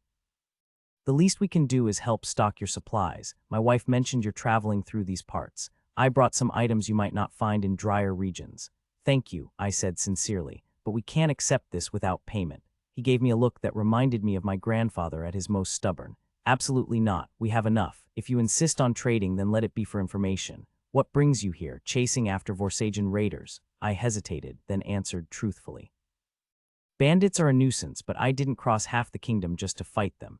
My family expects something from me, and this seemed like the way to prove myself." Louisville sighed, his gaze drifting upward. "War's coming, boy." "I know," I replied. "I figured I'd get here before the king's army does." His smile was bitter. "You're young. The king won't send troops until we're already slaughtered. Then he'll swoop in and trap the Vorsag on the wrong side of the mountains." The pieces clicked into place. If a village elder like Louisville saw the king's game, the Vorsagens surely did too. Were they just after Orenstone, or would they push further? If they split their forces, they might strike the Seaford coast, unless their king was a fool. Either way, I had my own stakes in this. "You've repaid any debt," I said finally. "Now let us pay for the supplies." That night, rain drummed against the old tarp Louisville had given us. Training in the mud was impossible, so we settled in. Axiel spun more war tales, and then tossed and pulled out his harp. With Syra curled beside him, his fingers coaxed out melodies that wrapped around us like firelight. Penrod surprised us with a small drum, joining in with steady beats. Bastilla's voice wove through the music, light but sweet, while Axiel's deep bass and Tostin's clear tenor blended into something rare. It had been years since I'd heard music like that, not since the last time I stood in a royal hall. I slumped against the rough bark of the oak, anchoring the tent ropes, letting exhaustion take over as I shut my eyes. The sudden weight of a damp wool blanket settled over my shoulders. "Easy now," Penrod murmured. "Pretty sure he hasn't slept since before the skirmish." 9 Estjan, Beckram Erdrick, Garin and my father used to claim Jacobin was a snake, clever, vicious, but spineless when it counted. If not for the king's cowardice and those yearly tribute demands, I suspect the Hurigmet might have actually respected him. "Just one night," Beckram pleaded, leaning against the doorframe. "Sirnax imported some Avanhellish blade dancer for the feast." Erdrick dropped onto his bed with a sigh, arms crossed. "That's the same line you fed me last time. Took them 3 days to notice." "Come on, Rick." Beckram flashed that disarming grin of his. "You're better at this than I am." "I'm terrible at it," Erdrick shot back, then cursed himself as Beckram's eyes lit up. Should have just said no. Now they were debating skill instead of refusal. "Your bowing and scraping are impeccable, and you know it. It's a formal dinner. Half the court will excuse themselves early with headaches anyway." "You behaving," Erdrick scoffed. "They'd send for healers thinking you were possessed." Beckram's expression darkened. "No, they'd assume I've gotten arrogant since the king confirmed father's claim on Hurog." "Not your fault, you tried." Erdrick stood and gripped his twin's shoulder. Beckram dragged a hand down his face. "Then why did the king smirk when he announced it? I should have kept my mouth shut, let father handle it. Father would have fared no better." Beckram's smile didn't reach his eyes. "I messed up, Rick, we both know it." He picked at a loose thread on his sleeve. "Just, not tonight. I need to be somewhere I don't have to calculate every word." "One night to forget the king, the queen, father's stress over Ward. You're worried too," Erdrick observed. Beckram arched a brow. "I can't stand the oaf." "You're jealous," Erdrick corrected. "Simple or not, he's decent. You like him better than your own reflection." Beckram's face flushed. "He's a fool. If he'd had half a brain, we wouldn't be in this mess." "Father will fix it," Erdrick said. "He always does." Beckram squeezed his hand. "Thanks, Rick. We're the blue and gold, everyone recognizes it." "They'll glance at the doublet and see me." As Beckram strode off, Erdrick exhaled. When had he agreed to this? Replaying the conversation, he smirked. He never had. Classic Beckram. Tossing his book onto the shelf, he resigned himself to an evening of impersonating his brother again. Garanon had planned to wrap things up by evening, but fate had other ideas. Now he'd be stuck mingling with the palace's self-important nobles instead. Dodging Haverness's blade, Garanon twisted, ready to strike back, but the old man's dagger was already at his throat. "You win," Garanon said with a grin, hiding his satisfaction. Truthfully, he was impressed he'd lasted this long. Haverness might be blunt to a fault in politics, but with a sword in hand, he was nearly unbeatable. The older man pulled back his knife, sliding it into its sheath with a sharp click. His expression darkened. "Now explain yourself." "I doubt your father sent you just for a sparring match." Garanon glanced around the empty training hall. Even though no one was there, he lowered his voice. "Let's take a walk." The last thing he needed was eavesdroppers. Haverness scoffed. "More games, call it caution," Garanon countered. "If the king finds out why I'm here, I'm the one who pays. Humor me." After a pause just long enough to be rude, Haverness finally motioned for him to lead the way. They moved through the dim corridors, their weapons and sweat-damp clothes drawing little attention. Eventually, they reached the gardens, where the babble of a fountain would drown out their words. The scent of blooming jasmine hit them as they stepped outside, thick and almost cloying. At this hour, the place was deserted. Garanon cut straight to the point. "Is it true you're taking 100 men to face the Vorsagians?" Haverness's brows lifted slightly. "I serve at the king's pleasure," he said, his tone giving nothing away. Garanon hesitated, then pushed forward. "I meant to ask, is there room for me? My father once commanded 300. I can't match that, but I've got 60 trained fighters and another 100 willing to learn." Haverness's expression turned icy. "Is that what you think this is?" he murmured, more to himself than to Garanon. "It's what I hope it is," Garanon shot back. "The king's too distracted by his queen to back out now, whether he realizes it or not." They circled the garden in silence before Haverness finally spoke again. "You remind me of your father." "So I've heard." Askinwen refused to come, Haverness added. The wealthiest of the Orenstonian lords, Askinwen had no interest in leaving court, claims Orenstone's too damp for his taste. "Do you know what they called his father during the war?" "The direwolf," Garanon answered, his smile tight. "Held off an entire army with barely 20 men for 3 days, just long enough for our forces to scatter and retreat to safety after the war was lost. And now his son spends his nights drowning in ale at Black Siernak's place in Shadetown." Haverness shook his head, his lips curling in a grimace. "Don't fool yourself into thinking we'll win this war. Jacobin's made sure our young men have no fight left in them. We'll just be martyrs for the cause when he finally decides to defend the 5 kingdoms." "Martyrs are overrated," Garanon remarked dryly. "Mostly useless, my father included, no offense meant, sir." He exhaled slowly. "Askinwen's brother, Kirkovnal, got into a brawl yesterday." "Did he?" Haverness murmured, distracted. "Fined for disturbing the peace." Apparently, defending Orenstone's honor wasn't a good enough reason to thrash a couple of loyal Talvanish men. Garanon's gaze drifted to the still pond, where lily pads floated undisturbed. "He's been running Grensward since he could hold a quill. He's just a boy. 18, old enough to wield a sword, wouldn't you say?" Garanon's voice was soft but pointed. "Old enough to rally Grensward against its enemies, not just the Vorsag." Haverness caught the unspoken meaning. "The rebellion is over. Not while I'm still breathing," Garanon thought. Out loud, he said, "True, but if we don't stop the Vorsag, Orenstone won't survive either. I can help." Haverness opened his mouth to respond, but a royal page burst in breathless. "Lord Garanon, the king demands your presence at his breakfast immediately." Garanon saw Haverness's expression harden and nearly swore. The old man had been on the verge of agreeing before the page reminded him exactly whose bed Garanon shared. He dismissed the boy with a polite word, then quickly shifted the subject. "These streams are impressive, aren't they? A testament to Jacobin's skill." "A testament to his mages," Haverness corrected. Garanon shook his head, meeting Haverness's gaze steadily. "No, the king's own doing. Don't underestimate him. Now, Kara-Erna Vorsag wants everyone to believe he's a sorcerer. He's not, but he does have at least 4 adept mages in his service." Haverness absorbed the news about Jacobin but scoffed. "There aren't 4 adepts in all of Vorsag."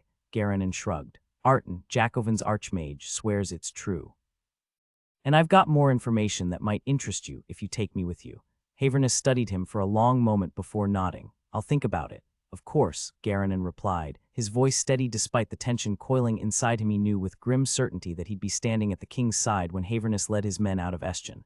"Thanks for the match. I'd better go, the king's expecting me." Erdrick studied his reflection, dressed in Beckram's emerald and gold court attire. He shut his eyes, wrapping himself in his brother's effortless confidence like a second skin. This is the last time, he told himself, though he wasn't sure he meant it. There was something thrilling about slipping into Beckram's role, a reckless energy he couldn't deny. When he opened his eyes again, it was Beckram staring back, smooth, unshaken. Adjusting his collar, he strode out of his chambers without a second thought. Despite his earlier complaints, Erdrick found it unsettlingly easy to play his brother's part. He laughed with noblewomen, traded sharp-witted jabs with the men, but steered clear of the queen. If she took offense, that was Beckram's problem to fix later. At dinner, Alizon, the king's half-brother, slid into the empty seat beside him. "So your father's the new Hurugmet," he remarked, sounding thoroughly unimpressed. "Terrible luck," Erdrick drawled, mimicking Beckram's careless tone. "Poor father. Hurog's freezing in winter, muggy in summer. Half the peasants on their land, serfs, would be simpler. Most years the Hurugmetten's lucky if he can keep them from starving. An ancient title, though. Ancient and worthless," Erdrick scoffed. "Worse, my little brother gets the better deal. Iftihar's richer, warmer. Who'd want Hurog?" Alizon raised an eyebrow. "You didn't ask the king to grant it to your father. Do I look like an idiot?" Erdrick shot back. "Why would I want that cursed place?" Once Alizon was gone, Erdrick wiped the sweat from his neck. The king's brother had a way of making his skin crawl. Never again, he swore silently, downing his wine and snagging another glass from a servant. By the time he left, the room swayed slightly, so he took the long way through the courtyard gardens. The night air cleared his head, the trickle of fountains reminding him of home. He brushed a hand over a pale flower, only to find it scentless, disappointing. Then a hand clamped onto his shoulder, yanking him from his thoughts. Meanwhile in Black Sirnak's tavern, Beckram choked mid-sip, the sharp pain in his throat vanishing as quickly as it came. Probably just a cramp, he decided, though for a moment it had felt like something more. Beckram watched the sword dancer with admiration as she slid her blade into its sheath with a fluid grace no man could match. Meanwhile, Jackovan recoiled from the splatter of blood, his lips curling as he tasted a drop from his knife before tossing it aside. The weapon was plain, but the message was clear. Everyone would know who was responsible. "No more distractions for my queen," he announced, nudging the lifeless body with his boot. He studied the boy's pale face, then mused aloud. Not even a naive Shavig lad was harmless enough. "So Beckram, what's your vote? Should she drown in grief when she hears of your end, or would a quiet exile suit her better?" He sighed, as if disappointed by the lack of response. "No matter, I'll make the choice myself." Hidden in the shadows, Alizon clenched his fists, arriving just a heartbeat too late. "Too many graves, Jackovan." Elsewhere, Beckram hummed to himself as he changed, still buzzing from the dancer's performance. She'd been even better than promised, but an uneasy feeling about his brother had cut the night short. Guilt gnawed at him. Erdrick was stuck covering for him again. Pushing open his twin's door, he found the room empty. Later than usual, but the revelry would last till sunrise. "What's the matter?" "Found yourself a sweetheart," he teased, then paused. "No, not with the queen in the picture."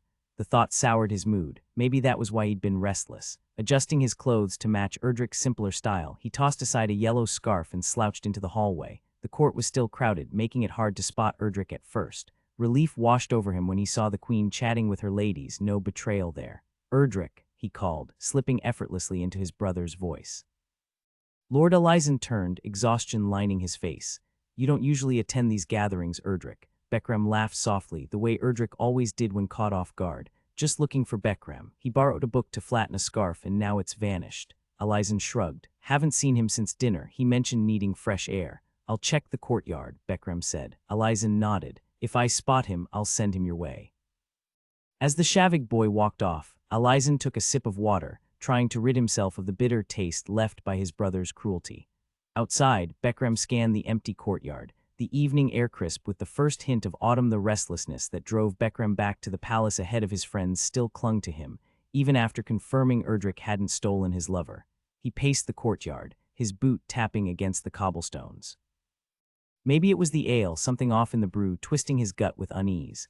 The sprawling palace made searching for his brother pointless. Rick was likely sprawled across some dusty chaise, drunk and oblivious.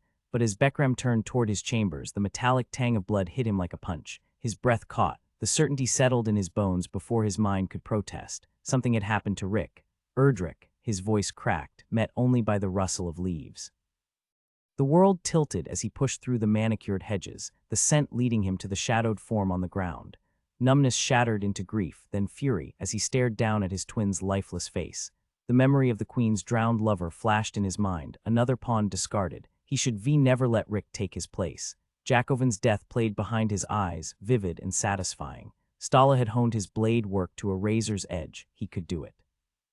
But his father couldn't lose both sons, one to murder, the other to execution. The oath to the king coiled around his throat like a noose. Gently, Beckram brushed Erdric's eyelids shut, pressed his lips to the cold forehead, and whispered goodbye. He hauled his brother into his arms, muscles straining under the dead weight. The walk back was a blur, each step heavier than the last. When he reached the ballroom, silence spread like spilled ink. The nobles, men of unshakable loyalty, turned as one. They knew. Just as they'd known about the queen's last lover, about Beckram's place in her bed, about the king's hand in all of it.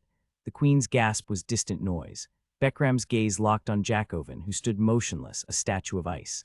The crowd held its breath, watching the dead walk into the lion's den. When Beckram was 5 steps from the king, the customary distance for pledging loyalty, he knelt and carefully laid his brother on the polished marble floor. He stayed on one knee, his voice steady and clear, echoing through the grand hall just as his father had trained him. "Your Majesty," he said, "the Hurog bloodline has stood by Talvinish rulers for generations. My father, my uncle, and those before them served the crown. I intend to do the same." His gaze flickered as Havernus moved into position behind the king. Of course he'd show up now, Beckram thought dryly, watching the Orenstone lord from the corner of his eye. Havernus waited, playing his part in this rigid dance of tradition. "Hurog," Havernus finally asked, and the title struck Beckram like a slap. He'd always been called Iftihar after his father's lands, but now he felt the weight of Hurog's dark stone in his bones. "How many ride with you?" Beckram kept his eyes locked on the king. 84, Havernus answered. "And when do you march?" "In 10 days, Beckram exhaled, then asked the question that would change everything. "Would you take me with you?" Pause, then quiet respect. "Hurog men are rare, it would be my honor." For the first time, Beckram tore his gaze from the king and looked down at his brother's lifeless face, the blood stark against his skin. "No more dusty libraries," he thought bitterly. Turning back to the king, he said, "Then mark down Beckram of Hurog on your list." A ripple of shock spread through the court. "But first," Beckram continued, lifting Erdric's body with surprising ease, "I'll bury my brother at Hurog." He had an unfortunate accident in the courtyard. His voice turned sharp, almost mocking. Or maybe he slipped and found a thorn in the garden, who can say? He strode toward the nearest exit, barely registering Havernus and Garanon falling into step beside him. Garanon spoke first. "When do you leave?" "Now. Do you have coin for fresh horses?" "I'll make do." Without hesitation, Garanon untied his purse and fastened it to Beckram's belt. "Take this." Havernus added, "2 of my men will ride with you as honor guard. They'll meet you at the stables." Beckram didn't slow. "I won't delay. If they're late, they'll follow." Left alone in the corridor, Beckram carried his brother the rest of the way, his arms burning with the strain. By the time he reached his chambers, the fire inside him had dulled to embers, leaving only hollow guilt. He laid Erdric on the bed and packed in a daze, Garanon's pouch tucked into his saddlebags, the rest of his belongings barely considered. In the end, he swaddled Erdric in the bed's quilt and stumbled out, the weight of grief heavier than the body in his arms. Beckram didn't wake the stable hands. Instead, he laid his burden on a stack of hay and quickly saddled both horses. The geldings from Hurog tossed their heads nervously at the scent of death, but Erdric's battle-hardened stallion, Hellebore, remained still as Beckram lifted the wrapped corpse onto the saddle and tied it down. Swinging onto his own horse, he rode out without hesitation. He barely registered the sight of Havernus's guards sprinting toward the stable. He had no intention of lingering in the home of his brother's killer. He didn't even realize it was Garanon and Havernus themselves who swung the palace gates open for him. Garanon's voice was rough as he called out, "Havernus, I need to ride with you. If I stay here another moment, I'll put a knife in Jackoven's throat, and that won't help Orenstone one bit." Havernus studied him for a long moment before glancing at his men, who were already chasing after the young Shavig lord. "No, it wouldn't," he agreed. "Ride with us then, for Orenstone." Garanon made the old rebel sign with his fingers. "Orenstone lives." Havernus returned the gesture smoothly, switching to their native tongue. "Orenstone free." For the first time, Garanon wondered if everyone had underestimated Havernus's true loyalties. By the time Hurog's shadowed towers rose against the dawn, Beckram's rented horses were stumbling with exhaustion. 2 days and 3 nights of hard riding, swapping mounts at every post, and draining Garanon's coin had brought him this far. Havernus's men had vanished after the second night. Reining in just before the gate, Beckram let out a hollow laugh. Once, he'd ruined a friend's horse by pushing it too hard over an impossible jump. His father had paid for the animal then. But this time there was nothing left to fix. The sentries recognized him and swung the gates open. His father stood in the courtyard, deep in conversation with a farmer, but he turned the moment Beckram rode in. Erdric, Beckram blinked, disoriented. Had his father moved that fast, or had he blacked out for a second? He slid from the saddle, his legs buckling beneath him until he knelt on the cold stone. "I'm Bekram," he said, voice steady. "Erdrick's dead, my fault." He waited for the blow, the punishment he knew he deserved. Later, in a quiet room where no one could overhear, his father's voice was eerily calm. "So the king killed Erdrick because you were with the queen, after he all but commanded it." Bekram rubbed his face. He'd slept, but not well. Dreams had chased him from his bed, leaving him raw and hollow. The weight of his father's question settled over him like a shroud. For the third time, Bekram repeated the words that haunted him. "The king mistook Erdrick for me and killed him. If I hadn't convinced him to take my place, he'd still be alive." Duras shut his eyes briefly. "I saved that boy's life once, only for him to take my son's in return." He exhaled heavily. "We'll lay Erdrick to rest tomorrow. Your mother has arrived. She'll insist on taking him back to Iftihar," Bekram said, his voice tight. His father caught the unspoken plea. "He stays here unless you say otherwise." "Here," Bekram agreed. "Hurag will guard him better than any royal crypt." The words sounded foolish once spoken, but Dura only nodded. Bekram steadied himself. "I'll ride for Eschen the day after. You're still determined to throw in with Haverness on this doomed campaign." Bekram traced a finger along the edge of the table. "I need to move. If I stay, I'll put a blade through the king myself." Duras' jaw clenched. "Don't think I haven't weighed the same. Years ago I might be done it. Alizen had allies then, and war was common. But Jacobins purged anyone who could challenge him, and Alizen's useless outside a fight." He rubbed his temple. "Fine, go, but not alone. Staller and 50 of our men will ride with you under your command." "I can't," Bekram protested. "Haverness was only granted 100 men. I'm already the 85th. "You'll take them," Duras said, rising. "The Blue Guard doesn't count heads, they fight as one, so will you." "The king won't allow it." A cold smile touched Duras' lips. "Leave the king to me. Wardwick death was miserable enough without the rain making everything worse. Weeks into my so-called glorious quest, all I had to show for it were blisters and frustration. We scoured southern Orenstone for Vorsagen raiders, but found only starving bandits and charred villages where the enemy had already come and gone. The weather was relentless, either pouring rain, stinging hail, or biting sleet. Orygg's gelding and one of the pack horses had developed hoof rot despite our best efforts. Everyone was on edge, cold and damp and snapping at each other. Tostin barely spoke unless spoken to, and Penrod's old shoulder wound flared up, turning every sparring session into agony. When Axel ordered him to stand down, they nearly brawled, would have if Bastilla hadn't stepped between them. Even Oreg was quieter than usual. We stopped at a half-ruined village one afternoon, desperate for supplies. It was a pitiful place, but I sent Penrod to negotiate with the headman while Oreg wandered off, poking through the wreckage. "No raiders," Penrod reported when he returned.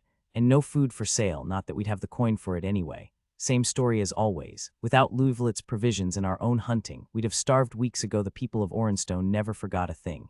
"Did you mention that the settlement to the east was nothing but ashes when we rode through?" Tostin asked. Penrod nodded. "Pretty sure they blame us for that mess. Where's Oreg gone off to?" "He went to check out Meron's shrine," I replied, "probably begging the goddess to turn off this endless downpour." Axel gave a dry laugh. "Knowing our luck, she'll just switch it to freezing rain."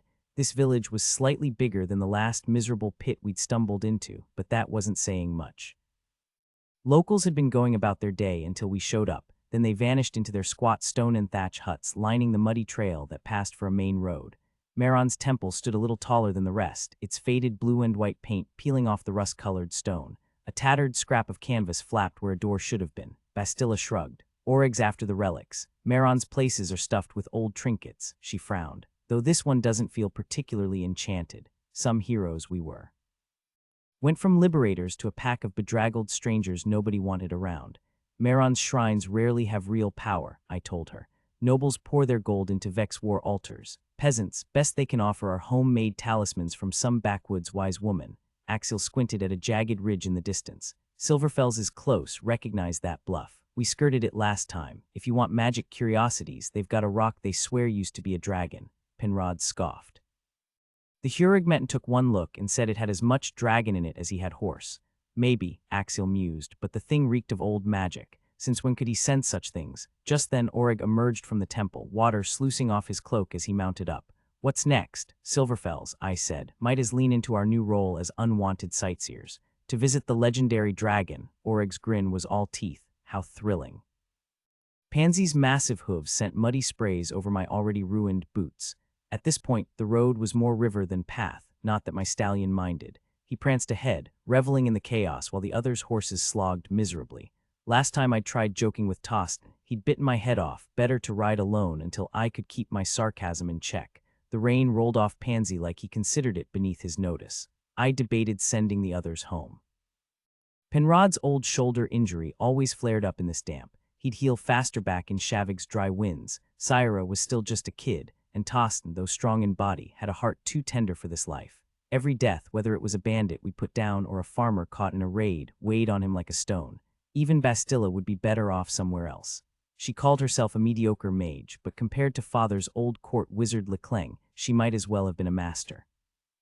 Night after night, she conjured flames from soaked kindling, while Oreg worked his quiet magic drying our gear. Any lord in the rainy northern territories would pay handsomely for her skills. She didn't need this life. Oreg, he belonged at Hurog, where both he and the fortress could keep each other safe. Seeing him now was like pressing on a bruise, a constant reminder that Hurog would never be mine, no matter how much I wanted it. That left Axiel, the Dwarven King's son and my father's old retainer. Of all of us, he was the only one who actually had somewhere to be. Any noble house would leap at the chance to hire a warrior of his caliber. But no, according to Ethervin's prophecy, he was stuck here because of some royal dream. 16 years he'd served my father, and now he believed I was the reason fate had brought him to Hurog. Pansy's sudden snort snapped me out of my thoughts. The warhorse tensed beneath me, ears flicking, muscles coiled. My pulse kicked up as I scanned the dense trees for movement. A quick nudge sent Pansy spinning in place, but the forest seemed empty, just my scattered companions lagging behind. Axiel had his sword half drawn, watching me. I raised a hand to hold him back, then urged Pansy forward along the muddy trail. The horse picked his way carefully, ears swiveling at every rustle. The path twisted through a stand of willows, and then the ruins of a village sprawled before us. Thank the gods I didn't let the others follow. The sight would have shattered Tostin, and Syra didn't need those nightmares. This wasn't like the other raids we'd seen. The Vorsag hadn't just killed. They'd arranged the bodies atop a half-burned pyre, the wood still smoldering under the weight of rain. The stench of wet ash and blood hung thick in the air. I swung down from Pansy, gripping his reins as I stepped closer. We'd witnessed Vorsagian cruelty before, but this was methodical. No survivors, no mercy. Just a message carved in corpses. The Vorsag, much like the Shavig men, preferred burial over burning their dead. Until now, they hadn't seemed worried about Orenstonian spirits lingering in their villages. So why the sudden shift? My father once told me the best way to understand an enemy was to watch when they strayed from routine. What made Silverfell's different? It had a temple, one with a stone dragon. I stepped back from the smoldering pyre, scanning the wreckage for any trace of the sacred site. The Vorsag had torn through the village for firewood, leaving little standing.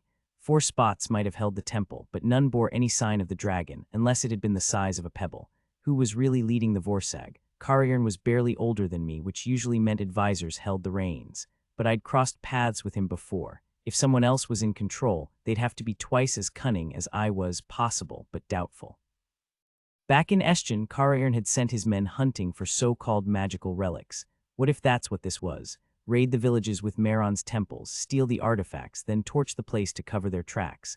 Most temples held worthless trinkets, but not all. Orenstone was ancient, its ruins hiding surprises. Some relics pulsed with real power. I scoured the mud for clues, wagon ruts, deep hoofprints, but the rain had washed everything away. The Vorsag had been here in force, 50 strong, maybe more. Axiel and Penrod had visited with my father years ago. The dragon could have been moved since then, but my gut said Kariern took it.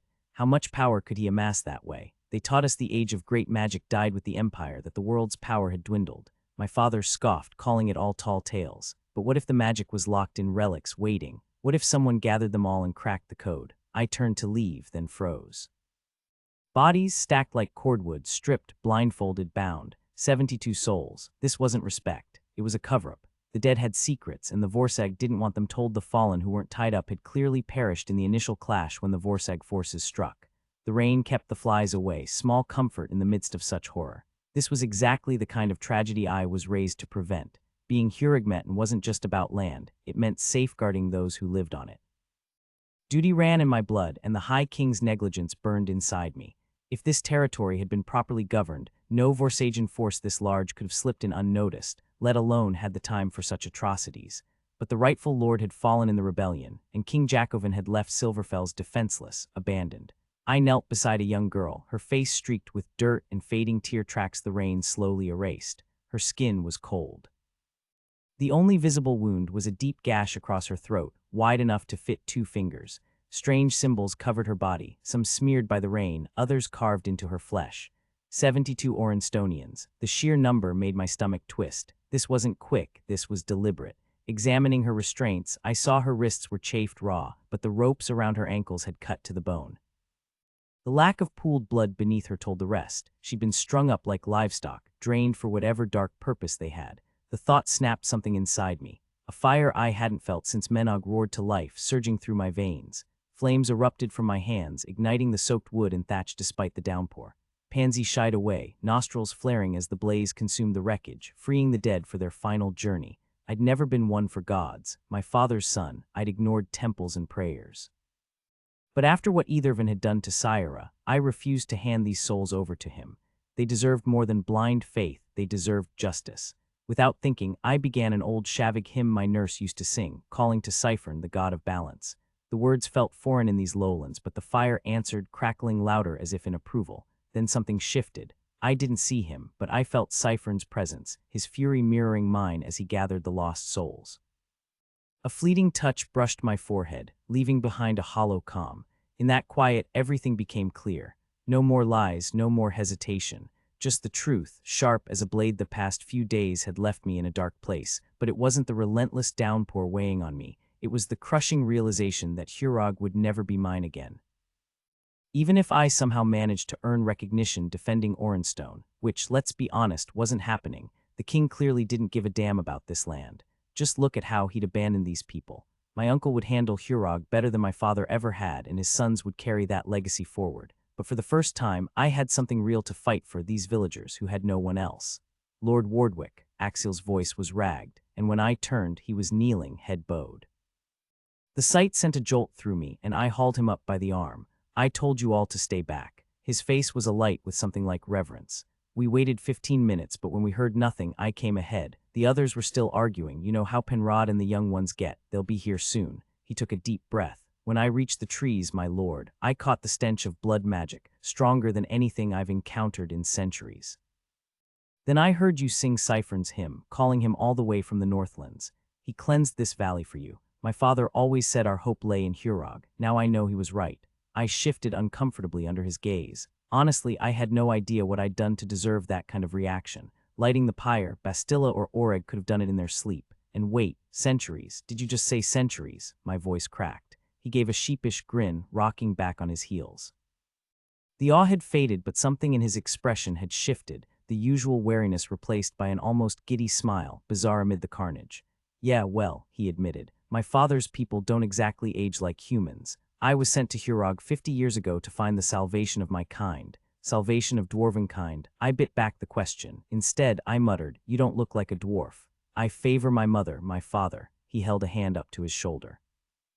About this tall and built like a boulder.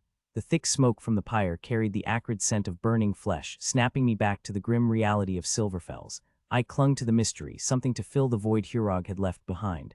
How big was that stone dragon? A little bigger than Pansy, he said after a pause. It didn't match the Hurog crest, but it wasn't anything natural either. More like a sculptor's rough draft, no chisel marks, just unfinished.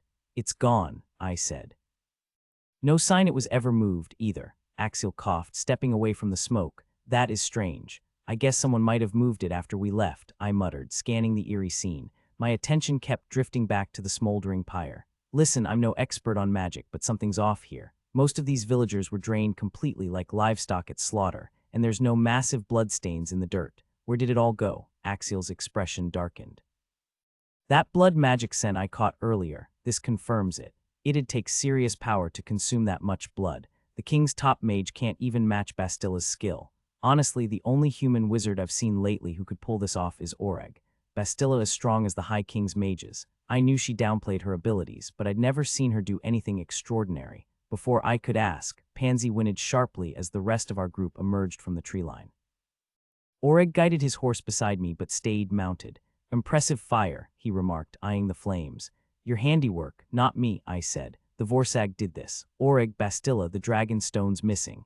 Axial says it was the size of Pansy, but there's no trail, no drag marks. The villagers were strung up, bled dry, their skin carved with strange symbols. I regretted lighting the pyre so soon. Anger had clouded my judgment.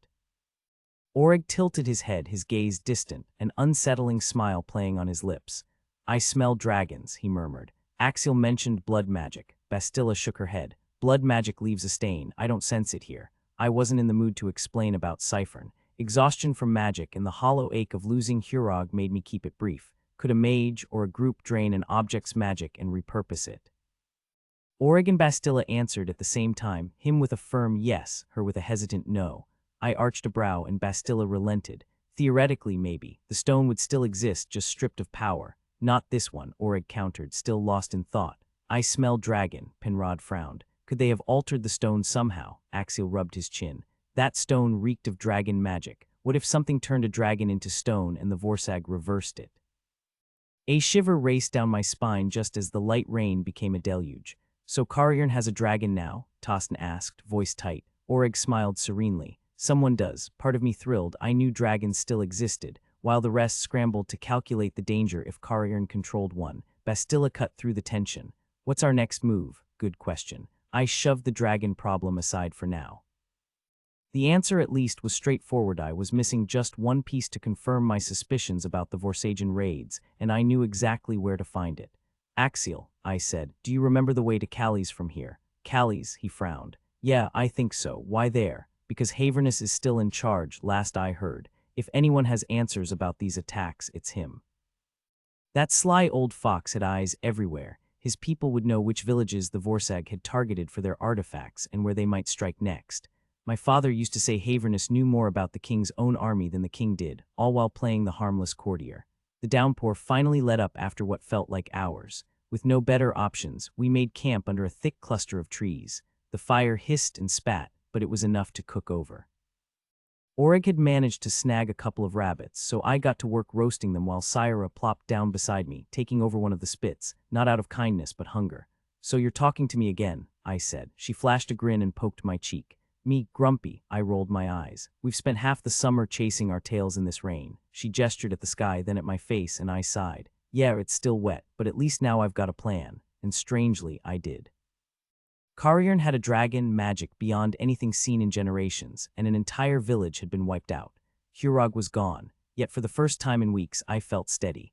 You're burning it, I pointed out. She nudged my shoulder but didn't slow down. Her rabbit turned out perfect. Mine was still pink in the middle. Not that anyone cared, we were all starving. After dinner, we split up to gather firewood, leaving Syra with the horses and a horn in case of trouble. Oreg fell into step beside me, unusually quiet at first, but I could tell he was working up to something. So, he finally said, playing the hero again. His tone was unreadable. Ornstone needs one, I muttered, kicking a pebble harder than necessary. You planning to free the dragon? I stopped walking. Oreg, there are 7 of us. What exactly do you think we can do? The truth was, I wasn't some legendary warrior or a battle-hardened commander. I had no army, no grand strategy. Just a stubborn refusal to stand by. His voice sharpened. He can't keep her. The anger in his words surprised me. The battlefield showed no signs of scorched earth where the dragon had clashed with its foes. They must have it under some kind of enchantment, I muttered. An enchantment strong enough to leash a dragon. The sheer power required made my head spin. Could you break a spell like that? I asked. His silence spoke volumes before he finally replied. So what's your plan? I'm heading to Callies. Once there, I'll send word to the king, my uncle, and Havernus. Someone has to stop Carrion before it's too late.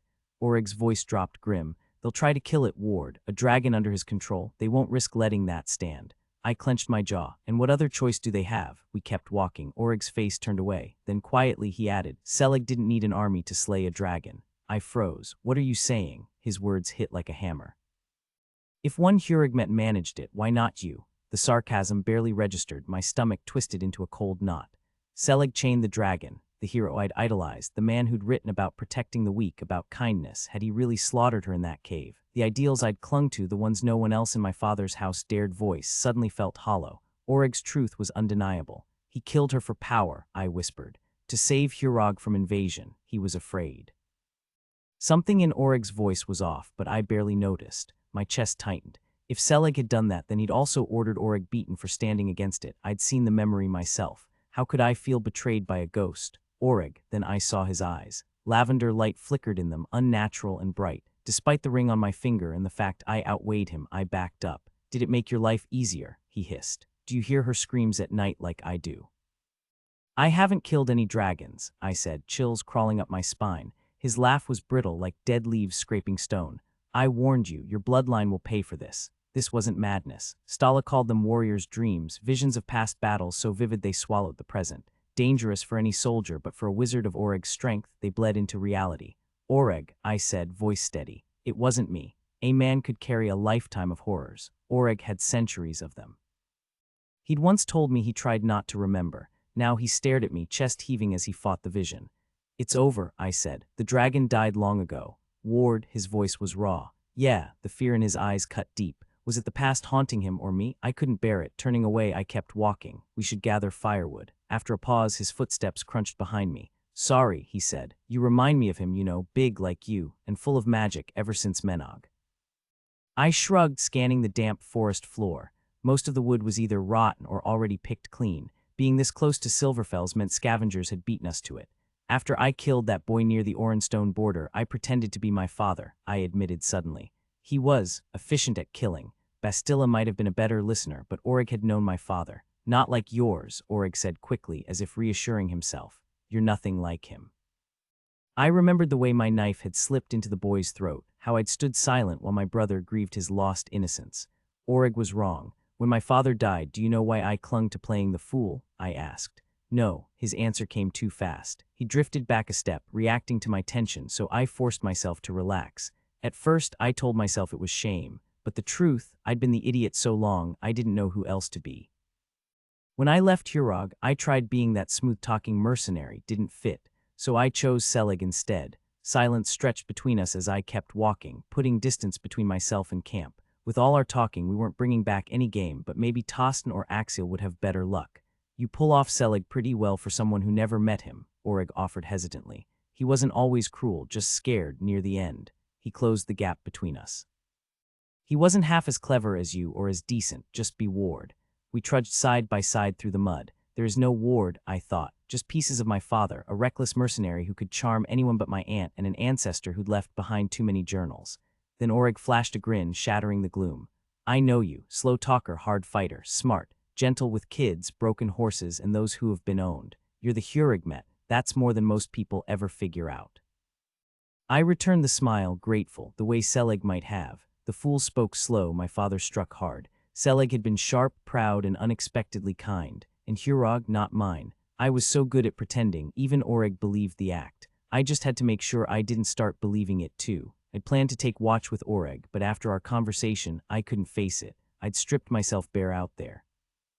Instead, I paired him with Penrod for first watch, leaving me with Bastilla for the second.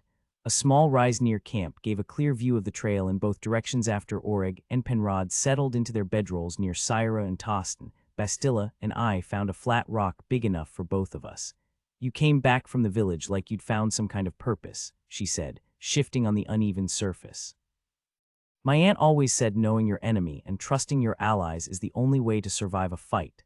I smirked. "Not that we stand a chance against the Vorsag, but at least I've got a hunch about what they're after." She chuckled, pulling out a small bundle from her pack, stale bread and a wedge of cheese. "Here, Axel told me to give this to you. Said if it didn't get eaten tonight, it'd go to waste. You've been skipping meals again." I took a reluctant bite, grimacing at the mix of dryness and odd tang. "So you think the Vorseg are hunting relics?" She grinned at my expression. "You're the one who asked if magic could be stolen from artifacts." I set the food aside without protest. "Haverness's scouts might have answers." "Anything's better than trudging through swamps," she muttered. "I'd rather be swinging a sword." "Same," I admitted. That was my father's blood in me. Her fingers brushed the corner of my mouth, catching me off guard. "I keep waiting for you to say something foolish," she murmured, tracing a line up to my temple. My breath hitched despite my effort to stay steady. "It's the eyes, too soft, and I talk like I'm half asleep," I muttered. Her touch sent heat curling low in my gut. This wasn't the first time she'd made it clear she'd share my bed if I asked. It was why I usually bunked near Syra or the others. Penrod and Axial could take pleasure without strings. I'd never figured out how. "Your voice," she whispered, cradling my face, "it's like dark honey, makes me feel like nothing can touch me." She lined in, her kiss slow, deliberate. She wanted me, women always had, even when they assumed I was a fool. But she also liked me. That made it different, dangerous. For a heartbeat, I let myself sink into it, the warmth of her mouth, the way her hands tightened in my hair. Then Oreg's warnings echoed in my skull. The best lies work because people want to believe them. My father saw a dim-witted pawn, so he missed the player moving the pieces. And Bastilla, she saw the man I pretended to be, strong, sharp, worth trusting. I kissed her back, playing the role just a little longer. Bastilla saw me as some kind of hero, but playing the part didn't come naturally. I hesitated before pulling back, my breath uneven. Ward, I pressed my forehead against hers, searching for an excuse that wouldn't wound either of us. At least I knew I was just a distraction for her, nothing more. Avanhellish customs were looser than ours in Shavig.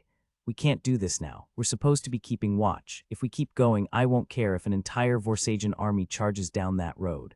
The truth in my words made it easier. She laughed, letting the tension fade. An entire army, huh? I stole one last kiss along her neck before forcing myself away. Maybe two. I'll check the perimeter. I jabbed a finger at her. Stay put. Her smile lingered as I left, but I knew I'd only delayed the inevitable. Callie's couldn't have been more different from Hurog, despite both being fortresses.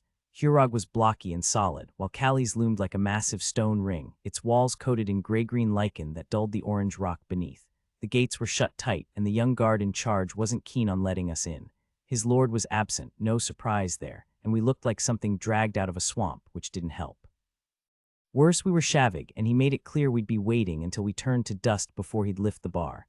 His fellow guards, drawn by the commotion, seemed eager to speed up the process. Fine, I could wait. The next shift would come soon enough. Axel tossed me a stolen apple from an orchard down the road, tart and unripe, but better than our dwindling rations. Where'd you get that? The gatekeeper demanded. Bought it from a farmer, I said, biting into the sour fruit. Though he swore it was Orenstone's finest. The guard smirked, enjoying the back and forth. No Orenstonian would sell decent apples to a Northman. I shrugged. Guess he lied. Tastes like old boots. The banter might have gone on if not for the new recruit, bristling with misplaced outrage. That apple's wasted on Shavig filth. He raised his crossbow, loading it with a sharp click. My aunt used to warn me that young people often don't grasp the bigger picture, and I always found her lectures amusing. The gate guard's panicked expression told me he was just as worried about the reckless kid taking a shot at me as I was. Callie's walls weren't as towering as Hurog's, maybe 25 feet at most, but thankfully my reflexes were sharper than the guard's aim. My apple throw wasn't perfect, but it did the job, sending his crossbow clattering to the ground. The senior guard immediately tore into the kid, though I couldn't make out the words. Then a crisp voice cut through the chaos, demanding answers. Whoever it was carried authority. Everyone on the wall snapped to attention. I grabbed the bow, unloaded it, and lobbed it back up, aiming for maximum humiliation. A few seconds later, a familiar face appeared, clean-shaven on top, but with a wild white beard like a Shavigman. Haverness's silent shadow. What was he doing here? The man frowned down at me. Who are you, boy, and what do you want? He asked in Talvanish. I matched his tone. Ward of Hurog, news about the Vorsag. He ordered me to wait and vanished, probably to consult Haverness. Oreg tossed me another apple. So, are we in? I took a bite. Looks like it. If Haverness's right-hand man had full authority, he'd have acted on the spot. The fact that he left meant he was checking with his boss. Haverness had always treated me well, but who knew how he'd react when he realized I wasn't the fool everyone thought. The gate groaned open, and we rode into the bailey. Unlike Hurog's muddy mess, Callie's had cobblestones, probably a necessity with all the rain. No surprise, given how far south we were. The bailey was packed beyond capacity, with straw lining the edges and makeshift tents crowding the walls. A quick scan told me Callie's housed at least 200 extra men, far more than its intended capacity. Had the king actually let Haverness return to defend his lands, I doubted the cunning old lord would break his oath without royal approval.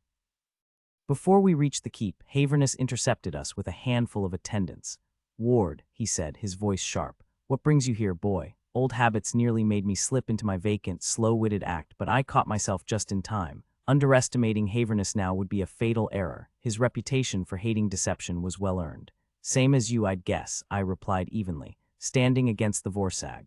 His welcoming expression hardened at my clipped response. Swinging down from Pansy, I loosened her saddle strap while keeping the conversation going, giving him space to process. Though I suspect Karaerness after something bigger than simple raids, he's always had an obsession with magic. Silverfell's was a slaughterhouse when we passed through. The raiders had cleared out mere hours before, leaving no survivors. My men mentioned the village temple once housed a massive stone dragon, but it's gone now. Haverness studied me, then snorted. Ornstone's done you some good, sharpened your wits. I flashed him a lazy smirk. Maybe you should visit. When his expression didn't soften, I dropped the act. My father murdered his own to claim Hurog, and he nearly finished me off too. I wasn't keen on giving him another chance. A flicker of surprise crossed his face before he nodded slowly. He knew exactly the kind of man my father was. Survival first, he muttered. Then with deliberate politeness, he added, care to make introductions. I recognize a few Hurog faces, but names escape me. Haverness, I said, deliberately skipping titles. Orenstonians hated them. This is Axel and Penrod. They served under my father and now ride with me. Normally, you wouldn't bother introducing soldiers to a lord of his rank, but he'd all but demanded it. And my sister, Syra. She grinned at his formal bow, and I nudged her. You're supposed to curtsy, you little heathen. She rolled her eyes but dipped into an exaggerated, bouncy curtsy that made Haverness chuckle. My brother, Tostin. Haverness's gaze locked onto him. I heard he was dead. Who told you that? I asked, frowning. Your father, if memory serves. Tostin bowed smoothly. A pleasure, my lord. My father was misinformed. I gestured to the last of our group. Bastilla of Avenhel, mage and warrior. She sank into a flawless curtsy, somehow elegant despite her battered armor. And Oreg, our other mage, claims Cariern might be siphoning magic from artifacts for some grand spell. Cariern's sorcerers had somehow brought the essence trapped within the stone dragon to life, and whatever emerged, Wardwick suspected it was indeed a dragon. Ward, the voice startled me, familiar yet utterly out of place, until I spotted one of my cousins striding toward us. Normally, I could tell them apart, but this man looked like neither. Gaunt, exhausted, his face devoid of its usual humor, he seemed a stranger. As I live and breathe, he said, sounding as stunned as I felt. What in the world was my cousin doing here? It really is you. Where did you come from? No flamboyant scarves marked his attire, but the crisp neatness of his clothes finally gave him away. Beckram, why are you here? He clapped me on the shoulder, sidestepping my question. Father will be relieved to know. His words cut short as his gaze landed on Tostin. Good to see you, Beckram, Tostin said smoothly. I'll let you two catch up. Haverness gave us a nod. Beckram, make sure they're settled in. Wardwick, honestly, I wasn't sure if I'd stumbled into a war to defend Orenstone from the Vorsag or a rebellion against the High King. Either way, it suited me just fine. The Blue Guard had set up camp along a stretch of grass near the wall. I let out a low whistle at the sight. Stala's tent stood out among the others. 3 guardsmen patrolled lazily, while the rest were likely drilling elsewhere, knowing my aunt. Why are you and half the Blue Guard all the way out here, Beckram? Tostin asked, saving me the trouble, probably wise, given Beckram's usual opinion of me. Did the king finally acknowledge there's a war? Beckram scoffed. The king slipped up and walked right into his half-brother's scheme. Alizen, I said. Who else? The end result. Haverness got permission to bring 100 men to handle Orenstone's troubles. And he picked the Blue Guard. I raised an eyebrow. Beckram halted mid-stride. No, that's a different story. Ward, what happened to you? For once he sounded genuinely worried. I bit back the urge to rattle off my injuries. Old habits die hard. My father died, I said. Turns out it did wonders for my intelligence and my mood. A slow, uncharacteristic smile tugged at his lips, making me second-guess if this was actually Erdrick. The twins switched places sometimes, and even with their wildly different temperaments, it was tricky to tell. Erdrick was right, he said. He always said you weren't as dumb as people thought. Dumb enough to lose Hurog, I shot back. He shrugged and quickened his pace toward the blue tent. Got any gear? Enough for the woods, not much use here. At Beckram's signal, a couple of men led our horses away while we sorted our packs. After some shuffling, we claimed a tent someone had cleared for us. Note, I've adjusted the dialogue tags, restructured sentences, and added slight variations in phrasing while keeping the original meaning intact. The tone shifts subtly from serious to dryly humorous in Wardwick's reflections, and I've expanded Beckram's reaction to Ward's presence for added depth. After finishing their tasks, Axel gave Penrod a reassuring pat on the back. Let's check in with Stala and let her know you're all right, Ward, he said. Bastilla and Syra volunteered to join them, eager to inform Stala they'd claimed her tent. Syra grinned, tapping her sword before sprinting ahead, leaving the others to catch up. Once they were out of earshot, Beckram pulled Tostin into a tight embrace. Good to see you, cousin. Still carrying that harp I gave you, I see. Beckram had always been effortlessly charming, and even Tostin couldn't resist a small smile. I hadn't realized the harp was from him. He was playing at a tavern in Teofanig, I mentioned. Teofanig, Beckram raised an eyebrow. Surprised you didn't track him down sooner. Tostin shot me a knowing look. He's the one who took me there in the first place.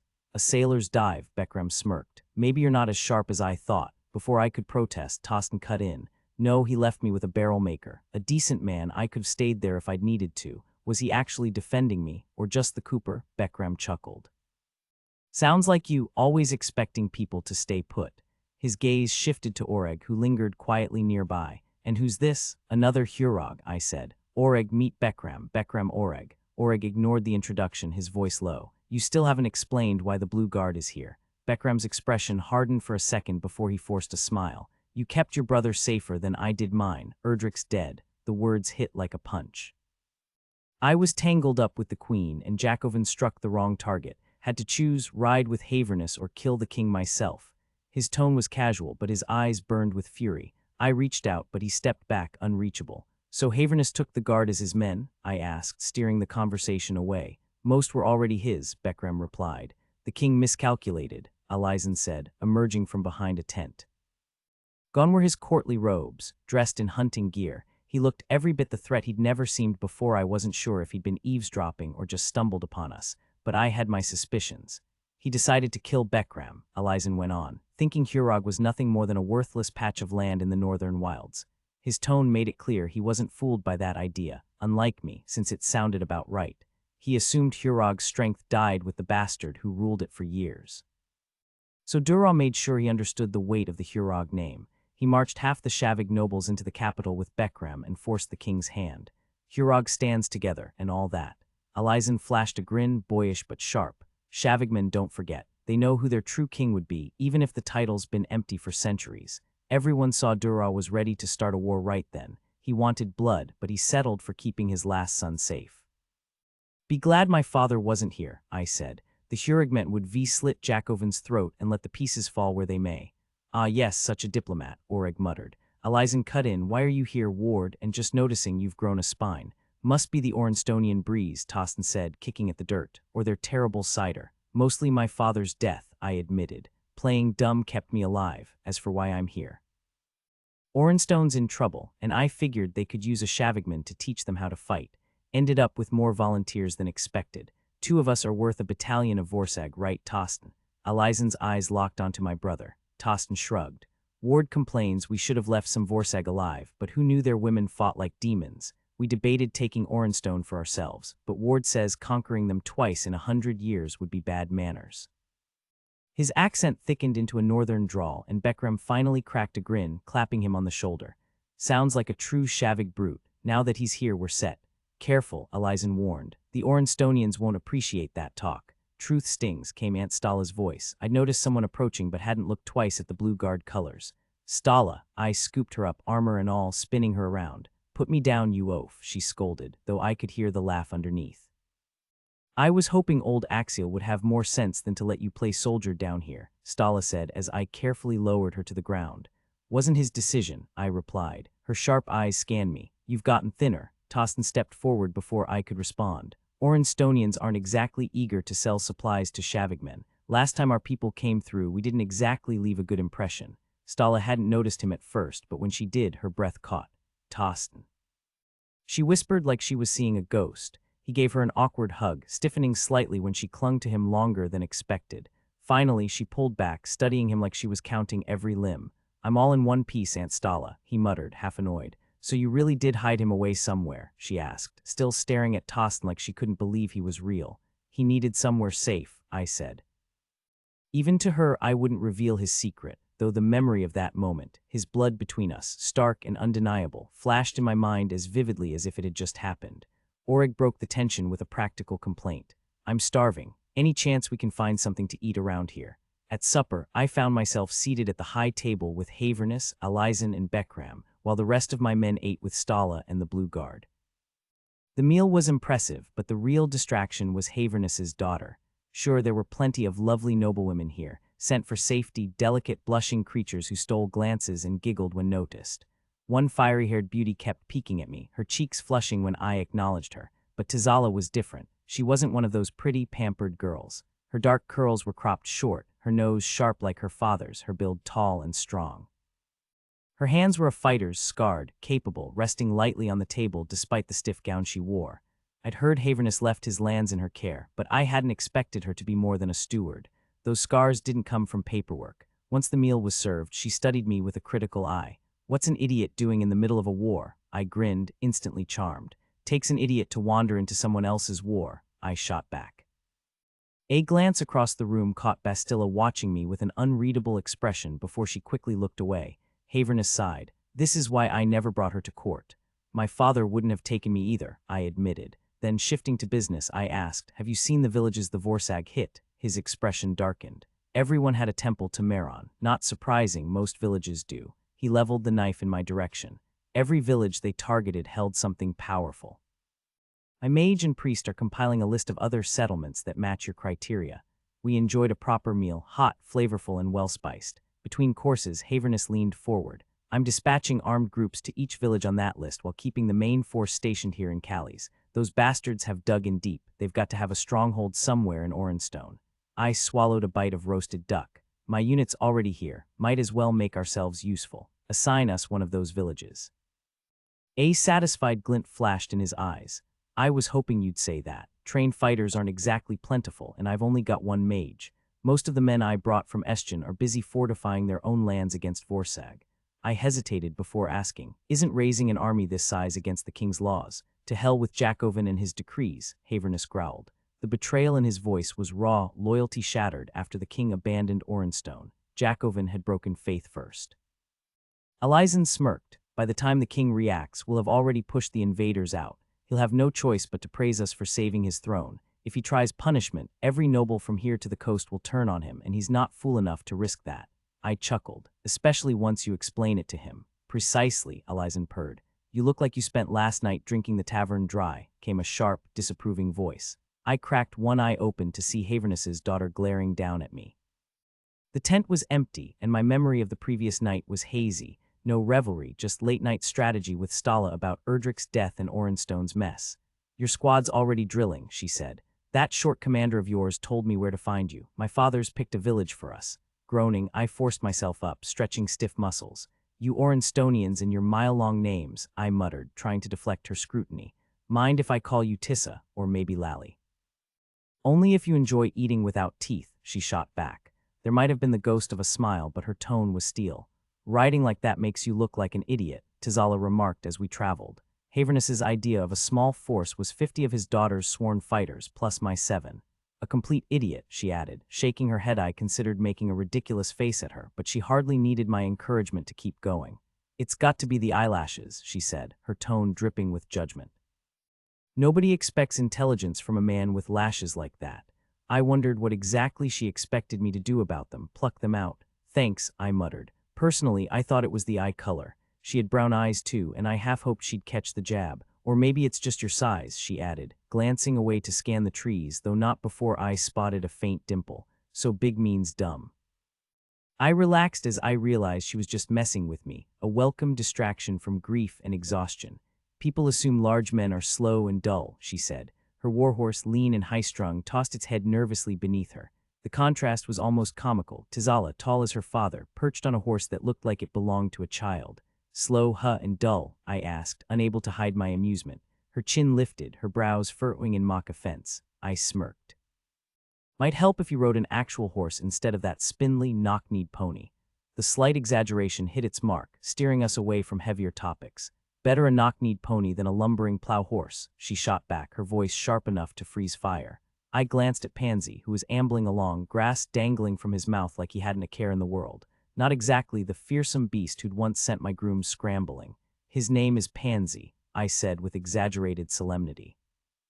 If you're going to insult him, at least get his name right. Syra stifled a laugh beside me. Tizala looked between us, then nodded toward my sister. Your brother's impossible. Syra just grinned. No, I'm not, Tizala huffed. I'm direct, ask anyone. I have to side with her, Syra. I sighed dramatically. Only the truly blunt would call my poor Pansy a plow horse. Rat, Tizala muttered. I still can't believe you pulled it off. How long did you pretend to be an idiot?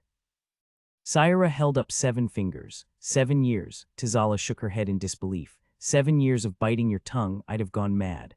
Likely, I agreed. She laughed, then turned to Syra. Is he always this insufferable? Syra gave a firm headshake, then rolled her eyes skyward. Impossible, Tizala replied. He was about as bad as they come. Few people understood Syra's silent language. Penrod, accustomed to the quiet communication of those under his care, could converse with her almost as well as I could.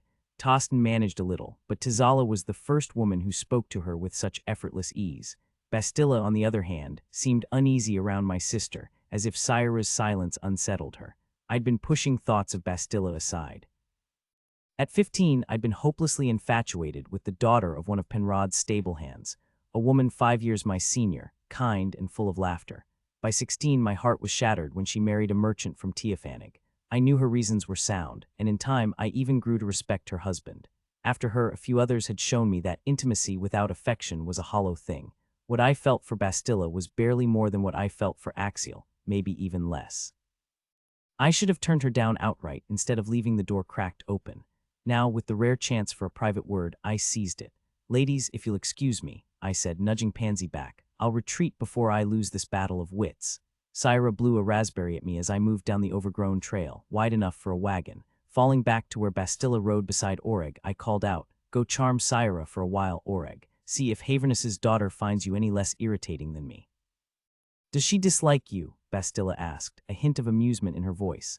"I blame my eyelashes," I muttered. Oreg fluttered his lashes dramatically. "Mine are far more fetching, Ward. She'll adore them." Once he trotted ahead, I slowed until we lagged at the rear. Switching to Avonhellish, my accent atrocious but serviceable, I made sure no one else could eavesdrop. "I owe you an explanation, Bastilla." Sunlight flickered through the leaves, catching in her striking eyes as she smiled. "For what exactly?" "For turning you down the night before Callie's." Her smile vanished. "Go on. If we hadn't been on duty, I might have said yes, and it would have been a mistake." "Ah," her knuckles whitened on the reins. "Too old for you, or is Tizala more to your taste?" I shook my head. "Not about age or her. I couldn't let her twist this into something else. For you, it's just a game when you play brilliantly, but I can't treat it that way." "You sound like some blushing maiden," she snapped, her voice sharp with wounded pride. "My first love taught me something," I said quietly. "Real love only works between equals." And she'd been right. Back then, I'd been too caught up in my own act to meet her as an equal, even when it mattered most. "You and I aren't on the same level here," I told her. "Sleeping with Axiel and Penrod doesn't rattle you, that takes serious skill." My second lover made it clear that intimacy without love leaves me emptier than being alone.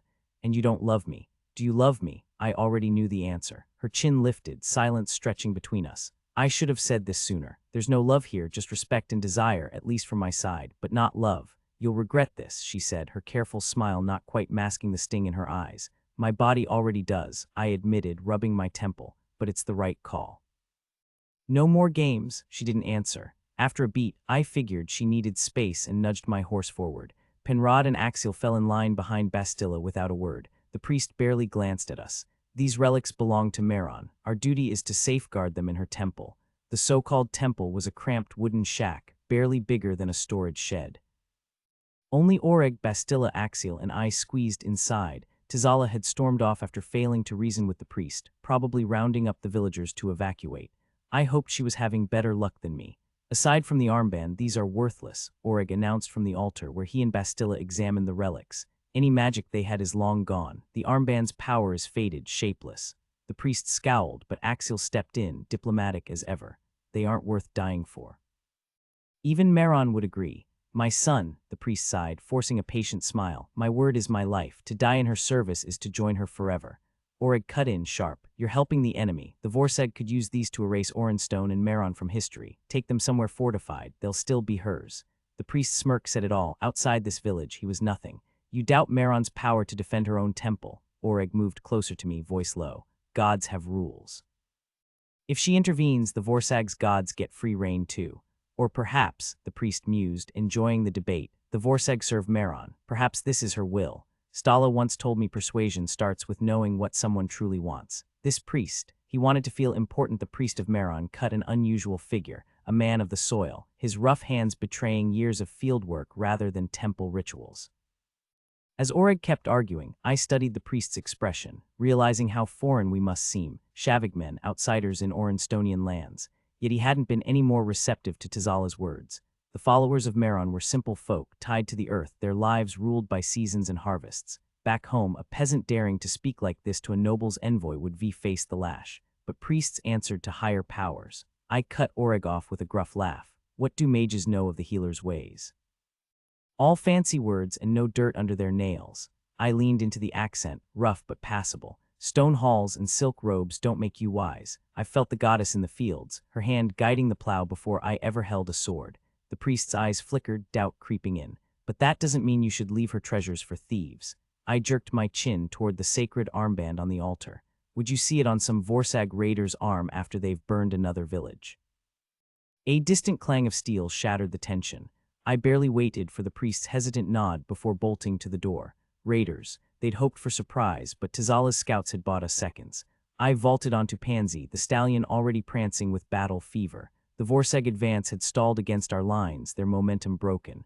Then time bent, every parry, every strike sharp as lightning. Tostin and Penrod fought beside me, but the world narrowed to steel and sweat and the raw thrill of the fight. Pansy moved like an extension of my will, ears flicking at unspoken commands. This was where I belonged, where every strike carried weight, where power sang in my veins. And oh, how I reveled in it. The love I shared with my father in those final moments terrified me more than any battlefield ever had. Axial was right, real combat was nothing like I'd imagined. Facing trained soldiers, men who could actually kill me, added a fierce thrill to the fight. These weren't bandits in tattered clothes. They were disciplined warriors hiding beneath the guise of outlaws. Stala would have ordered a retreat. Our forces were too evenly matched, and this would only end in slaughter. But behind us stood defenseless villagers, women and children I'd sworn to protect. Battle has its own rhythm, bursts of chaos when we clashed with the enemy, then eerie stillness when Pansy and I broke through their lines. I let him catch his breath, watching others do the same. Tizala rode up beside me, her grin fading as duty settled back over her. "They're holding their ground," she said. I flexed my numb arm and nodded. "Let's hope their commander realizes it before we're all dead." Her stallion was eager, but Pansy's strength made him a battering ram. One solid hit sent an enemy horse crashing down. Tizala fought with flair, intimidating as much as killing, but she was just as deadly. When the fighting slowed again, the sun hung lower than I expected. Pansy's head drooped, his sides heaving. Penrod appeared, his face streaked with grime. "They're pulling back, didn't expect real resistance." "A smart general knows when to retreat," I said, echoing my aunt's words. Penrod scoffed. "She wouldn't have let them slip away." I spotted the Vorsagian commander vanishing into the trees, his men scattering. "Then let's not let him." Without waiting, I urged Pansy forward, leaping over fallen bodies. Beyond the tree line, a limestone cliff loomed. Nowhere left to run. Pansy and I reined in just as the Vorsag soldier disappeared over the ridge. His riderless horse stood nearby, so I dismounted and let Pansy's reins fall. Behind me, Penrod did the same. "You think he went this way?" I called out, but no one replied. A sharp pain shot through my arm. I whirled, sword raised, and saw Penrod staring at me in shock, his dagger dripping with my blood. Before I could react, my brother's blade emerged from Penrod's chest and the horseman crumpled to the dirt. "Penrod," I whispered, too stunned to process what had just happened. Then softer, "Tostin." Tostin let his sword clatter to the ground, his face as bewildered as mine. "He was going to kill you," he said, voice unsteady. "I trailed you and saw him raise that dagger, aimed right at your back." Blood seeped between my fingers, proof enough of Penrod's betrayal. He lay motionless now, the fatal wound hidden beneath him. His lips parted in a weak smile. "I'm glad." His voice was barely a whisper. I couldn't stop. I knelt beside him, but he said nothing more. His body shuddered once, then stilled. Tears blurred my vision, but I refused to let them fall. Tostin retrieved his sword, wiping the blade absently on his tunic as he stared at the corpse. I didn't even recognize him until it was too late. Penrod had been part of our lives for as long as I could remember. I met Tostin's gaze. He died fighting the Vorsag. Tostin nodded, the unspoken agreement passing between us. Penrod's name would stay clean. He reached down and closed Penrod's eyelids, then knelt beside me. "Cypher, guide him." His voice cracked. "But why would Penrod turn on you?" I shook my head, the pain in my arm throbbing in time with my disbelief. None of it made sense. "Some sorcerers can bend a man's will, if only for a moment," Bastilla said, her tone eerily calm. Tostin flinched. Neither of us had heard her approach. She stood over us, her leathers streaked with blood, her expression unreadable. But the caster would have had to be close. There was something off about her voice. She and Penrod had been together, yet she sounded as detached as a butcher inspecting meat. She leaned over me, one hand gripping my shoulder for balance. A strange energy pulsed where her fingers touched, then everything went black. Callies, Bekram commanders grow accustomed to losing soldiers, but at least there's usually a body to bury. These days, the only thing that kept Bekram going was his training with Stala. In the sparring ring, the grief dulled to a numb ache, the guilt fading beneath the rhythm of steel. Stala no longer paired him with the others. Instead, she drilled him relentlessly, smacking his ribs with the flat of her blade whenever his guard dropped. "That kind of sloppiness gets you killed," she barked. "Or worse, dismembered." he countered with a rapid flurry of strikes that left her no room to speak for several minutes. Only when she knocked his blade aside did it dawn on him. He hadn't been following any training form. A single solid hit would have been fatal. No wonder she refused to let him spar with others now. He didn't reach for his fallen sword, just steadied himself with a slow breath.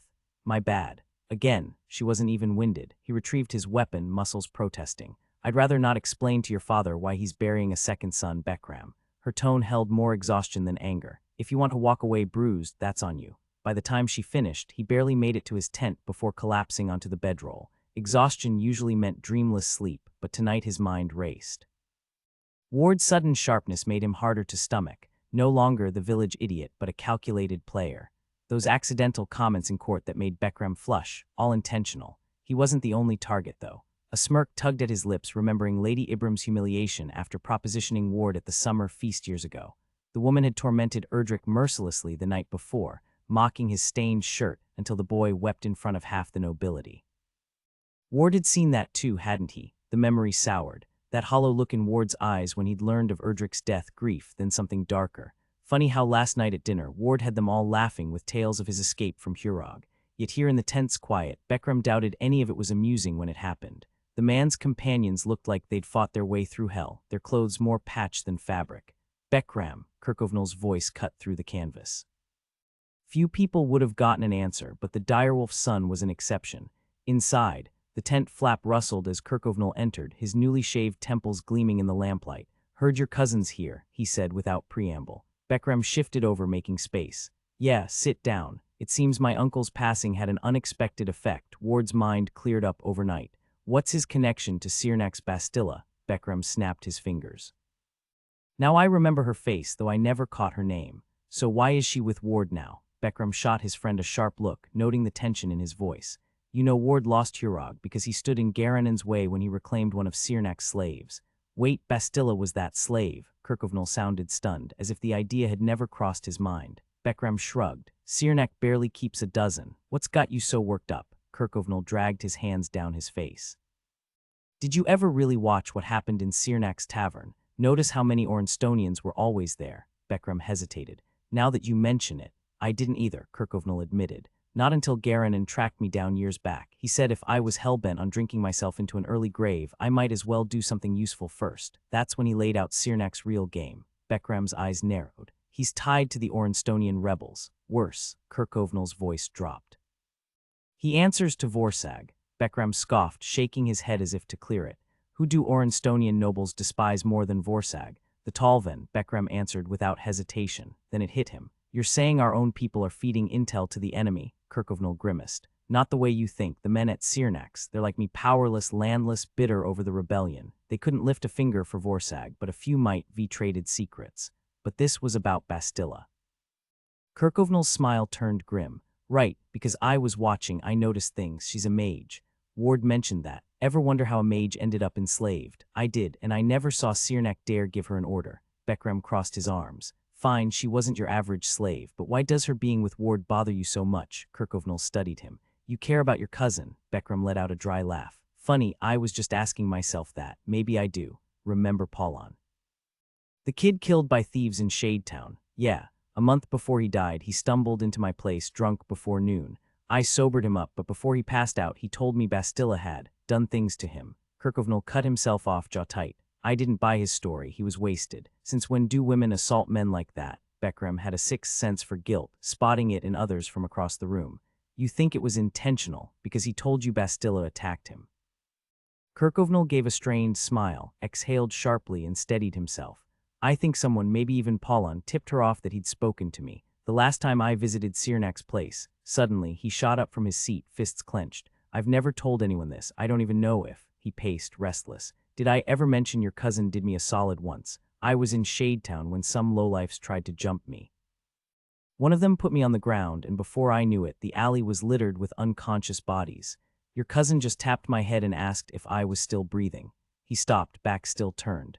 I went to Sirnak's right after Paulon died. Didn't think it was connected, still didn't believe him. Then his voice faltered. He yanked up his shirt, revealing his back. Damn, Bekram muttered. Even in the dim tent light, the scars were unmistakable. Kirkovnal tugged his shirt back down. That wasn't even the worst of it. Thought I was done for. Why'd she let you live? Beckram pressed.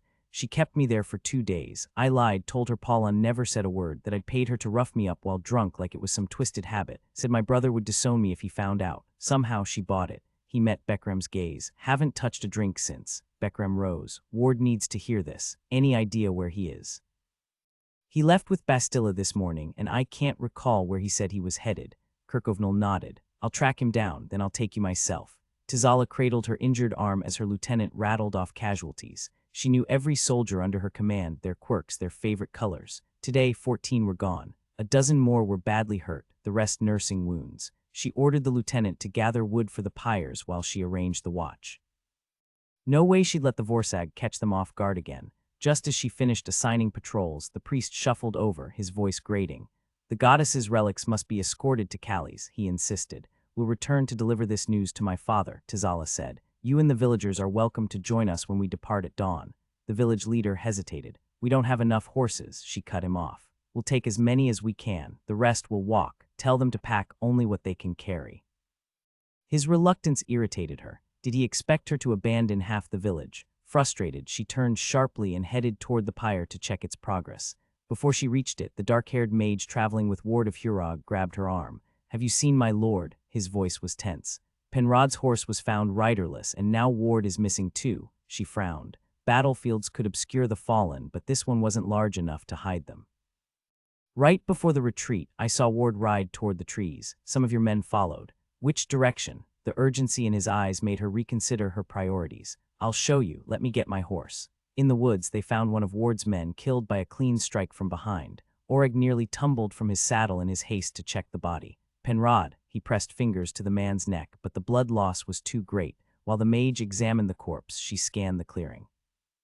The massive hoofprints of Ward's stallion were unmistakable, but the rain-softened ground held few other clues. The horses went this way. Her words faded as she turned back to Oreg. He swayed, his face ashen. She lunged forward just in time to catch him before he collapsed. Are you hurt? A low, eerie wail escaped him as his legs gave out. The bushes rustled, and Tizala drew her blade, but it was only Axiel, another of Ward's men. His name stuck in her memory because her father had once mentioned its dwarven origin. Axiel glanced at the dead man before crouching beside Oreg. What's wrong with him? Never seen him like this, Axiel muttered, gripping Oreg's face. Oreg, talk to me. What happened? The mage twisted away, curling in on himself, but the wailing stopped. Gone, my fault, he's gone. Who? Ward, I think, Tizala said when Oreg didn't answer. We found Penrod here. Ward's stallion passed through, but the trail's unclear. Without a word, Axiel paced the clearing, retracing her steps.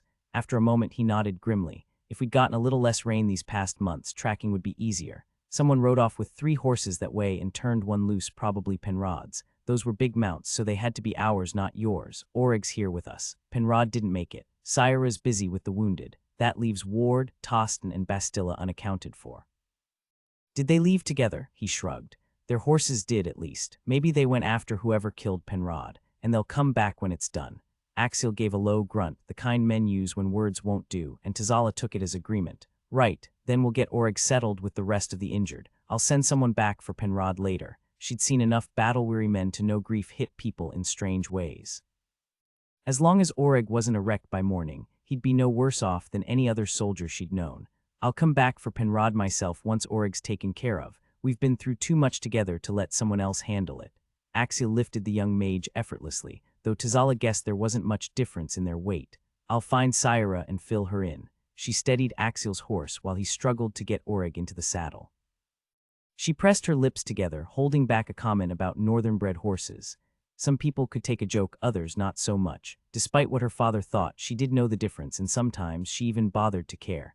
Axiel bundled Oreg in both their bedrolls, but the shivering didn't stop. I need to go get Penrod. Oreg didn't respond. After a pause, Axiel swung into the saddle. His horse let out a weary sigh but didn't protest. That's it, foxy lad, he muttered. Don't know why the cleanup after a fight always feels harder than the fight itself, but that's the way of it. He was exhausted too. Dwarven endurance was legendary, but he was only half-dwarf and his arms ached from the battle. A dull throb in his ribs reminded him he hadn't walked away unscathed, but that could wait. Penrod came first. You'd think after all these years he'd have learned to watch his back. Axiel cut off the thought. Raging at death was pointless. He should have learned that by now. Penrod's body lay untouched. The deepening shadows made the clearing feel eerie, or maybe it was just being alone. Axel bent down and lifted him gently as if he were still alive. "Rest easy, old friend," he murmured. Syra wept silently as the flames took Penrod. Axel stood behind her, hands on her shoulders, his own eyes dry. This wasn't the first comrade he'd sent to the pyre, and it wouldn't be the last. The dwarf watched the fallen warriors darken in the flames, his keen vision piercing through the smoke that obscured the human's sight. When Syra turned and pressed her face against him, he pulled her close. "Come on, kid," he murmured. "Let's wash up and pitch the tent before nightfall. Your brothers will be back soon, and they'll be exhausted." As dusk settled, Beckram and Kirkovnal reached the campsite. The smoldering remains of the pyre told them a fight had happened hours before their arrival. Beckram called out cautiously before riding in, but no one seemed to know where Ward was. Then a small hand tugged at his sleeve. "Syra," he asked, frowning when he saw her expression. "What happened? Is Ward hurt?" She hesitated, then pulled him along without answering. Kirkovnal dismounted and followed as she led them to the center of camp, where Axel stood stirring a pot over the fire. "Beckram," Axel said, surprised. "What brings you here?" "Looking for my cousin. Any idea where he is?" Axel passed the ladle to someone nearby. "Don't let it stick," he warned before turning back. "Ward, Tostin, and Bastilla took off after some Vorsag scouts. We had a scrap earlier, found Penrod dead on the far side of the field. Their tracks headed south. Why do you need him?" Beckram had spent the ride from Callie's piecing together Kirkovnal's intel with Ward's stories. "Cyrnak's been feeding secrets to King Cariarn for years," he said. "Started with troop movements, then shifted to magic. His people bought relics, maybe stole a few. Then around the time Cariarn's father got sick, new faces showed up at the tavern, including Bastilla. She wasn't a slave, she was Cariarn's agent." Axel frowned. "You're saying Bastilla worked for Vorsag, then why flee to Hurog?" "Because she wasn't running," Beckram replied. "Kirkovnal knows she's killed before tortured, too. Cyrnak didn't control her, she gave him orders. We think she went to Hurog to hunt for its fabled treasure, with Landislaw tailing her to make sure she didn't double-cross them." Axel shook his head. "I saw her scars, the wounds on her feet," Kirkovnal cut in, voice cold. "And I've watched her flay a man alive just to hear him scream. He watched Black Cyrnak, someone even the king treats with caution, recoil from her fury. And I've seen her slip into the role of a naive village girl or a seductive courtesan, depending on what the moment demands." Beckram finally spoke, cutting through the heavy silence. "Before Bastilla vanished to Hurog, Landislaw pulled me aside, asking about the legendary dwarven horde supposedly hidden in the old keep. I told him it was nonsense, but Bastilla might have been sent to investigate. The only question is why she stuck with Ward." A thought struck him mid-sentence. "Unless she found something she couldn't take right away. Ward rescues her, mentions heading to Orenstone, and suddenly she sees an easy way to report back to Cariarn." Kirkovnal interjected sharply. "Havernus suspects the Vorsag have a foothold in Orenstone. You said Ward, his brother, and Bastilla went south. Barrel's not far from here." "Garanon's keep?" Beckram asked. Kirkovnal nodded. "Where Landislaw's been playing king. Bastilla's lover, Landislaw, who despises our king more than he fears the Vorsag," Beckram muttered. Axel scoffed. "You're guessing. Where's your proof?" Beckram ignored him. "When did Ward leave?" "Right after the battle," Axel replied. Beckram pressed. Would any commander trained by Stala abandon his men just to chase down a few stragglers? When no one answered, he continued, "No, he wouldn't. I think Bastilla believes there's treasure at Hurog, but she needs Ward to get it, and she's using Tostin as leverage. Wardwick obsession is a double-edged sword. It can temper a blade to perfection, or shatter it beyond repair. I dreamed of Hurog. The scent of old books filled my nose, the library's shelves crammed with forgotten languages. Somewhere in this maze was a map of the hidden passages, but the drawer that once held it was gone. Without it, my brother would die." Tostin's scream reached me, distant but agonizing. "You take care of Tostin and Syra," my mother said, her voice calm. "I have to tend my garden." "Of course, mother," I replied. Tostin's hand was warm in mine, Syra a weight against my chest. The garden glowed under the setting sun, petals drenched in gold until the illusion shattered. "Where are the dragon's bones?" Tostin's scream tore through me, the garden dissolving into darkness. Suddenly, I was deep in Hurog's dragon cave, trapped without Oreg. The narrow tunnel I'd crawled through now felt like a crushing fist. "Hurog's magic is tainted," Oreg's voice whispered in my mind. "It preys on the weak." Dreams turn to madness. Anger becomes uncontrollable rage. Ambition twists into obsession. And hatred consumes everything. Hurog, I thought Hurog, the word meant dragon. But when I opened my eyes, Hurog was gone, vanished so completely that only a hollow ache remained where it had been. The pain of that absence nearly choked me. My right hand burned with cold, the battered platinum ring sending waves of ice through my veins. I tried to tuck it against my chest for warmth, the way I did during winter storms, but the sharp rattle of chains stopped me. The cell was cramped, the ceiling high. A narrow window far above let in slivers of light, barely cutting through the stench of rotting rushes that should have been cleared out years ago. At first, I thought I was alone until I spotted the crumpled figure sprawled in the filth. My own pain vanished. Tostin, his hand was swollen, twisted. The screams I'd heard in my nightmare hadn't been a dream at all. Tostin, I shouted, desperate for any sign of breath. If he was dead, I couldn't even finish the thought. The door creaked open and Carriern stepped inside. He looked almost the same as I remembered, just a little older, his brown hair neatly trimmed, his clothes expensive but understated. But it was the woman behind him who stole my attention. Bastilla, once a fierce warrior, now stood with bowed head, draped in sheer ivory silk that left little to the imagination. What had he done to her? "Ah, Ward," Carriern said, his voice smooth. "Glad you're awake. Pity about your brother." He nudged Tostin's limp body with his boot. "If my chains hadn't held me, I'd have torn his throat out. The spell didn't work on you. My archmage swore no one could resist it, but Bastilla insisted you Northmen were stubborn." He patted her head like a well-trained dog. I barely heard his next words. She was right. Once he started screaming, "You talked fast enough. Shame you didn't actually know where the treasure was. Who'd have guessed the Lord of Hurog needed a wizard's help?" He sighed, mock disappointed. "No matter. Bastilla left a little something behind so we can track it. A waste of magic, but with dragon bones, who cares?" The hunger in his voice reminded me of my father eyeing a new servant. I swallowed hard. And behind Carriern's back, Bastilla smiled, not the smile of a broken slave, but one of cunning victory. "So," I said slowly, "you're telling me all this because..." He grinned, sick of old men acting like they know everything. "I need fresh minds, people who get that being young doesn't make you dumb or weak. Bastilla says your wizard would follow you no matter who sits on the throne." He paused, maybe expecting me to respond, but my focus was on the strange numbness in my arm. No pain, just cold. Had they done something to me? Why only that arm? Were they after the ring? "Hurog could be yours, Ward." The name snapped me back to Carriern. "I've got magic strong enough to tear down those walls and leave nothing but rubble just to get my hands on those dragon bones, or I could hand you Hurog instead. Swear loyalty to me, not Jacobin. What do you owe him? He murdered your cousin, stole your birthright. Look at what he's done to Orenstone. A man like that shouldn't rule. Think bigger, Ward." 5 kingdoms rotting under Talvin rule could be 6 thriving lands under me. I'd make you king of Shavig, where you belong. My aunt's voice echoed in my head, warning how wars are lost before the first strike. The worst part, Carriern wasn't wrong. Jacobin couldn't manage a farm, much less 5 kingdoms. Carriern wouldn't let invaders trample his lands. He'd fight for what was his. And his obsession with magic. I got that better than I'd ever understand Jacobin. Hurog was my own fixation. At my feet, Tostin twitched. Carriern followed my gaze. "Bastilla can heal him, another little talent of hers. Guess she didn't mention that. My bad for letting her have too much fun with him, but she earned it. Hurting things, she enjoys it, and I reward loyalty."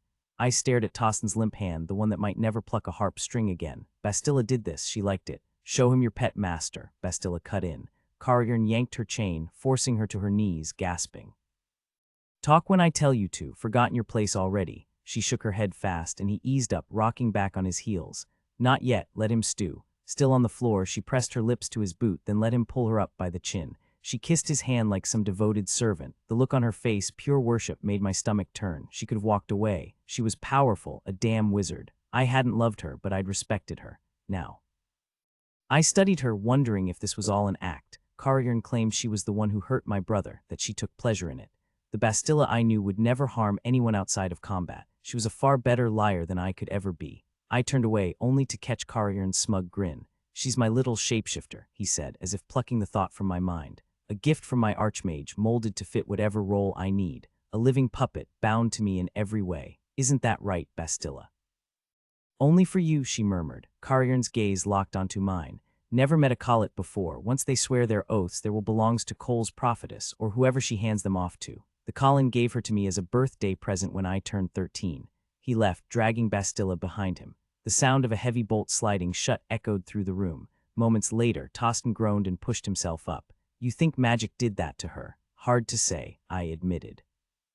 "Damn you," he muttered, voice raw. "Stop looking at me like that. None of this was your fault. I should have stepped in sooner. Most of it happened after you did." He stared into the shadows, shoulders tense. Ward, I actually trusted her. She snapped my finger, then kissed me like it was some twisted game, licked the blood off my back like she was savoring it. His breath hitched. Carriern had to pull her off me. Tostin's voice dropped to a ragged whisper. Tell me it was magic.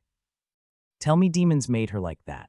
Magic can twist a lot of things, but not the core of who someone is, I said quietly. Some people just crave suffering. Father was the same. The memory surfaced, holding a weeping lover as she confessed what he'd done to her. After beating me, he'd go straight to bed with whichever servant was unlucky enough to be nearby. Tostin buried his face in his knees and let out a broken laugh. You're supposed to be comforting me, remember? The whole protect the weak bit. I can't shield you from the truth, I said. Ignore evil and it owns you. Look at Mother, she spent her life running from what Father was, leaving us defenseless. The anger surprised me, sharp and sudden. All those years she'd stood by while Father's words cut deeper than his fists until Tostin tried to end it all. In my dreams, Oreg made excuses. Hurog's magic warped her, but she should have fought for us. Tostin's voice cut through the dark. You were the one who protected us, me. I'm just like her, clinging to my pain. The whole way from Teofanig, I've been lashing out because you favor Oreg. Someone once told me horses bite when they're scared, not angry, I said, hating how much it sounded like Penrod. Tostin scoffed. I'm not a damn horse. Are you scared, in pain? I asked. He stayed silent. You can't fault a horse for lashing out when it's hurt or frightened. You just figure out how to help it.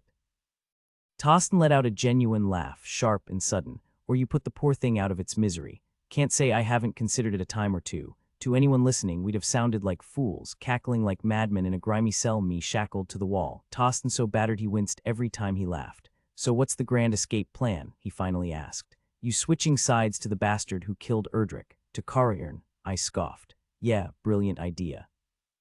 Like a chicken moving in with foxes because it's scared of the farm dog. No, so we just sit here and wait to die. I glanced at the silver ring on my numb fingers. I've got something better in mind. I reached for Oreg the way I used to back in Hurog, though I'd never tried summoning him beyond those walls. Since burning the village dead, I'd avoided magic. Untrained power is dangerous, but the force that answered my call was staggering. The ring pulsed with energy, heat flooding my frozen hand, bringing feeling back. The air thickened with magic, swirling until Oreg took shape, trembling like a soaked dog. He clung to my leg, his voice hollow. Don't leave again, please, it was too far. His desperation sent chills down my spine. Whoever had broken him like this deserved worse than death, but his tormentor was long gone. Maybe that was why we were bound more than any ring. Tostin gaped at him. I won't leave, I promised. It wasn't on purpose, you okay? Oreg just pressed his face against my leg, shaking violently. What the hell did you do to him? Tostin demanded, disgust twisting his face. Oreg's state reminded me too much of Bastilla and Carriern. Nothing, just give him a minute. Tostin glared between us before turning away with a pained grunt. Better be a damn good explanation. After a moment, Oreg spoke again, still gripping me. Where are we? Beryl, Tostin answered when I hesitated. Garanon's estate. Garanon working with the Vorsag. That didn't fit the man I knew, but then neither did Bastilla's betrayal. How did we get here? Oreg asked. Where's Bastilla? She brought us, I said, as casually as one can while chained up with a grown man latched onto their leg. She's the reason Tostin's in rough shape, and she's not Cernak's puppet, she's Carriern's. He gave the impression that the Colin had changed her in some way, reshaping her into his obedient puppet. Is that even possible? Only if she agreed to it first, he replied. Did you realize she wasn't who she appeared to be? Oreg finally met my gaze, stepping back. Even in the dim light, his pupils were tiny, sharp points. I sensed her magic the moment she set foot on Hurog land, stronger than she let on, maybe stronger than she even knew. But once someone's been altered like that, it's nearly impossible to spot, even if you're looking for it. I nodded. She fooled me too. Carriern called her a chameleon.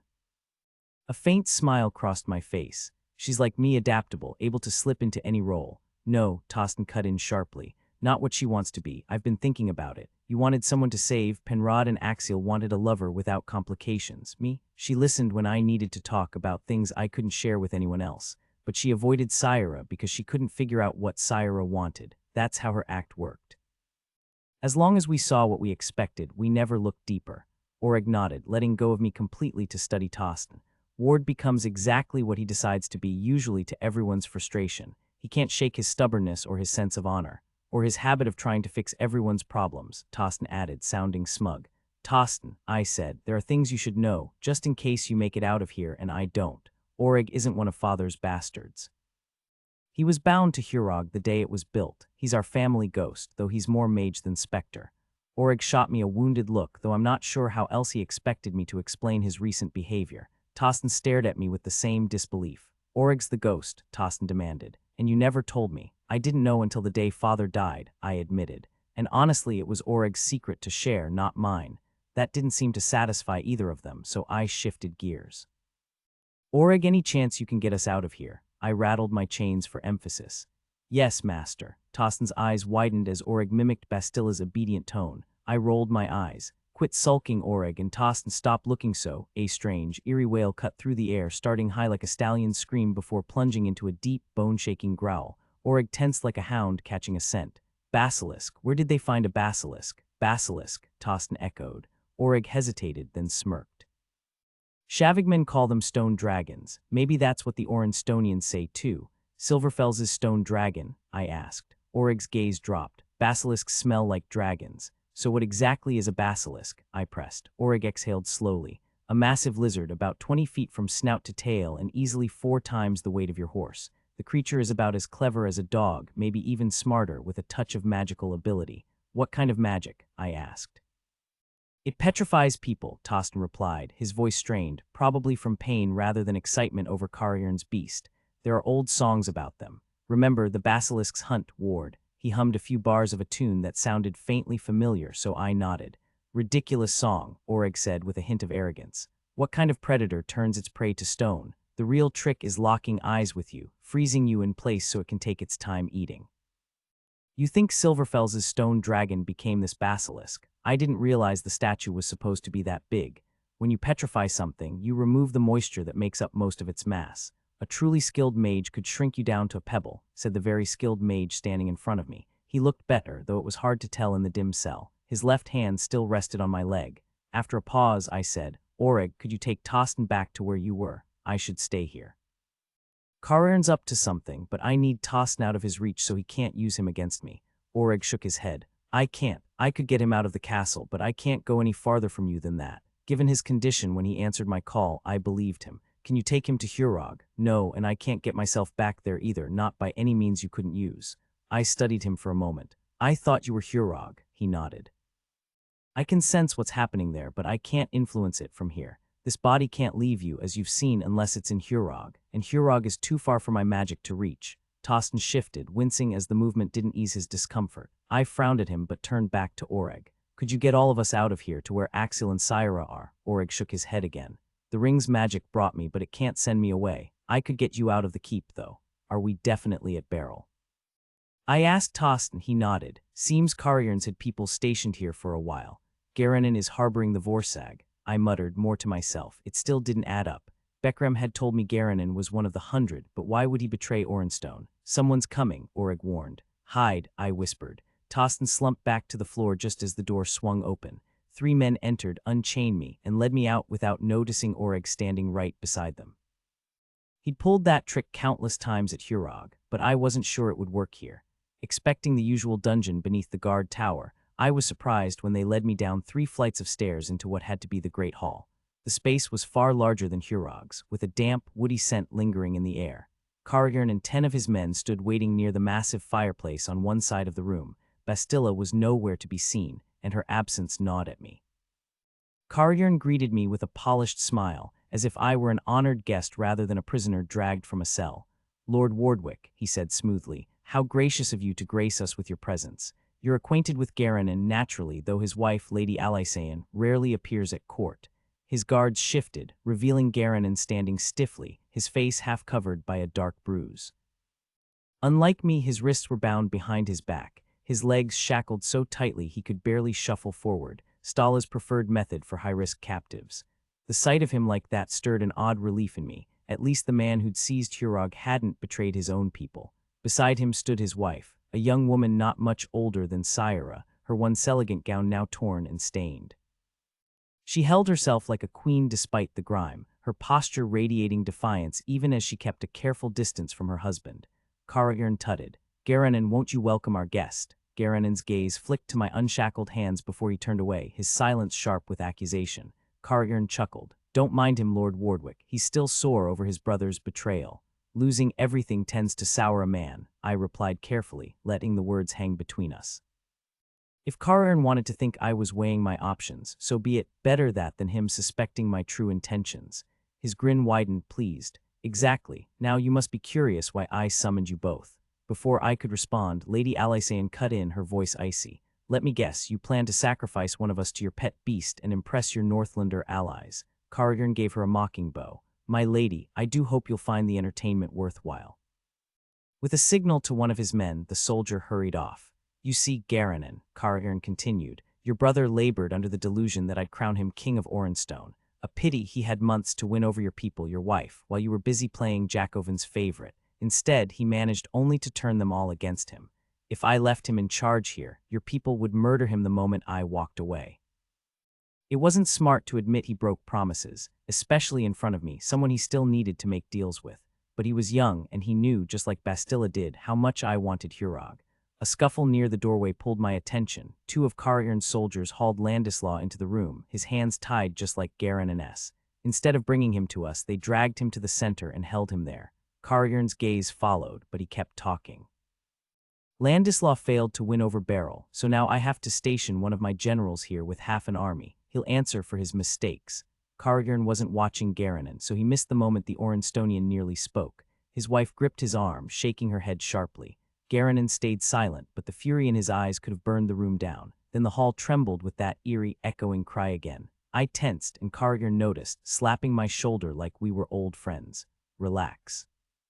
My wizards have it under control. Takes 2 of them, but I've got plenty to spare. No sooner had he spoken than the doors burst open with a crash. Morning light spilled in, framing a massive shape that filled the doorway before darting inside with unsettling speed. It stopped just inside, letting us all stare. The thing stood as tall as a warhorse at the shoulders, but stretched twice as long. At first glance, it looked like one of those fat garden lizards from Estchen, just scaled up to nightmare size. Emerald plates, each as big as my hand, covered its body, and its eyes, cold and unblinking, didn't quite focus together. I jerked my gaze away just in time, Orig's warning ringing in my ears. A braided leather band wrapped around its middle, etched with black runes. Control charms, no doubt. Spiked black horns ran down its ridged back, vanishing into a ridiculous collar of crimson feathers. Its tongue flicked out, thick as my forearm. I was so fixated on the basilisk I almost missed the 2 wizards stumbling in behind it, their elaborate robes dragging on the floor. They looked like every other wizard, long beards, stiff black tunics, and those ridiculous panel skirts. A pair of guards held them up by the elbows, their faces strained. One of them muttered something about never enough power, but Karaern ignored him, grinning like a kid with a new toy. Controlling the basilisk clearly took everything they had. A knot of tension inside me loosened slightly. These 2 wouldn't last a minute in real combat, which meant Karaern couldn't unleash the beast without risking his own men. Focus it on the meal, Karaern ordered. One of the guards leaned in to whisper to the nearest wizard, while the soldiers restraining Landislaw averted their eyes. The creature's head swung toward him, but Landislaw had already squeezed his eyes shut, still twisting against his captors. Maybe fear gave him strength, or maybe their hold faltered when they looked away. Either way, he wrenched free and stumbled toward us, his ankles still bound. Garanon, he shouted. His brother lunged forward, but Karaern's men yanked him back. Then the basilisk moved. One blink and it was beside Landislaw, faster than thought. The sound it made snapped Landislaw's attention toward it, and just like that, he froze like a marionette with its strings snipped. The beast kept one eye locked on its prey while the other swept over the rest of us. Only when that icy gaze slid past me did I realize I should have looked away, but it wasn't hunting for seconds. My paralysis wasn't magic, it was the sickening certainty that I was powerless. No weapon, no chance against the basilisk or the guards, and with my brother in chains, recklessness wasn't an option. Standing there, doing nothing, was worse than any fight I'd ever faced. The basilisk nudged Landislaw with its snout, toppling him. Its jaws gaped, revealing rows of needle-like teeth. With a jerk of its head, it swallowed Landislaw whole, his body limp as a ragdoll. One of the guards who'd held him earlier doubled over, retching. Landislaw wasn't dead yet, just trapped alive in a slow, suffocating nightmare. I'd never been fond of the man, but no one deserved this. Keeping my voice steady, I asked, what about the chains? The dim light hid how pale I'd gone.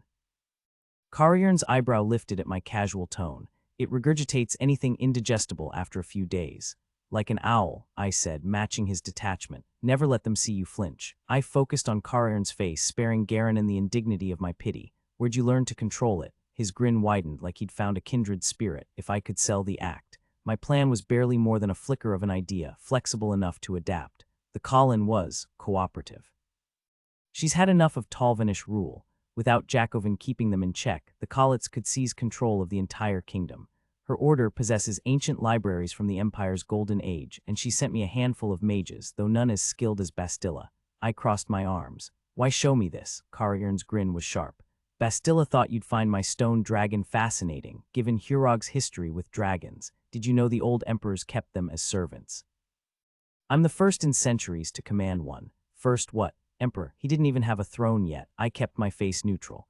Your Highness, how exactly do you plan to give Hurog back to me? My longing for home wasn't an act. Even the stone-faced guards could hear it in my voice. Cariern chuckled. Straight to the point. What changed your mind? You think I'd humiliate myself in front of my brother. Eventually, he'll understand I did this to save Hurog, but it'll take time. The Talvanish king will never return it willingly, not after what he did to my cousin. So tell me, what's your price? Nothing you can't afford, he said, eager to reel me in. Just your loyalty and taxes, same as you gave Talvan. I frowned as if the weight of betrayal had just hit me. I swore oaths to Talvan. A Hurog doesn't break vows. Vows mean nothing when they're already shattered, he countered. Jacobin broke his ancestors' pact with Hurog the moment he stole it from you.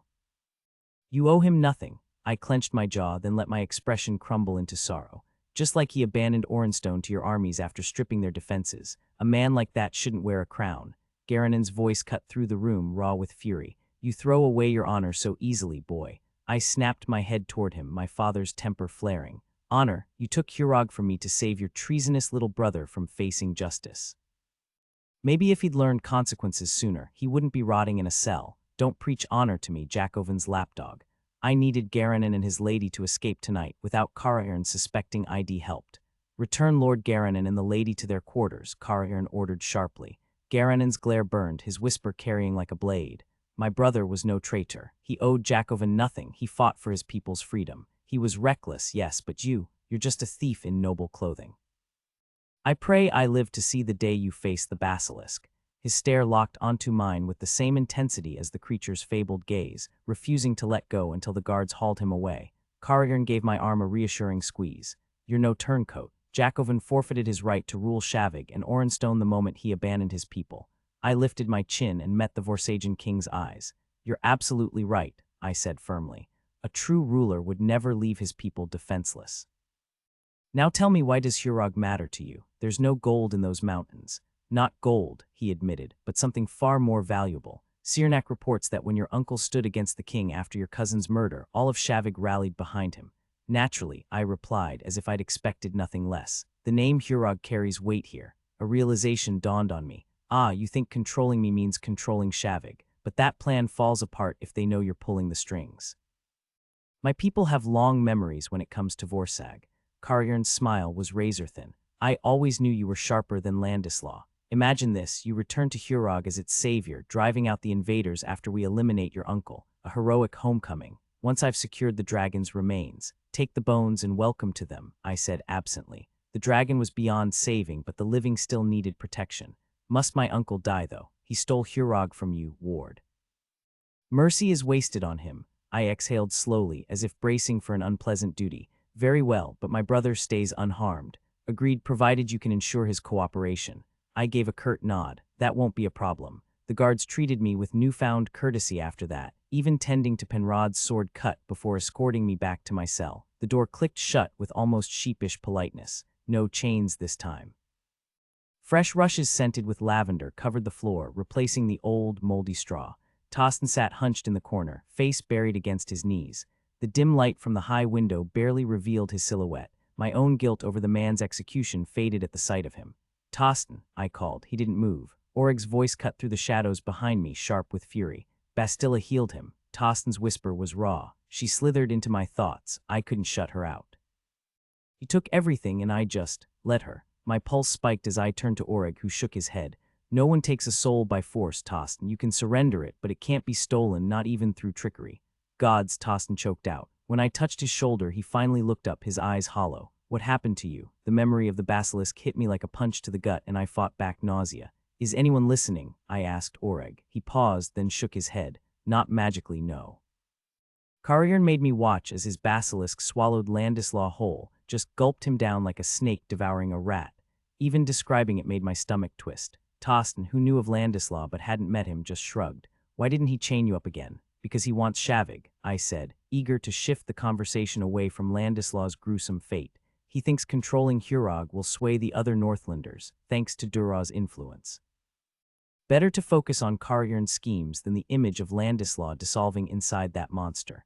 I needed a moment to think. Silence settled as I turned over possibilities. My aunt once taught me a strategy game, mapping out every move like a skipstone match. Karyarn was heading to Hurog soon, and Garanon and his wife wouldn't survive his departure. He couldn't risk leaving the Lord of Beryl alive. Oreg would have to get them out, but Karyarn's sudden delay in attacking Orenstone puzzled me. He had the perfect setup, yet he was risking exposure by Havernus just to dig up dragon bones. Obsessions, I realized. Magic means more to him than conquest. What's he planning with the bones? I asked. Tostin scoffed. Bastilla bragged that powdered dragon bones could make her the most powerful wizard alive, and for someone without magic, Oreg's voice was grim. It'd give them temporary power, but they'd need more to sustain it. Eventually, it would kill them. Oreg, if you were at Hurog, could you stop the wizards from finding the dragon? Bastilla left something behind in the cave. Maybe, he said. How many are we dealing with? How many can you handle? 3 or 4 like Bastilla for a few days, if I remove her trace longer. Can you destroy the bones? No. I fell silent again, but Tostin broke in. Ward, why did Bastilla send Penrod after you? The question caught me off guard. She knew Karyarn wanted the bones, and I was the key to getting them. Oreg stiffened. What? I hadn't pieced it together, but Tostin was right. I told Oreg about the attack, how Tostin saved me. Then I remembered Bastilla's expression in Havernus's hall, the way she'd watched me with Tizala, the fury when I refused her. Had she been angry enough to defy Karyarn just to see me dead? I doubt Karyarn has any idea what's happening, I muttered.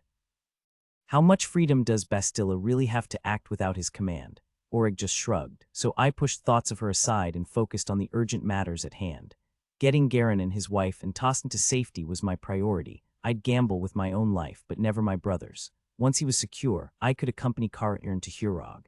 The man wanted those dragon bones badly enough to tear my home apart, but if Oreg and I were there, maybe he wouldn't have to. The king, I said under my breath, not for anyone else to hear. He murdered our cousin and stole Hurog from me, which means any oaths I swore as heir are void. Now Karyarn dangles my home in front of me if I side with him. Tostin swayed as he stood. Ward, don't, he's lying. Probably, I admitted. But the feeling's mutual. He knows better than to trust me too. Either way, he's marching on Hurog. I need to be there, and riding with him is the quickest path. Tostin scowled, but before he could argue, I cut in. Here's how it plays out. You get furious when I tell you my plan, grab that chamber pot. I nodded toward the new addition to our cell and knock me out cold. Then you pull off some brilliant escape. I studied the heavy door, its iron lock the only barrier. Tostin picked up a few tricks on the docks, Oreg remarked. My brother shifted uncomfortably under my gaze. Fine, give me time and I can pick most locks. I could do it faster, Oreg offered with a smirk. I grinned back. Perfect. So Tostin thinks he's killed me, picks the lock, finds Garanon. He knows the escape routes and gets everyone out. Tostin exhaled sharply. Oreg's going with you, but are you sure you don't want me? I can hold my own.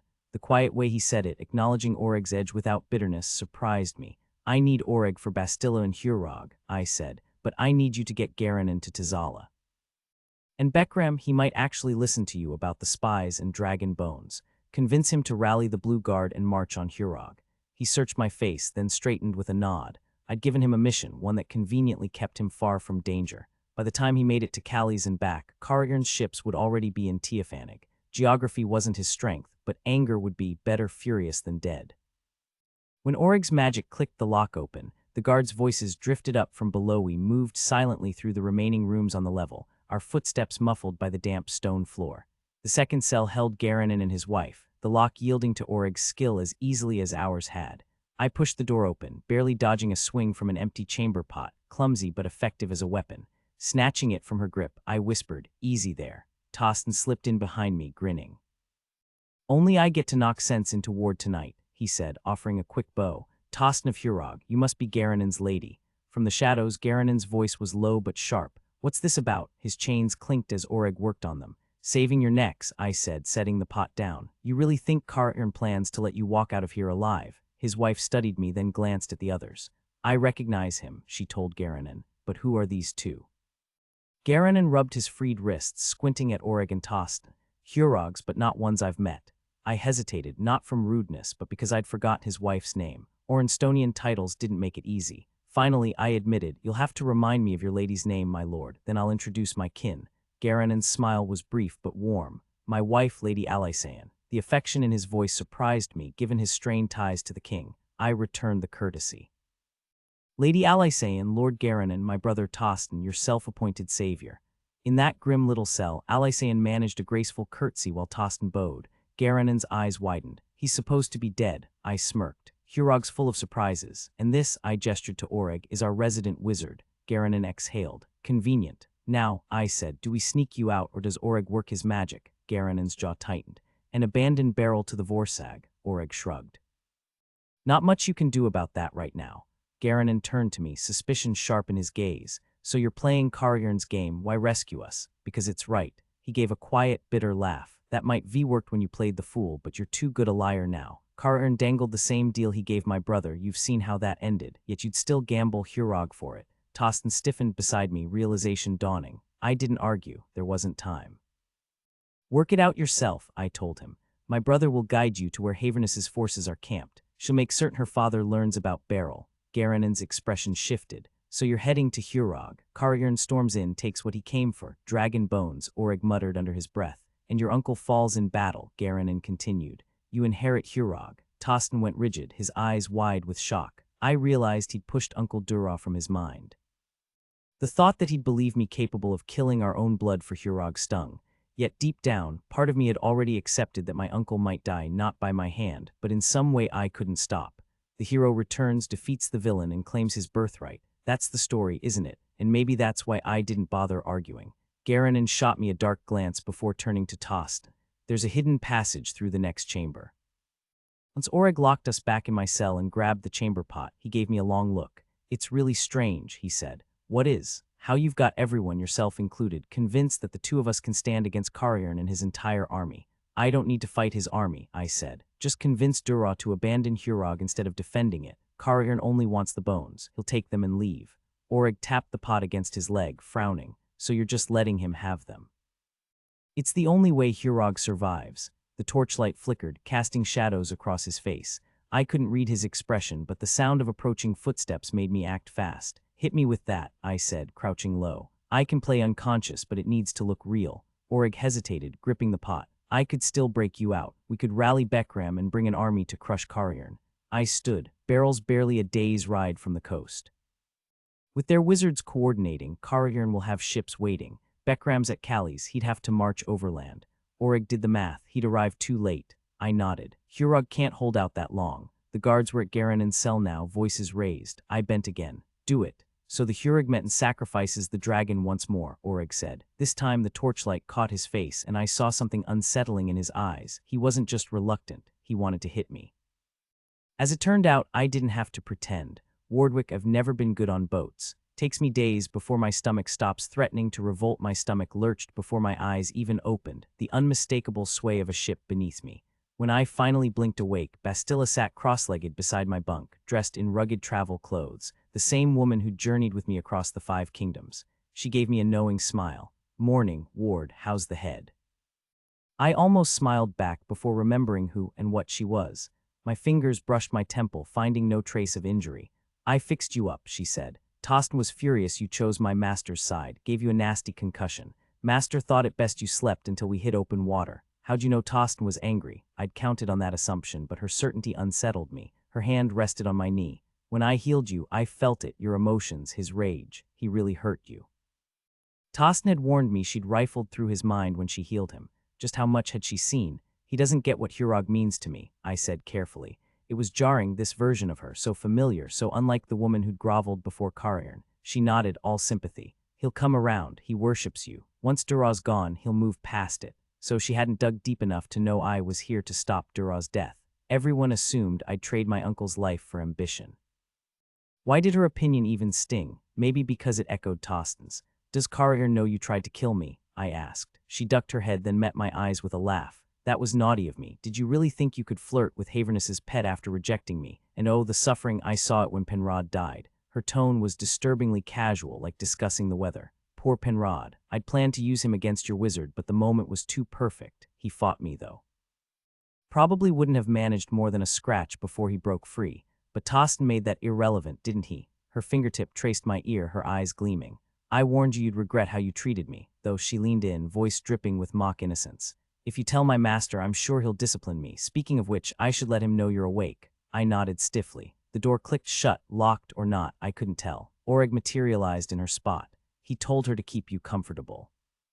A chill ran through me. When he mimicked her gesture, patting my knee, I flinched away. This time at least I could. Did Tostin make it out? Yeah, he shifted, avoiding my gaze. I didn't mean to hit you that hard. The memory of our last argument flashed through my mind, why Oreg had been so angry in the first place. Oreg, if there was any other way, I wouldn't let him take the bones. He gave a stiff nod, avoiding my eyes. And what about Duro, Tostin, Bastilla, and now Oreg? The boat's relentless swaying only made my stomach churn worse. Frustration twisted inside me, sharp and bitter. If Karaern doesn't deal with him first, I will, I snapped. He's the only thing left between me and Hurog. If I have to burn down everything else to get it back, then fine, that's the price. I expected him to recognize the edge in my voice, but he just walked away. Even Oreg, even he believed I'd actually do it. The weeks that followed were brutal. Every time I stepped on deck, Karaern was there, Bastilla hovering like a shadow. I had to play the part, careful not to slip, not to give her any reason to doubt my loyalty. Bastilla acted like nothing had changed, forcing me to do the same. The old habits, the constant wariness I'd learned under my father's roof, settled over me like a second skin. I don't know if I could have kept it up if Karaern's promises weren't so tempting. They gave me something real to hide behind. Karaern was every bit as charming as his reputation suggested. He'd ask quiet questions, then just listen as I raged about the fools around me, all the things I'd never been able to say out loud. I told him about my ambitions, about what Hurog meant to me. I even told him about my father. By the time I retreated to my cabin, my voice was raw, and Oreg's silence was worse than any accusation. His distrust cut deeper than losing Hurog all over again. I'd accepted it at Silverfell's, but that didn't make it hurt any less when Karaern dangled it in front of me like bait. One evening, I stood at the prow, the sunset bleeding red across the waves. The cold sea air whipped through my hair. You can't hurry the ship by glaring at the horizon, Karaern said, stepping up beside me. No, and I couldn't slow it down either. Last night, I'd overheard the sail master, some Seaford man, boasting about our speed. I'm sick of the food, I muttered. Oreg barely spoke to me unless I forced him to. Sometimes I wondered if, centuries from now, he'd tell some future Hurugman about Wardwick, the man who betrayed the dragons one last time. But Oreg wasn't alone. He befriended the skittish trillies that lurked in the ship's belly. I'd caught one of those gray-green rat-like creatures darting off his lap when I walked in. Not long after, the food turned rancid. Weevils infested the bread, rats gnawed through my clothes, and my blankets never dried. Every shirt in my trunk had holes. I made Oreg fix them. It might have been sheer bad luck, but I had my suspicions about Oreg and his little tricks. Those trillies weren't bound by any oath to serve me and loved stirring up trouble. I had a word with the shipmaster about his food storage, Karaern said, far too cheerfully. I winced inside, silently pitying the poor soul who'd endured that conversation. Sent a boat to the Sea Singer for supplies. At least tonight's meal won't taste like bilge water. Our fleet numbered 6 ships, ours included. Each carried around 250 men, except the Serpent, which held 100 soldiers, the Basilisk, and 50 officers' horses. Pansy had been left behind at Barrel. 1,400 men in total, though only about 1,000 were actual fighters. The rest, cooks, smiths, grooms, messengers, all the necessary clutter of war. Against them, Dura had maybe 120, and that was without Stala and half the Blue Guard. I kept my eyes fixed on the waves. I've never been fond of sea travel, Karaern admitted, leaning against the railing, letting the wind whip through his hair. Seasickness, I asked, though he'd shown no sign of it. No worse than you, he shot back with a grin. I forced a smile. No one knew about that miserable night I'd spent retching over the side. Oreg had helped me clean up, though only because I'd ordered him to. He'd made it clear he had no sympathy for Hurugmet who'd turn on his own. It's just, Karaern sighed, I hate relying on something I can't control. I barked a laugh. You and me both. You look troubled sometimes, he said. Bastilla thinks you're worried about your uncle. I shrugged. Sometimes, but he took Hurog from me. I met his gaze, knowing if anyone understood obsession, it was him. I let my father break me just to keep Hurog. I won't let Duro steal it now. He clapped me on the shoulder, then shoved me playfully. Still can't believe you don't know where those dragon bones are. Same old line, same old lie. I only found out about them weeks before Bastilla arrived. Oreg was my father's before mine and his father's before that. No need to share that detail. My father ruined him. It's taken me years just to earn enough trust for him to share Hurog's secrets. So there are more secrets. His tone was light, almost careless, but I caught the sharpness beneath it. Secrets, damn it. To a man like him, secrets meant magic. If he thought Hurog held more, he'd never leave, and there was nothing left to find. I gave him the truth. My grandfather sold off everything valuable, dwarven armor, enchanted relics, priceless tapestries, just to keep Hurog standing 50 years ago. The castle records showed an unaccounted surplus of 2,000 silver coins. My father's notes in the ledger confirmed he'd accessed them, leaving roughly 1,200 missing, not in the main treasury. If I had to guess, Oreg knew exactly where they were hidden. That much silver could buy enough sheep to rebuild Hurog's fortunes. Sheep are the key, I said, deliberately slow. Cairn's polite smile stiffened, but I plowed ahead. My ancestors wasted years on horses, too much work, too little profit unless you train them. But sheep, easy money. His eyes glazed over as I dove into wool quality and breeding cycles. Oreg materialized in my cabin as I yanked off my shirt, though I'd been alone seconds before. You're not usually this chatty, he remarked. Did you miss how white-knuckled Cairn got when you compared Avonhellish breeds? It was the most he'd said to me since we'd set sail. Suspicious, I shrugged. What's your next move? I asked, too tired for games. Rot the hammock rope so I faceplanned at midnight. The hammock was my only defense against seasickness. His startled blink made me test the rigging, one sharp tug, and the hook tore free from decayed wood, not rope. I dragged my trunk over, repositioned the hook silently, and sat down. No more sulking. Hurog needed us. I know you hate handing the bones to Cairn, I admitted, but we're out of options. Oreg's voice turned distant. She was rose gold, her song made the sea dance. Selig murdered her, then wept and called it necessity. He edged back. He cursed his bloodline rather than face the truth. He was too scared to fight the invaders without a dragon's power. A bitter laugh escaped him. By then, he knew what he'd done. The Hurog bloodline had always been strong with magic, but Selig was the last true wizard born into our family before me. I studied Oreg, piecing together fragments of conversations, his words, Axial's hints. It wasn't just the dragon's death that drove the dwarves away, was it? I said slowly. If they'd known Selig killed it, they would have razed Hurog to the ground. But something else happened, something that twisted the land. Their magic weakened, their people sickened. Oreg nodded, his expression grim. I exhaled sharply. That's why the mines dried up, why the best fields turned to salt. I've read the old records. We barely scrape by now compared to what this land once yielded. True, Oreg murmured. I pushed to my feet, restless. It's not just the dwarves, though. I stood on the ruins at Menog and looked down at Eschen. The city's shrinking, year after year. This isn't just Hurog's decay, it's spreading outward, poisoning everything. Oreg's voice was barely audible. Yes, and the curse on our family isn't just about lost magic, I continued, my voice tightening. My mother, she was happy once. Then Hurog changed her, and my father. I thought of the dream Oreg's warnings. This place ruins people. My grandfather had 8 children. Only 2 lived past childhood, my father and his brother, both sent away young. Syra can't speak. Tostin nearly destroyed himself. Frustration burned in my chest, sharpened by exhaustion. And you lost your magic. I flicked my fingers and the oil lamps flared to life. Not entirely. The realization hit me then. Oreg hadn't moved because he was afraid of me. I'd been shouting like my father, wild with rage over things I couldn't change. I forced a slow breath, shoving the anger down. Anger at Selig for failing the legend I'd built around him. At my father, my mother. At Hurog itself, its magic twisting everything it touched. But most of all at Oreg for doubting me. Stupidity kills faster than any blade. My aunt's voice steadied me. None of this was Selig's fault, or mine. I met Oreg's wary gaze, his purple eyes wide, bracing for my next outburst. I can't undo what Selig did, I said quietly. Some wounds don't heal. Oreg stayed perfectly still, watching, waiting to see which way I'd turn.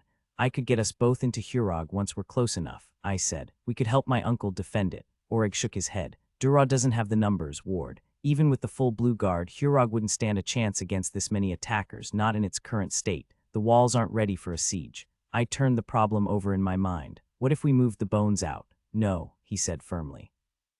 Outside the cave's protections, any wizard for miles would sense them. But it doesn't matter, Selig bound me, even in death, to keep them hidden within Hurog's heart. Is there any way to stop Cairn from reaching them? I pressed. Oreg hesitated, then looked away. No, Oreg, I said, waiting until he finally met my eyes. My throat tightened, but I forced my voice steady. Do you really think I'd kill my own uncle just to reclaim Hurog? His expression twisted, and suddenly he dropped to his knees before me. I believe you would never slaughter a dragon to save yourself, he said, voice raw. I believe you would never break a trust knowingly. The words hit hard and part of me wanted to cling to them, but I'd spent enough time around slaves to recognize when someone told their master what they thought he wanted to hear. Then Oreg looked up, and something unfamiliar flickered in his eyes. Hope. You wouldn't betray Hurog, he said softly. You do what's right, no matter the cost. There was weight behind his words, something unspoken that made me want to press further. But before I could, a small shadow darted from behind a chest, chattering loudly. Oreg laughed, scooping up the trilly and scratching behind its tufted ears before setting it loose again. Then, abruptly, he buried his face in his knees, shoulders shaking, not with grief but laughter.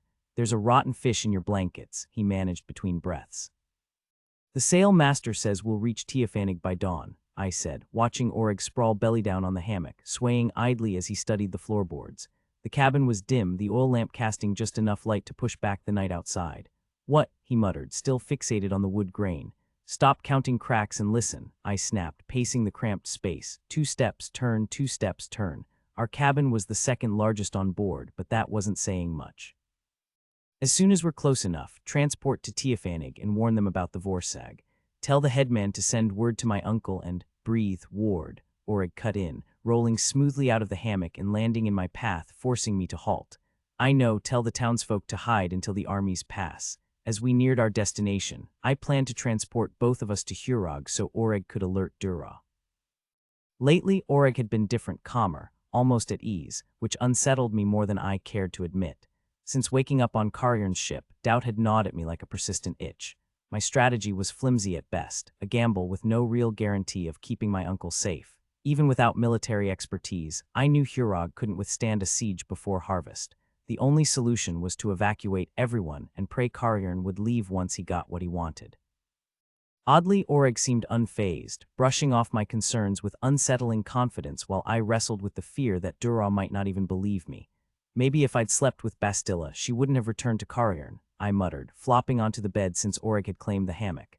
It wouldn't have changed anything, he said, annoyingly composed. She's bound to him. Could you have broken that bond? I pressed. Only if she truly wanted it, he replied. And she didn't. His calmness grated on me.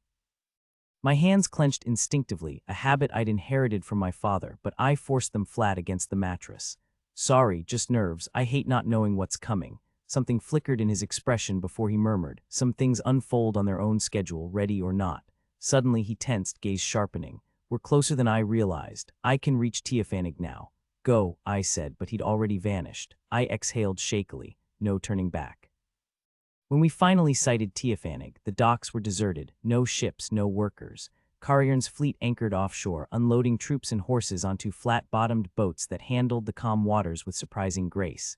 Is it always this dead here? Karyarn asked, frowning from the bow. I shrugged, watching the Vorsagian boats. Dura must have gotten word. Look at that horse, almost tipped them before they blindfolded it. A message, Karyarn snapped. From who? How many forces could he rally? I gave him a dry look. Havernus has a wizard, so does my uncle. Seems they've been busy. Inside, a spark of relief flared. I'd forgotten about the wizards. Bastilla? He asked. She shook her head. From what I've heard, Dura's mage is useless, and Havernus's man can't even manage a simple farspeak. Maybe Oreg could. She glanced at me. I shrugged. He might pull it off. He enjoys being cryptic, but it doesn't matter. Teofanig barely has any fighters, just a handful of hired swords guarding merchant caravans.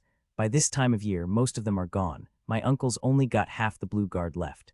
He owns another estate, she pointed out. Iftihar in Talvin, I replied, trying not to sound impatient. We'd been over this already. The tension in the air wasn't just mine, though my reasons were different. It was hard to believe Karyarn was barely older than I was. Even if he could rally all his men in time, he wouldn't have half the forces you're bringing against him. If a messenger can get here that fast, so can reinforcements, he argued. Not a chance, I said, sharper than I meant to. You know how slow an army moves. Supply wagons need proper roads or at least decent trails. They'd be lucky to cover 5 miles a day. They won't get here for another week at best. By then, Hurog will be mine, and I'll be the one welcoming them in, pretending I drove your forces off myself. On the nearest ship, Karyarn's wizards wrestled the basilisk onto the deck. The creature was longer than any of the eel boats, but they were determined to cram it into one. The slender vessel swayed wildly on the pulleys, ready to be lowered into the water. The basilisk's weight made the ship tilt dangerously toward us, the balance thrown off. One wrong wave, and it would capsize. The beast stood motionless, legs braced against the rocking deck. Then, in a sudden burst, it bolted across the planks and into the boat, only to immediately slide over the side and vanish beneath the waves. Who knew stone dragons could swim? Carrion cursed and sprinted to the railing. I followed just in time to see the basilisk dive under our ship, its tail slamming into the hull. The impact sent the deck lurching. I grabbed the rail with one hand and Carrion's arm with the other, keeping him from toppling overboard. He didn't waste time thanking me, just dashed to the opposite side. The basilisk surfaced near the rocky shore, hauling itself onto land. It settled among the stones, eyes closing, its jeweled scales blending into the rock so perfectly that if I hadn't seen it move, I'd never have spotted it. A heavy clap on my shoulder. "Thanks for not letting me take a swim," Carrion said with a grin. I returned the smile, wondering if I should have let him go. Maybe I could have jumped in after him, made sure he never resurfaced, but instinct had kicked in before thought could catch up. "Sire, the boat's ready," a sailor called, hesitant. Carrion gestured for me to go first. The world went black as I spun around. When my vision cleared, I found myself in a still, dry room, no rocking waves here. Rough ropes dug into my wrists and ankles. "I regret this, especially after you've proven yourself trustworthy," Carrion said. Blinking away the lingering haze from Bastilla's magic, I studied his face. The spells didn't hit as hard this time. Maybe I was building resistance. "Right now, I can't take chances with you," he admitted. "Once we secure the fortress, my men will retrieve you. Bastilla and the mages will stage a dramatic rescue with some flashy spells. You'll be protected here. Only my soldiers know you're our captive. Even if Teofanig's survivors return, the basilisk guarding your door should deter them. My mages say the creature's grown unpredictable, might turn on my own forces as easily as your uncle's. Consider it your personal bodyguard." I gave a careful nod, fighting the throbbing in my skull. "Understood, just don't botch the siege. I'd hate to become Basilisk Chow." Carrion chuckled as he left, Bastilla following like a shadow. The moment the bolt clicked shut, Oreg materialized from the gloom. "Bringing that basilisk here was their first mistake," he murmured. "This land's soaked in dragon magic, even miles from Hurog. It's kin to the basilisk's power. They've lost whatever control they thought they had. Turns out you're not the only one who can fake incompetence." "Did the villagers get out?" "Your uncle's seal worked wonders," Oreg said, pulling a thin blade from his boot to sever my bonds. The headman recognized the handwriting. "Thank the gods for merchant education." Duraw's orders sent Teofanig's people scattering into the highlands. We'd agreed not to alert Hurog yet. A message wouldn't justify abandoning the keep. "Can you reach Hurog to warn them?" "No." I froze mid-rub at my raw wrists. "No." The thought of Carrion's forces butchering my uncle's people twisted my gut. "It's beyond my range while anchored to you." Swallowing panic, I forced clarity. "Then we get closer. Once Carrion's forces leave Teofanig, break us out," and why the headshake. "Bastilla wove the spells here too tight. Specific, layered, breaking them would scream our location. She clearly overestimates your magic skills, probably still spooked by that stunt at Silverfell's. So you're stuck on a short leash and I can't sneeze without alerting her. Should we be worried?" "Terrified," Oreg corrected. "With Carrion's army of mages, if they catch wind of our plans, we're finished." She worked quickly, but the enchantments on the doors were failing. Doors weren't meant to be prisons. They resisted spells meant to trap people inside.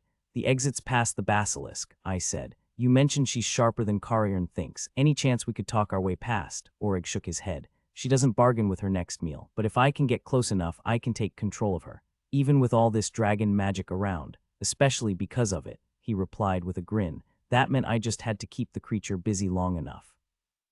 Using my magic, the same ability that helped me track lost things, I pinpointed the basilisk lurking just outside, about 10 feet from the door. Having my power back still felt strange, but the clarity of its location was undeniable. It reminded me of the time Tostin and I had fought blind. Maybe I could use that now. A broom leaned against the wall, flimsy and splintered, barely more than a stick. Not much of a weapon, but it would have to do.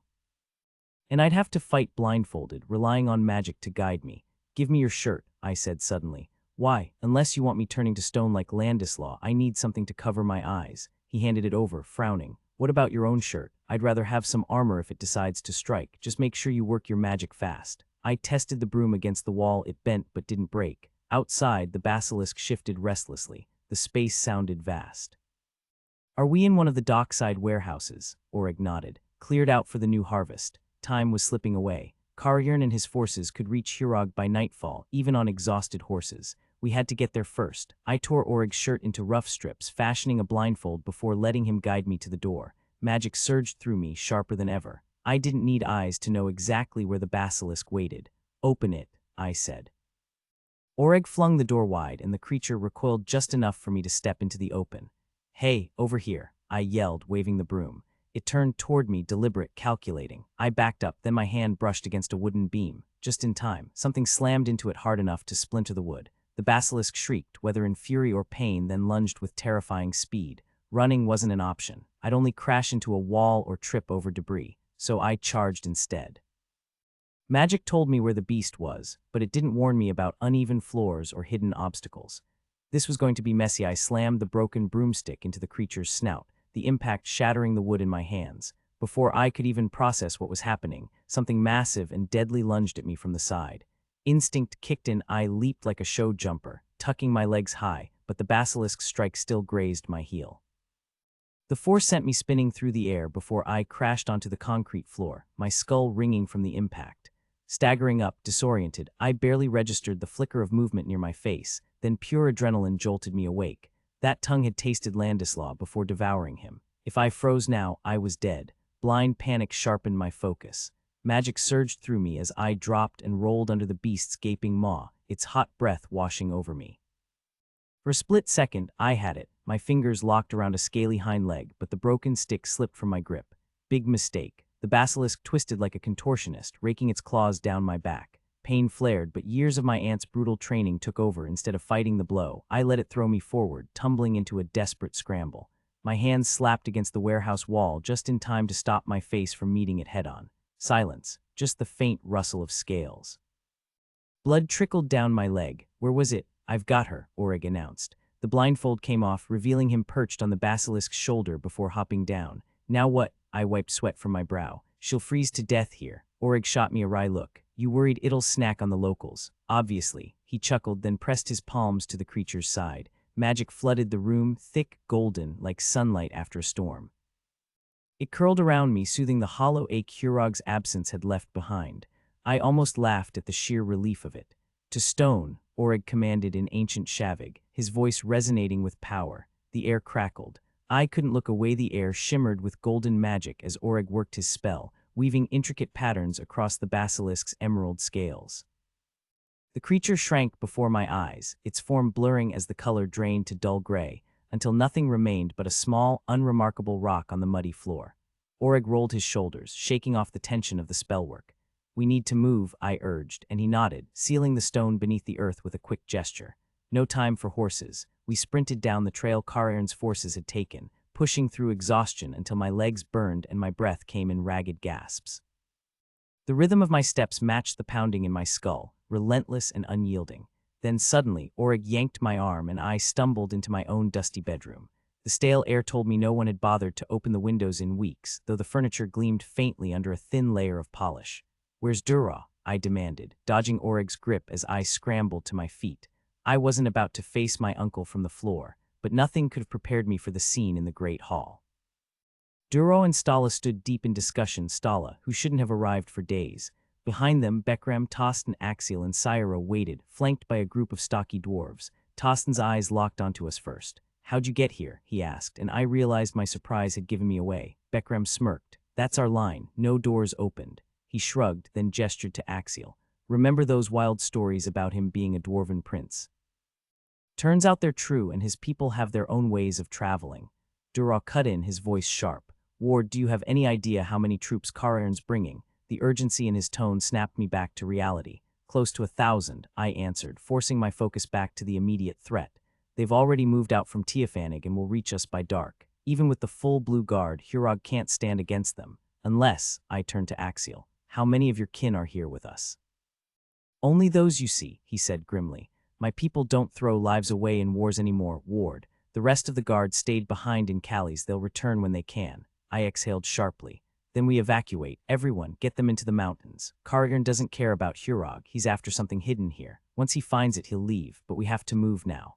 The bronze doors on the mountainside would be our rally point. High ground, clear sightlines, and defensible if attacked from below." Only after I finished did I realize I'd been giving commands like a seasoned commander. Dura studied me, his expression unreadable. My uncle had only ever known the fool I pretended to be. Whatever Bekram and Tosten had told him, it must have been convincing because he simply nodded. "If Karaern's that close, we'll save the questions for later. Let's get to work." The evacuation dragged, every minute stretching too thin for comfort, but Dural left nothing to chance. He sent grooms ahead with the horses to Iftihar while we stripped the keep of supplies, food, weapons, anything that could serve as warmth or defense. In the armory, I strapped on my father's sword and dagger, my own blade still lost to Kariern. As I stepped out, my mother stood there, her smile vacant. "Fenwick, when did you return?" A chill ran down my spine. "Mother, it's Ward, father's gone." Her smile never wavered, her eyes empty. "Of course you are, and how's my little one today?" Her maid hurried over, throwing a cloak around her shoulders and shooting me an apologetic glance. "She's been like this for weeks," she murmured. "Most days she doesn't recognize anyone." Oreg materialized beside me, his arms loaded with blankets. "We're almost done," he said. "They're waiting in the bailey." Outside, Dura had transformed servants and guards into a makeshift army, drilling them with brisk efficiency. The sight was almost impressive, until I remembered how slowly we'd have to move. The trail to the mountain doors was steep, and every delay gnawed at me. Time was slipping away, and Kariern's shadow loomed closer with every breath. Bekrem walked beside me, balancing a drowsy toddler from the kitchen staff in his arms. "So," he said, breaking the silence between us, "did you ever try tunneling under those bronze doors?" It struck me as odd. Bekrem rarely sought me out for conversation. The doors weren't really his interest. This was his way of extending an olive branch. I took it. "No. After you and Erdrick dug that trench around them, my father made me fill it back in." He let out a dry chuckle. "Erdrick thought it was pointless. I did all the work." The little girl in his arms blinked up at him uneasy until he flashed her a reassuring smile. She nestled back against his shoulder. "Why do you think they're even there?" I shrugged, matching his pace as we climbed higher. "They've been there forever." I used to think they hid the dwarven tunnels, but the real entrance is inside Hurog itself. My father, the Hurugmet, believed they might mark an ancient hero's grave. We buried our dead on the hillside. Maybe it was tradition. Just ahead, my mother stumbled and refused to rise, even as her maid tried to pull her up. I hesitated, then knelt beside her. "Mother," her eyes were empty, unseeing. "You can't stay here, Aunt," Bekrem said, shifting the child in his arms. I didn't know what to do. Desperate, I reached for Hurog's magic, seeking some trace of her in that hollow gaze. But the chill that ran through me wasn't just from the mountain air. There was nothing left. No flicker of thought, no memory, just absence. "I'll carry her," I told the maid, lifting my mother's limp body. She still breathed, still moved, but the woman who had once laughed with me, who had played games while my father was away, was gone. Now only the shell remained. We reached the bronze doors before Kariern's forces arrived. I found a spot to sit, gazing down at the keep below. Exhaustion should have weighed on me, but Hurog's magic hummed through my veins, dulling the fatigue. From this height, I watched Kariern's army halt at the sight of Hurog's open gates. After a tense pause, likely scouts confirming the keep was abandoned, a wave of soldiers poured into the bailey. Then Tostin appeared behind me and punched my shoulder. Hard. "What was that for?" I hissed, mindful of the echoes in the mountains. "For sending me away while you played the hero," he muttered. "Havernus insisted no army could reach Hurog before Kariern, and you knew it too," he shot back, frustration sharp in his voice. Rubbing my sore shoulder, I couldn't argue. He had every right to be furious. "Then how did you get here? Seeing you in the Great Hall nearly knocked me over. You were supposed to be safe in Callies." Tostin flashed a grin that made him look painfully young. "You'll regret not coming with us," he teased. "Remember how few keeps the dwarves traded with?" I nodded, and he leaned in. "That's because they travel underground, through hidden waterways that only surface in certain places. Hurog is one, Callies another." His laughter bubbled up. "You should have seen Havernus's face when Axiel led us to a tunnel in the cellar."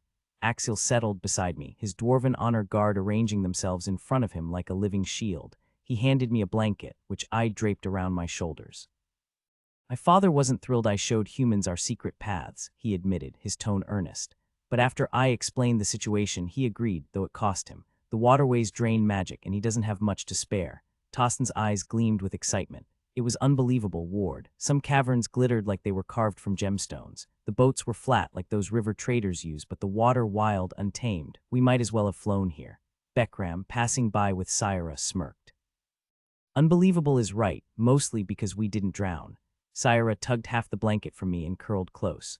I pulled her tighter against my side, the warmth of home settling deep in my bones. Against all odds, we were safe. Kariern's torches flickered along Hurog's walls, distant and harmless. Oreg sank down at my feet, his face serene, too serene. It unsettled me. After all his fear over the dragon bones, why was he so calm now? "They're close," he murmured, loud enough for everyone to hear. Kariern wasted no time. Axiel stiffened. "What dragon bones?" Oreg blinked up at him, feigning innocence. Didn't we mention that's what Karairn wants, what Ward was ready to trade for Hurog's safety? The smugness in his voice sent a chill through me. I shifted Syra away, tucking the blanket securely around her, my gaze locked on Oreg. Axel spun toward me, his eyes burning with accusation. Hurog has dragon bones, he demanded. I gave a slow nod. One of the dwarves, his voice as sharp as frostbite, cut in. Dragons devour their own dead. They won't leave bones behind for foolish men to meddle with. Axel brushed off the comment, his hands clenched. You can't let Karairn get his hands on them. There was an edge to his voice I'd never heard before, real fear. Have you forgotten what he did in Orenstone? Whole villages wiped out for a scrap of power, and you just hand him dragon bones. Oreg's lips curled into a knowing smile. Ward doesn't understand what they mean. He never studied magic. He tilted his head. Tell him, Axel, he won't take just my word for it. It's like handing a lit match to a child in a dry field, Axel said, struggling to explain. The dwarf who'd spoken earlier stood abruptly, his voice urgent. Forbidden, the power it grants, it twists whoever wields it. My king believes that's how the curse on our people began. A human mage consumed dragon bone. Seleg, the name echoed in my mind. Had he gained his power that way? Karairn will tear the world apart, Ward, Axel said, his face ashen in the dimming light. Gods help us, we're finished. Oreg kept his eyes locked on me, unblinking. They're in the cave, he said, his voice smooth. His gaze was calculating, like a predator sizing up prey. He led me here deliberately, never warning me how dangerous the bones truly were. But Ward knows how to stop them. And I did. Oreg had made sure of that. My throat tightened. You told me you could hold them off for days, I said. I could have, he admitted. But that would only delay the inevitable, so I nudged things along instead. His voice softened. Remember when you asked if Seleg's actions could be undone? Stala always said to understand what drives your allies as much as your enemies. Oreg had confessed his desires long ago, bleeding under an unseen lash, but I hadn't truly listened. He wanted an end. He'd orchestrated this, every step since we left the ship. That's why his anger had faded, because he knew he could push me to this moment. My chest ached as I fought for breath. I protected those I loved. The cave is beneath the keep, I said. Even if Hurog crumbles, it'll remain until the last stone falls. It won't matter, Oreg replied. I can bring the cavern down. His gaze flickered, distant for a heartbeat before sharpening again. You can't rewrite the past, Ward, but you can fix what's broken. He leaned in, urgency in every word. Do it now. They found the bones. Seleg couldn't bear to lose Hurog, so he started this evil. Your father would never have sacrificed enough to set things right. Only you, Wardwick Hurigmet, could do this because of the ring on your finger. I pulled my father's dagger free, my grip tightening as I saw the eerie satisfaction in Oreg's eyes. Don't make me do this, I whispered, my voice breaking. Tears blurred my vision as I cupped his face. Behind me, Syra thrashed against her blanket, desperate to intervene. Pressing my lips to Oreg's forehead, I moved behind him, holding him steady as I drove the blade deep. The knife was sharp, the motion swift, merciful, if such a thing could ever be called mercy. His last breath brushed my skin, warm against the night's chill, but I knew I'd never feel warmth again. For a heartbeat, the forest itself seemed to hold its breath. Then the ground heaved as magic, long bound, erupted free. The shouts of our companions were swallowed by the thunderous roar below. Hurog Keep, my home, was falling. The ancient stones, scarred by dragon claws, crumbled one by one before the entire structure collapsed inward in a deafening crash. Dust and darkness swallowed the ruins, sparing me the sight of its final destruction. None of it mattered. Not Syra clawing at my blood-stained hands, not Tostin's stunned horror as he wrestled her away, not even the way Oreg's body withered before my eyes, as if time itself reclaimed him. All I felt was the raw surge of power scorching through me, searing my lungs as it purged an ancient sin, older than Seleg's dragon, older than the betrayal Oreg had spoken of. He'd been wrong.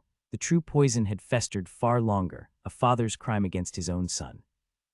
By the time Tostin dragged Syra back, the shaking had ceased. Below, Hurog was nothing but rubble, swallowed by the night. Sitting there, dust settling on my legs, I realized Axel had been right. I'd broken the curse. And as Ethervan had said, I couldn't have done it without Oreg. His terror, Axel, who never flinched, had convinced me where words failed. I'd saved the 5 kingdoms from forces unseen since the age of the Empire. And the cost, I'd become worse than my father. I'd killed a man I loved like a brother. Oreg was right, my father wouldn't have had the stomach for it. Seleg would arrogantly believed he could contain the fallout. But me, I'd done what none of them could, and the weight of it would never leave me. Axel's fear would have been lost on him. Only Wardwick of Hurog truly grasped the cost of Oreg's death and the ruin left behind. Kneeling in the dirt, I curled into myself, stripped bare of everything but my own grief. Blood streaked my hands as I pressed them to my face, choking on sobs that felt like they'd never end. Stories wrap up neatly, but life doesn't work that way. Death isn't an ending, just ask my father's ghost. They told me later I didn't speak for days, lost in exhaustion and blood loss from the basilisk's claws. Oreg and I had barely made it 15 miles before he managed to drag us back to Hurog, but by then it was already ashes. The Blue Guard mopped up the last of the Vorsag stragglers while my uncle kept things running, hauling in what little harvest remained. Winter hit hard, not from hunger, thanks to grain shipments from Iftihar, but because the Vorsag had burned half the village to the ground. The shelters we threw up barely held against the wind's teeth. My uncle tried to drag me south with the others, but I refused. Hurog's people still needed someone, even if the keep was gone. One night, after a brutal day in the fields, I laid out the truth about Oreg and what I'd done. Axiel and his dwarves left soon after, clearing a path to their underground river with a promise to return. Syra couldn't look at me, and Tostin's frustration made it easier to avoid them both. When the first snows came, I ran the mountains until my lungs burned, pushing Pansy and Feather harder than Penrod would have dared. When the trails froze over, I sparred with Stala and anyone in the Blue Guard reckless enough to face me. Still restless, I started digging through Hurog's rubble, sorting stone from wreckage. Stala joined me, then others. By spring, we'd raised the inner walls again.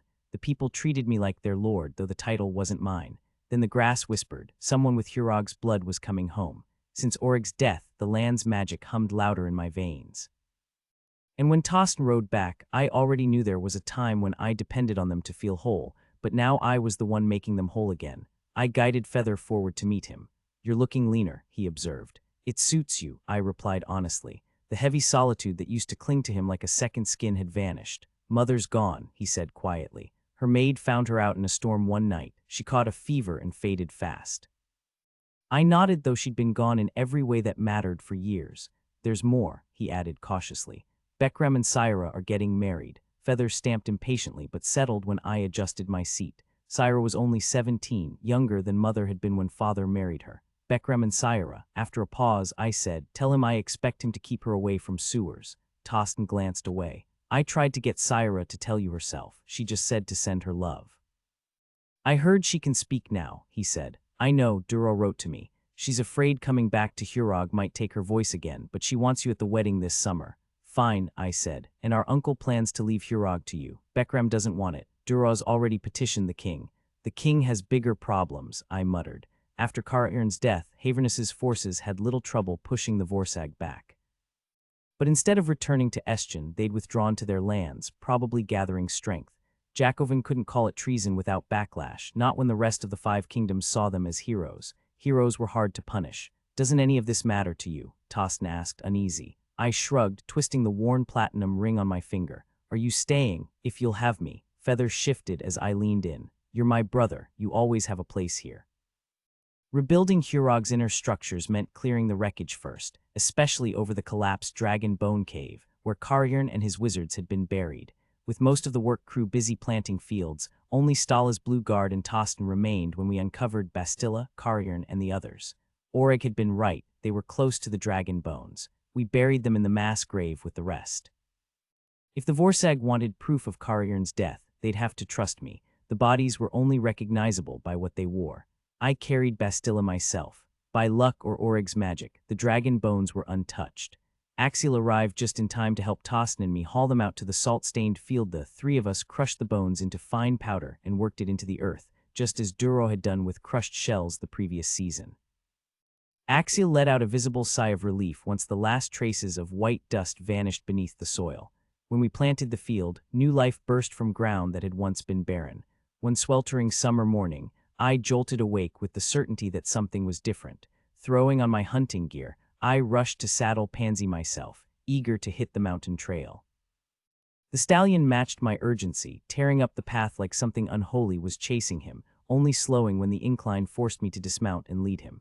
Then he froze, ears pinned, nostrils flaring, and I halted beside him. "What's got you spooked?" I asked. It took more than shadows to rattle a horse who'd seen battle. He snorted, nudging me hard enough to knock me off balance. Whatever had unsettled him was gone now, but I caught the scent too, hot metal, like a blacksmith's shop. That's why I wasn't entirely shocked when we crested the ridge and saw the bronze doors. Axiel had inspected them once, declaring they didn't open. Neither of us understood their purpose, and Oreg hadn't been around to explain. Now, though, they'd been forced apart violently. The left door lay twisted yards away, the right bent and scorched black. The metal still radiated heat when I touched it, unmovable even when I pulled. Dropping Pansy's reins, I edged toward the gaping hole in the mountainside. Disappointingly, it was just a shallow pit, barely tall enough to stand in, its walls unnaturally precise for packed earth. Behind me, Pansy whinnied a greeting. I turned, expecting Tostin, but it was Oreg. "Ward," he said, shoulders hunched awkwardly. My throat tightened. "Tell me I don't have to kill you again." He studied the ruins of Hurog, absently stroking Pansy's forehead. "I knew you'd make this hard." His gaze flicked to me, then away. "You've been busy. Where'd the dragon bones end up?" "Plowed them into the salt-poisoned field," I said. His grin was sharp. "So I'm off the menu." "I thought that was a bad idea," I muttered, though I couldn't recall why. Oreg snatched up a rock and hurled it into the distance. We stood side by side, watching the object tumble down the rocky slope until it vanished into a thicket of thorny bushes. "Unless you're a dragon," he muttered. His expression shifted when he saw my reaction, and he spoke quickly, almost desperately. "I swear I didn't know I'd survive. You have to believe me, I'd never have put you through that if I thought it was pointless. I would have told you everything. Dragons don't age, but they can be killed, and I was only part blood. I honestly believed the spell needed my death to bind my soul to the stone." My words stuck in my throat. There were 100 questions I wanted to ask, but all I managed was, the ancient emperors, they were said to have dragons serving them. I remembered Carriern mentioning that once. "My father," Oreg admitted. "Dragons can take human form. My grandmother was young and reckless, fell for a mortal. My father never truly belonged to either world, so he chose to serve the emperors as a mage." His words spilled out too fast, like he was afraid I'd stop listening. "What was inside that hole?" I finally asked. "Me," he admitted. I had no idea he'd preserved my body there." I sank to the ground, resting my chin in my hands, struggling to process any of it. "You've gotten thinner," he observed after a long silence, and I recalled Tostin saying the same thing. "Yeah, well, I thought I'd murdered you," I replied dryly. Strangely, I didn't mind his guilt. It dulled the anger simmering inside me, an anger overshadowed by something deeper. "Tell me how to fix this," he pleaded, his voice breaking as he dropped to his knees in front of me. "Why did it take you so long?" I asked, still avoiding his gaze. "I was dead," he said, "or close enough." I don't know how much time passed. A year, 2, not much more, or you'd look different. It took that long for me to wake up. My body had been lying there since, well, before the last emperor died, centuries ago. Magic is strong, but it doesn't always work fast. If your father forced you into that body, the one I destroyed, how are you standing here now looking like yourself? I pressed. He let out a humorless laugh. "Because the form he crafted was based on me. Dragons can change shape." "How else do you think my father was born?" Been furious with him for far longer than just these last few minutes. But for the first time in nearly a year, the anger began to fade, slipping away like smoke. "It's been just under a year," I said, answering his earlier question. He must have caught the shift in my tone because he relaxed slightly, leaning back against the mountainside. "Honestly, I'm surprised. I expected it to take decades. You're not bound to this anymore, are you?" I asked, holding up the tarnished silver ring. He shook his head. "No. There were things I wanted to say, things I couldn't bring myself to voice. So instead, I asked for more just to hear him speak, to prove this wasn't some cruel illusion." "Are you the last of your kind?" I murmured. "There are others, Ward," he said softly. "Though dragons have always been rare, with the magic now cleansed of its poison, I suspected some of them might come back. You could do me a favor," I said suddenly. "I've always wanted to see a dragon up close." His grin flashed, making him look more like Tostin than ever. He sprang to his feet, backing away before shifting seamlessly into something far grander. We'd both forgotten about Pansy, who went rigid, yanking at his reins hard enough to nearly break free. By the time I got him settled, a dragon stood in Hurog again, massive, twice the size of the stone guardian, and breathtaking. His sleek muzzle and wicked claws were a deep, rich blue, while the scales along his face softened to violet, lighter than his familiar Hurog blue eyes, now slitted and gleaming. His wings, partially folded, shimmered with gold and black edges, the delicate membranes between the bones a pale lavender. Like Pansy, I was frozen not in fear but awe. I didn't know purple came in so many shades, I admitted. And gods help me, he reveled in it, stretching his spine back and flaring his wings wide. The sudden motion sent Pansy rearing with a sharp cry. Immediately the dragon folded his wings and shrank back into Oreg's familiar form. "Sorry," he muttered, "forgot about the horse." Pansy snorted and stamped, eyeing the spot where the dragon had been, as if making sure the threat was truly gone. "By Cyphern's oath, Oreg," I whispered, "that was the most incredible thing I've ever seen." He hugged himself, hesitant. Does that mean I can stay? A deep, quiet warmth settled over me, easing the storm of emotions I'd been wrestling with. You're my brother, I said, just as I had to toss. This will always be your home. As we made our way down the mountain path, I finally asked, Oreg, why does your human form look so much like Tostin, like the rest of the Hurogs? He shot me a sly grin, peeking up through his lashes. Ward, I thought you knew. Hurog means dragon. Patricia Briggs spent her early years in Butte, Montana, unaware of the magic around her, until she learned to read. That's when she discovered dwarves in the mines, elves in the woods, and a particularly mischievous hob in the garage. Now settled in the Pacific Northwest with her family, she's hard at work on the next installment of Dragon Bones.